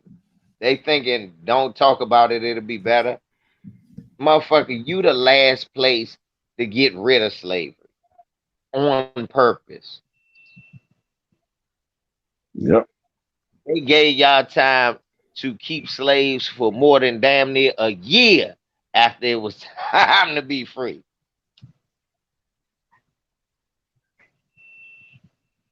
So Yeah. people need to, yeah, man, yeah, bro, they did that shit. Now look, let me tell you what they did in DC, the soft core version. Cause when motherfucker He said Myron softcore Burke, version. yeah, see that shit too raw talking about that's hardcore version. We just taking that shit straight up out the motherfucking books and calling it something else. That's hardcore. Softcore what they did to us, LB. When I was coming up and from pre-K to sixth grade, all I knew about was black people other than Martin Luther King. I'm talking from motherfucker Ida B. Wells, Sojourner Truth, to fucking Ella Fitzgerald, Duke Ellington, Scott Joplin. Man, I mean, yeah, Yeah. Yeah. all types of shit. We would learn shit like that. Right. So I got to junior high. I left, went to PG County, but came back to DC again. Marion Barry wasn't president. It was Sharon Pratt Kelly, but she was still keeping his educational plan and his go to school from school to if you were honor student from school to work program while you was in junior high. So I had a job working at Channel 32, but I'm going to Friendship with at the time it was called Friendship before they called it Patricia Roberts Harris. They was the only magnet school that wasn't school without walls, and they sent me there because I was a magnet student.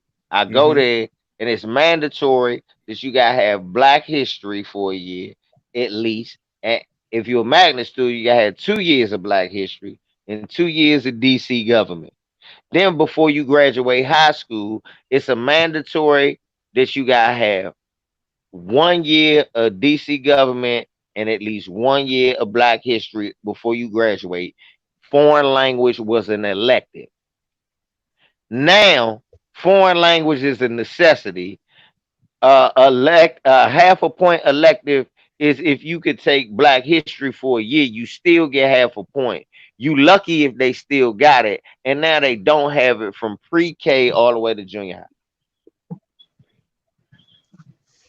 But they moved white people in and painted Black Lives Matter on the street. Yeah. Meanwhile, we still getting gentrified out the damn town and shit. Right, but they talk about statehood now. Okay, Yeah, right. cause Cause you can't get no more for electoral votes to the blackest. That would have been the blackest. If DC was a state when we was kids and when I was younger in my 20s and early 30s, because this started changing about mid to late. But early 30s, if DC was a state, this be the blackest state in the country. Yep. Man, they were trying to make DC state for like shit. Shit. I can't remember when last time. How long they were trying to make DC a goddamn state? Every mayor we ever had. Ever since I've been a kid, every what it was from at 80 we were asked, Yep. 84 we asked, 86 we asked, 88 we asked, 90 we asked, 92 we asked, 94 before I left to go to the military we asked. I came back 96 at the end of 96, 97 we asked. I was just off the tail end of them telling us no again. 2000 they wouldn't even consider it because of the murder rates from 96 back to 2000. They started talking about it again in 2000. They laughed us off. Then they caught all the mayors in scandals, never talked about it again, gentrified the city. And now they're like, hey, we're all for it.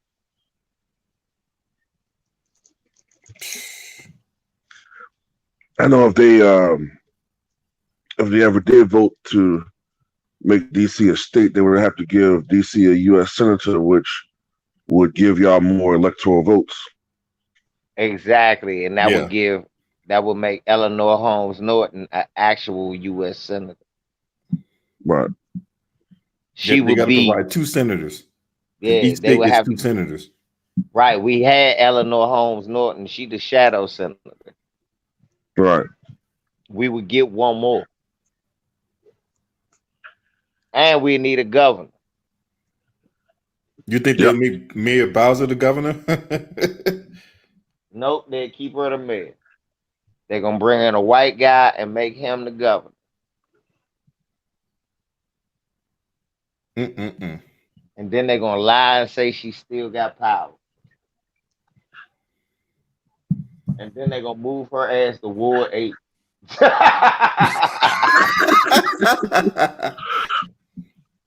If anybody don't know what I'm talking about, that's the black side of DC. They gonna move that bitch to Ward 8. She gonna be the mayor of Ward 8. Now Yeah, in the Georgetown, she fucking ain't gonna be there, mayor. It's gonna be in the some white fucking guy gonna be blackest there. in the fucking blackest, most hoodedest part of DC. And they ain't gonna rebuild shit in Anaconda. No, man. I'm like, I drove by that bitch the other day, man. I was like, God damn. I'm like, when the, because at one point I was doing like Lyft driving before the whole pandemic started. I'm driving motherfuckers around Anacostia, Southeast DC, in the Maryland and all that. I'm like, God damn, man, this shit's still a fucking hood. You figure Why they do would. people want Harriet Tubman on the back of the bill? I don't want no slave man. I don't want my sister on no. Look, Harriet Tubman don't want niggas who didn't want to be on no money. She wanted you crackers to give niggas their money. Yeah, where are reparations at? You know what I'm saying? Y'all throwing all these goddamn smoke screens in the way. We're gonna put Harriet Tubman on the 20, but what different? Yeah, we're gonna put a slave on the money. That look, you gonna put her on the very shit that they didn't give her for all the years of free work. Exactly. Huh? Yeah. That white people Come on, always man. got these insulting ass motherfucking tributes. Real. What the fuck? You sick bastards walk around with Jesus on the cross.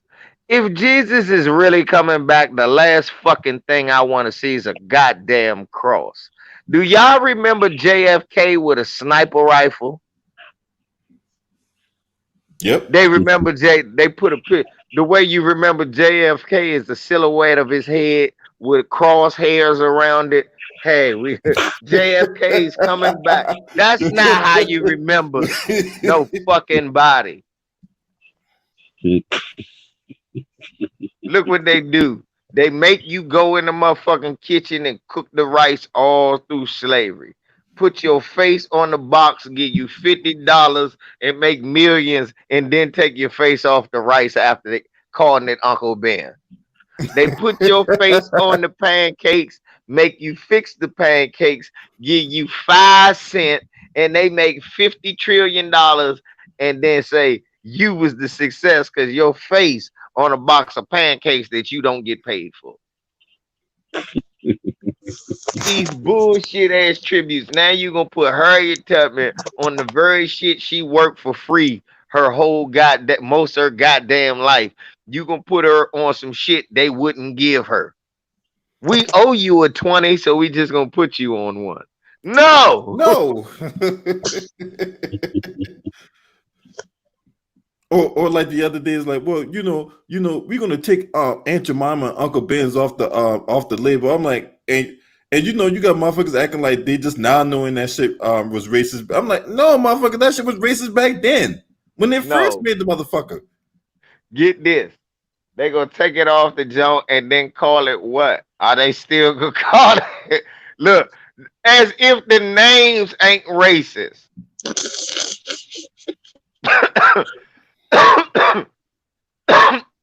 Did y'all catch that? Mike, did they fool you with that shit too? We gonna take her face off the box. Okay, well go around and call a black woman Aunt Jemima and see how that go.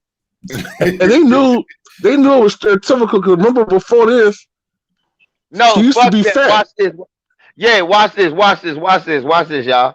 So let us go to work one day tomorrow and some cracker go, hey, Uncle Ben, come over here. What you gonna do?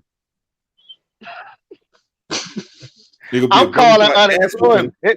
That's what I'm gonna do. I'm calling unemployment. Well, what are you talking about?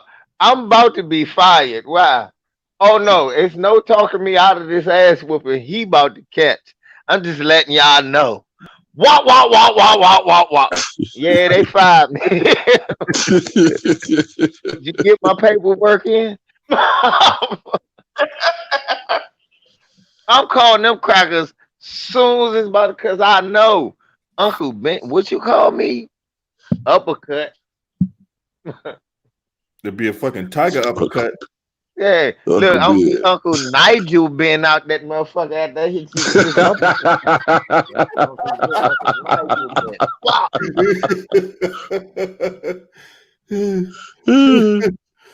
the Dark Destroyer out there. Hey, I'm Uncle Ben, Uncle Nigel Ben right now. Nigga. I'm about to whoop your ass. Fuck y'all talk about? Y'all gonna take the faces off and leave a racist ass name. Okay. That's like saying we gonna take the black face off, but we still gonna call it nigger oysters. Sambo brand oysters, but we just not gonna put the face on it. What? What? Right, exactly. Because that used to be shit. Look it up, nigger head oysters. That used to be a brand.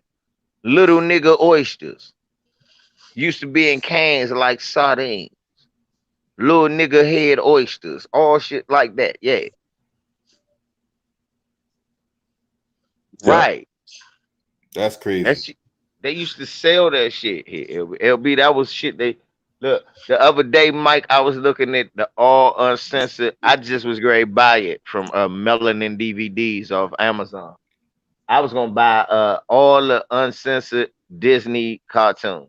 I mean, all the uncensored Looney Tune cartoons that used to come on TV. Mm-hmm. People who ain't old as us, that's when Bugs Bunny used to dress in blackface and shit. They still show that on YouTube. Yeah. But it used to come on TV. There used to be a big thing on TV.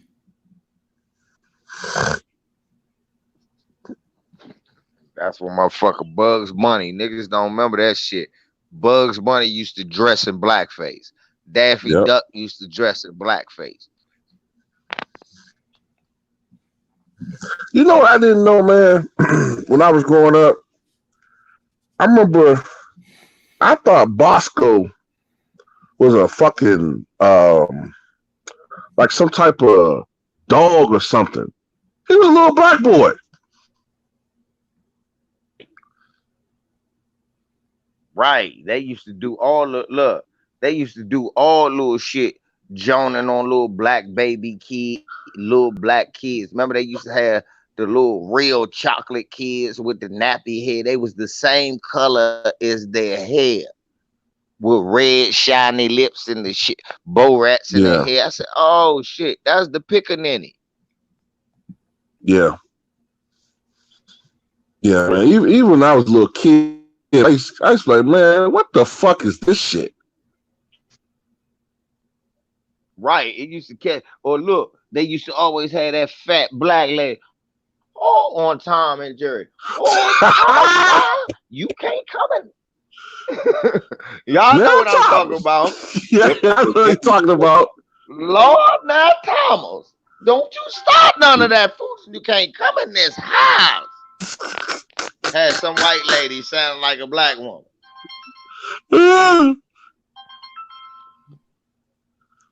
That's funny as hell. Yeah, cartoons used to be racist as shit, man. It's like this country got a lot of racist shit, man. They're trying to hide and act like never fucking existed and shit, man. Now cartoons today are gay as shit. Yeah. Yeah. But I damn sure remember that cartoon LV talking about when Bugs Bunny brought the fucking banjo and had blackface at the end, was singing goddamn I come from Alabama with a banjo on my knee or some shit like that. Yeah, on my knee. Yup. That shit crazy. Oh, look. Yeah, we used to watch cartoons when we was kids. They was singing Dixie. Yep. You don't remember that? Way down in Dixie. Oh, yeah, Yep. I remember saying that. Like, what the fuck? Or that dumbass line. Right. Yeah. They used to show that shit unrepentantly when we was kids, especially on channel. Or it used to always be on them little channels. There was the UHF channels. Channel 20 here, Channel 50 here, or 45 in Baltimore, 26. Man, that shit 54 in Baltimore. Man, that shit to show them Bugs Bunny cartoons in the morning. You'll be cool. And if you're a black kid, you cool. You know you don't see nobody that look like you. Then the minute they throw somebody in you, it's some slavery shit, some straight demeaning shit. You're like, what the fuck? I don't look like that. And then the thing used to piss me off about watching those old movies or old cartoons is the way that white people used to carry black people in the shit, like the way they used to talk to them. You know, all fucking demeaning and sarcastic and, you know. Right. Now Bertha. Go ahead. Then always Sidney Poitier coon ass, because I know what you're talking about. Sidney Poitier, you know what I'm talking about, bro. Y'all know what I'm talking about. Sidney Poitier coon ass was always in them same movies he talking about, where niggas is getting talked to. Then he get talked to like that, and he'll say some shit like, "That's not me, I'm a man." And we supposed to think that that's some cool shit, because he just said he's a man. They say, "Oh, shut up, nigga. I won't stand for this. Fuck you, nigga. Now stop talking about me like that. Eat shit, nigga. Now I won't stand for this." Exactly. I was like, this ain't tough to me. They just cussing them out still. The movie, The Defiant One, they slapping him around, then he finally punch him back. Get the fuck out of here. Then he want to be his friend at the end of the movie. Fuck him. Remember he said, "Call me Mr. Tibbs." You'll call me Mr. Tibbs. They said niggas was sice when they seen it. I said, y'all niggas weak as shit. I'm like, that'd have been that shit had you grabbing your nuts, nigga. That's your say hello to my little friend, nigga. Get the fuck out. Hey, look, y'all. That's their say hello to my little friend and shit.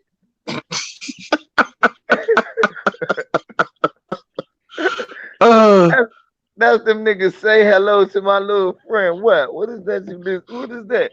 Nigga, rewind that shit right there. Call me Mr. Tibbs. You see how he said that shit, nigga? Y'all niggas was weak. That's why we still in the streets marching for the same shit y'all was marching for. Cause y'all weak ass thought that shit was gangster.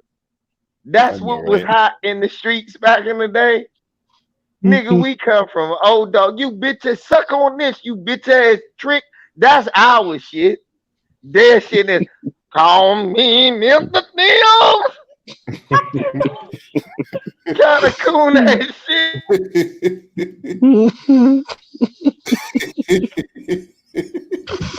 Oh my god. Hey, let me let y'all go, man. Y'all, LVZ, man, you off the chain.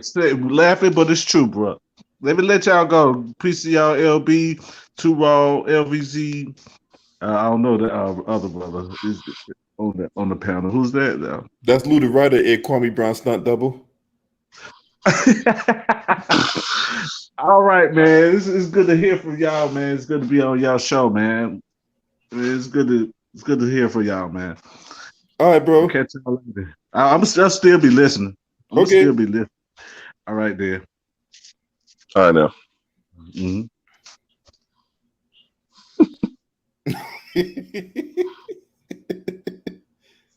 I'm still tripping off the Sidney Poitier shit, man. Yeah, man, that shit was funny. That shit funny than a bitch, dog. Oh my god. Some of those 70 movies back in the day used to had me cracking up. Like my father used to show all those 70 movies to me as a kid, and it killed me how long it took somebody just to die in those 70 movies. Like you shoot them like one time, they like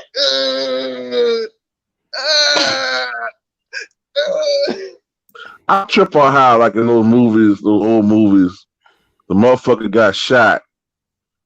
Like I noticed, like in those old movies, if you got shot, you dead.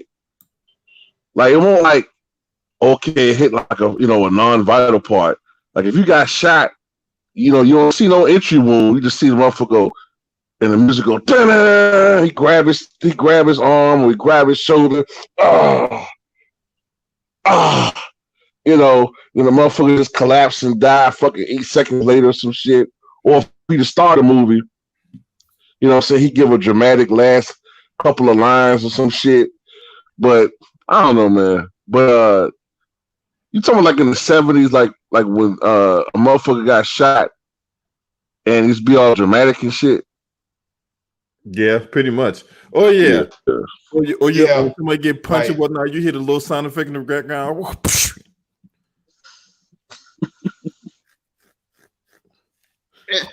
Can y'all tell me this? How is it every black person in 70 movies knew kung fu? Well, shit. Well, Dolomite did really well. Yeah, Dolomite did really well. Yeah. Well, hey, you know what movie came out like a year ago? It probably about like a year or two ago. That movie Superfly. You ever seen that? Superfly? Yeah. It came out a year ago? Yeah, it came out like.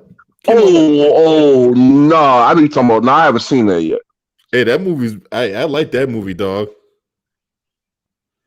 You remember the original Superfly movie? Yeah. It came out like about a couple years ago. And remember that movie Truck Turner? That's an old movie. Yeah, I seen that one. That Truck Turner was the one with Isaac Hayes in it. Yeah, he's up for slapping all these women around and he end up getting the girl locked up because he framed her for stealing. He said, baby, I had to put you in jail. People after me. Then he killed the bad guy. Him and his girl packed up they saying, get out of town fast.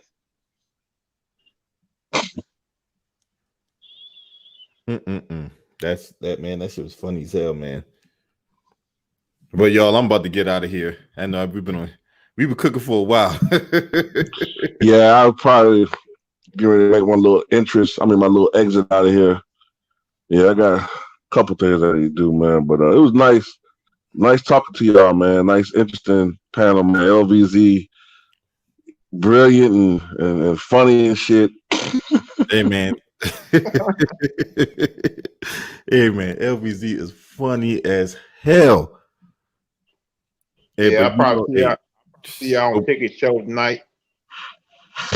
Oh yeah, watch how I destroy Lamont Lane again tonight. What was y'all debating last night? Well, one thing that was debated last night was about first they talked about Kendrick Perkins, right? Mm-hmm. Then eventually it went to the whole thing with the draft or whatever like that, right? Oh, that's why you talked about the bus today because of that topic. Yeah, right. That would lead me to talk about biggest bust because we got the draft coming up. Draft lottery could be coming up soon, and then the actual draft is in October, right? Right. So last night, and then the whole thing about Draymond Green he talked to NBA. He had talked to an NBA player and Casey Shaw or whatever like that. That prompted me to go look him up. I'm like, okay, who the fuck is this guy? I ain't never heard this motherfucker a day in my life. And then when I saw his stats, I'm like, there's a reason why I never heard this motherfucker. This motherfucker only playing like 9 games. Yeah. 9 games, averaging 0.2 points, 0.3 rebounds. Yeah, that's one of them dudes that's probably just signing some 10-day contracts until they just say, get the fuck out of here. Yeah. Motherfucker out here. That's what I'm saying. You got to pay attention to Mark, man. He be on some bait and switch tactics and shit. I peeped him out from afar. I'm like, all right, I got you, motherfucker. That's why I be cooking his ass, man. That's how and then he tried to come on and say, well, he tried to say that you said that Draymond Green was what did he say? He said that you said on because remember you debated him on the channel, on my channel about this, right? The secondary debate, like a rematch, right? Yeah. So yeah, which I think I won, but yeah. Yeah, exactly. But he come out and he was making out to be like you said that Draymond Green was somewhat good and shit. How the fuck would I say? If I said that at best in the 90s, he might be somebody coming off the bench. Well, I know off the bench. I know what you said because Ticket asked me, and I was like, "To Ryan say that." If he might be, because the debate was, will Draymond be as good in the 90s as he is now? That's what the debate is. It's not. And my argument was, honestly, I don't even see him starting in the 90s because of a lot of what LVC was talking about. He was a tweener. And I just don't see a role for him in the starting lineup in that era. Nope. I might consider, plus he can't score. Plus he's undersized. He's not a really good rebounder for his position. Nope. At best, I can see him coming off the bench, and maybe, being like a guy that plays defense and maybe fouling his way into, maybe having some success against some guys, some B-level scorers or some shit like that. But as a star, I never said that. Yeah, that's what he tried to say. He tried to basically put words in your mouth. That's what he good at. He good at putting words in people's mouths and shit. So when I look at the motherfucker, I'm like, man, who the fuck is this guy? And I'm like, man, this motherfucker averaged like 0.2 points and 0.3 rebounds and 12.5% field goal percentage. Man, that chat room was on fire last night, man, when I said that, bro. And I gotta get up out of here. I gotta give you something to eat. Oh, now you won't get something to eat. Okay. But see, Lamar one time said when we had our first, not when I first debate, I heard him say one time that if Michael Jordan hadn't retired and Elijah Wan hadn't won those rings, he wouldn't have been in the Hall of Fame. What? Yeah. He said that? Yes. But do you know what? That don't surprise me because right before I called him out on that bait and switch scheme, he did say that he said something about Hakeem being overrated or some shit like that. Yeah, he's adamant about him being overrated. Man, that just goes to show you we don't need to bring no games back. They need to start keep on playing these old games so these motherfuckers can watch these old games and get a clue. That's what I say, but I mean, you can make the argument, man, that his 93-94 season, I'm talking Elijah Wan, right, is a top 10 all-time season. I'm talking about of all seasons of all players. I said this nigga's just named another bomb. Hey, I'm gonna play the clip. I'm gonna play the clip for you too, Raw. Before I get up out of here, I'm gonna play the clip for you.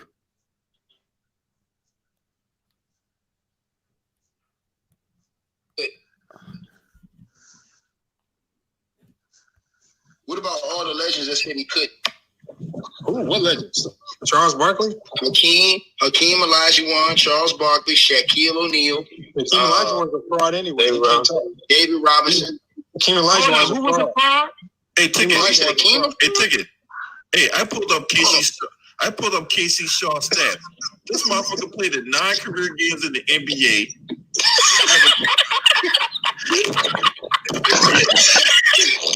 You went from a hard juice coach to a nigga that almost get no burn. And you talking about he can't even get no burn in the 90s. You talking about Draymond can't. Get the fuck out of here. And trying to hype with the nigga resume. Trying to hype up a nigga JUCO. What JUCO you with Lamar?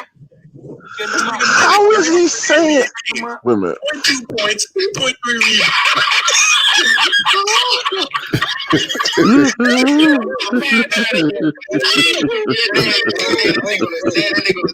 I gotta go eat, man. Man, I know you gotta go now. Yeah, you gotta go now. Stay off the weed, man. He said I gotta go eat. I'm going to your show. Stop fighting all the fucking bums, man. You act like them niggas got 9. That nigga played 9 games. Hey, tell Choco Taco to put his email in one of the comments on my video, so I'm gonna hit him up. Oh, I know you about to get here. Oh my God, Lamar, you be capping like a motherfucker, boy. Oh, he played in the NBA. How is he saying that Olajuwon's a fraud? This nigga ain't get no burn. I played those games to him, and I ain't never went to the pros. Hey, I gotta go on that one. I gotta go. Hey, shout out to the amazing Choco Taco in the Cash App. He said 100 lashings till a month for that shit. Yeah. Oh my God. That nigga Lamont, the only thing on YouTube get an NBA player that average less than 5.5 points per game. Nigga say 0.2. Hold up. My son can score 2 points, nigga. That nigga say 0.2. That's stubborn, man. Hey, that's I can't with brains, dog. Y'all is wrong. Hey, time out. Hey, LB, look how many points that nigga scored his whole career. Did he score like 1 basket, and that's why his average was like that? All right, hold on. or did he score like three buckets? What was his percentage?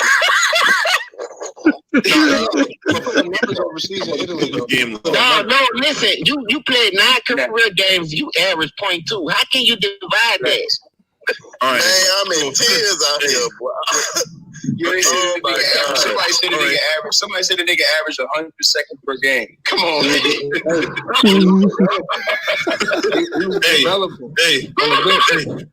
So the second game, the first game he played, he didn't score at all. All right. Then the second game he scored 1 point. Right. The third game he played, which was like 1 minute and 45 seconds. You know what I'm saying? I take longer pisses than this. Hey, I gotta go, man. I gotta go. Y'all tripping. Man, don't run your ass up out of here now. You been capping all night. I know. Yeah, he's trying to get up out of here now. Yeah, that's he's trying to take that back door, huh? Whopping him up. Hey, James, he damn sure skipped the pre-draft workout. You got this nigga trying to pull off a dollar bill. Blue, watch the door. Hey, no, man. Hey, LB, what was his percentages for his career? You really want to know? Yeah. Oh my God. We gotta defry this nigga, dog, because this nigga been capping all night. Go ahead, LB. What was his percentages for his career, dog? 12.5%. I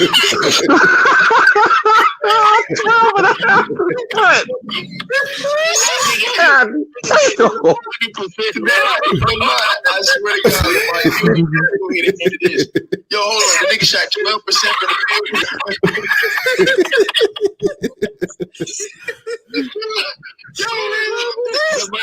Fucking head hurt, dog. That nigga said, Go with the Y'all niggas ran Lamont.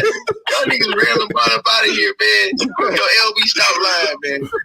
Yo, LB, put that nigga shot. That nigga shot. LB, what he shot from the field? 12.5%. And what he shot from the three, man? What he shot? He ain't got no three. Hey, this is the fucking dash sign. What he shot from the free throw line, man? That's mine too. Goddamn. You cannot make this up. Oh God. He's going to walk his whole career, bro. God, dog, man. Unbelievable, man. Lamont, hold on, hold on, time out. How did the nigga only score 1 point if the nigga didn't make no free throws? But maybe he ain't enough stats to fucking pull it up because I'm looking at his game logs right now. Game log. First game, he didn't score shit. Second game, oh no, you know what? I'm looking at the wrong thing. That's personal fouls. Come on, Lo. Yeah, crazy. His game, it took him his sixth game to score 2 points.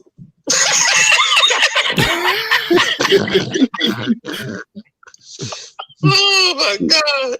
Hold on, he did what? His sixth NBA game, the sixth game he played in, he scored only 1 field goal. Come on, man. That's 2 points. 2 points. Man, Lamont, you better stay away from me.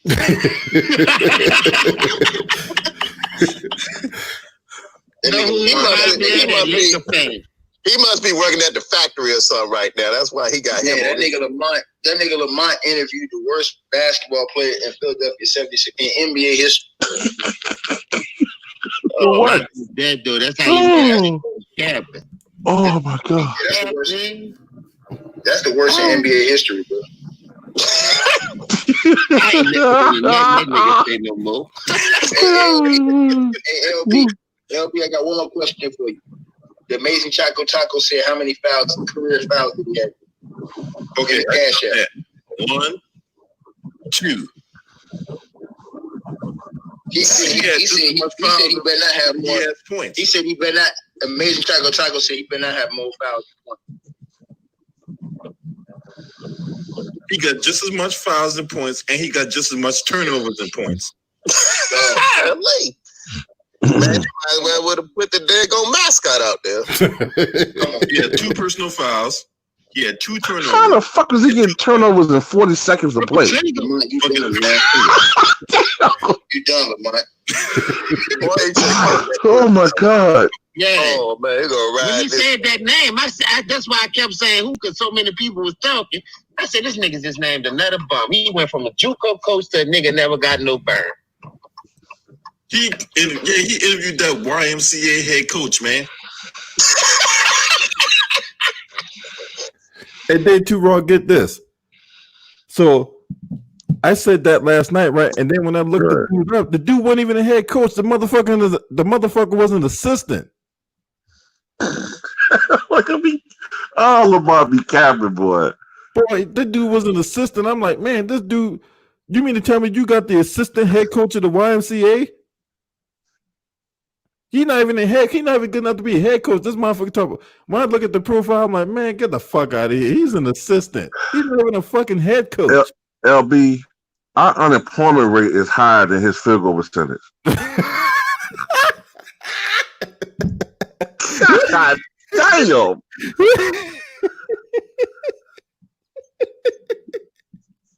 12.5%?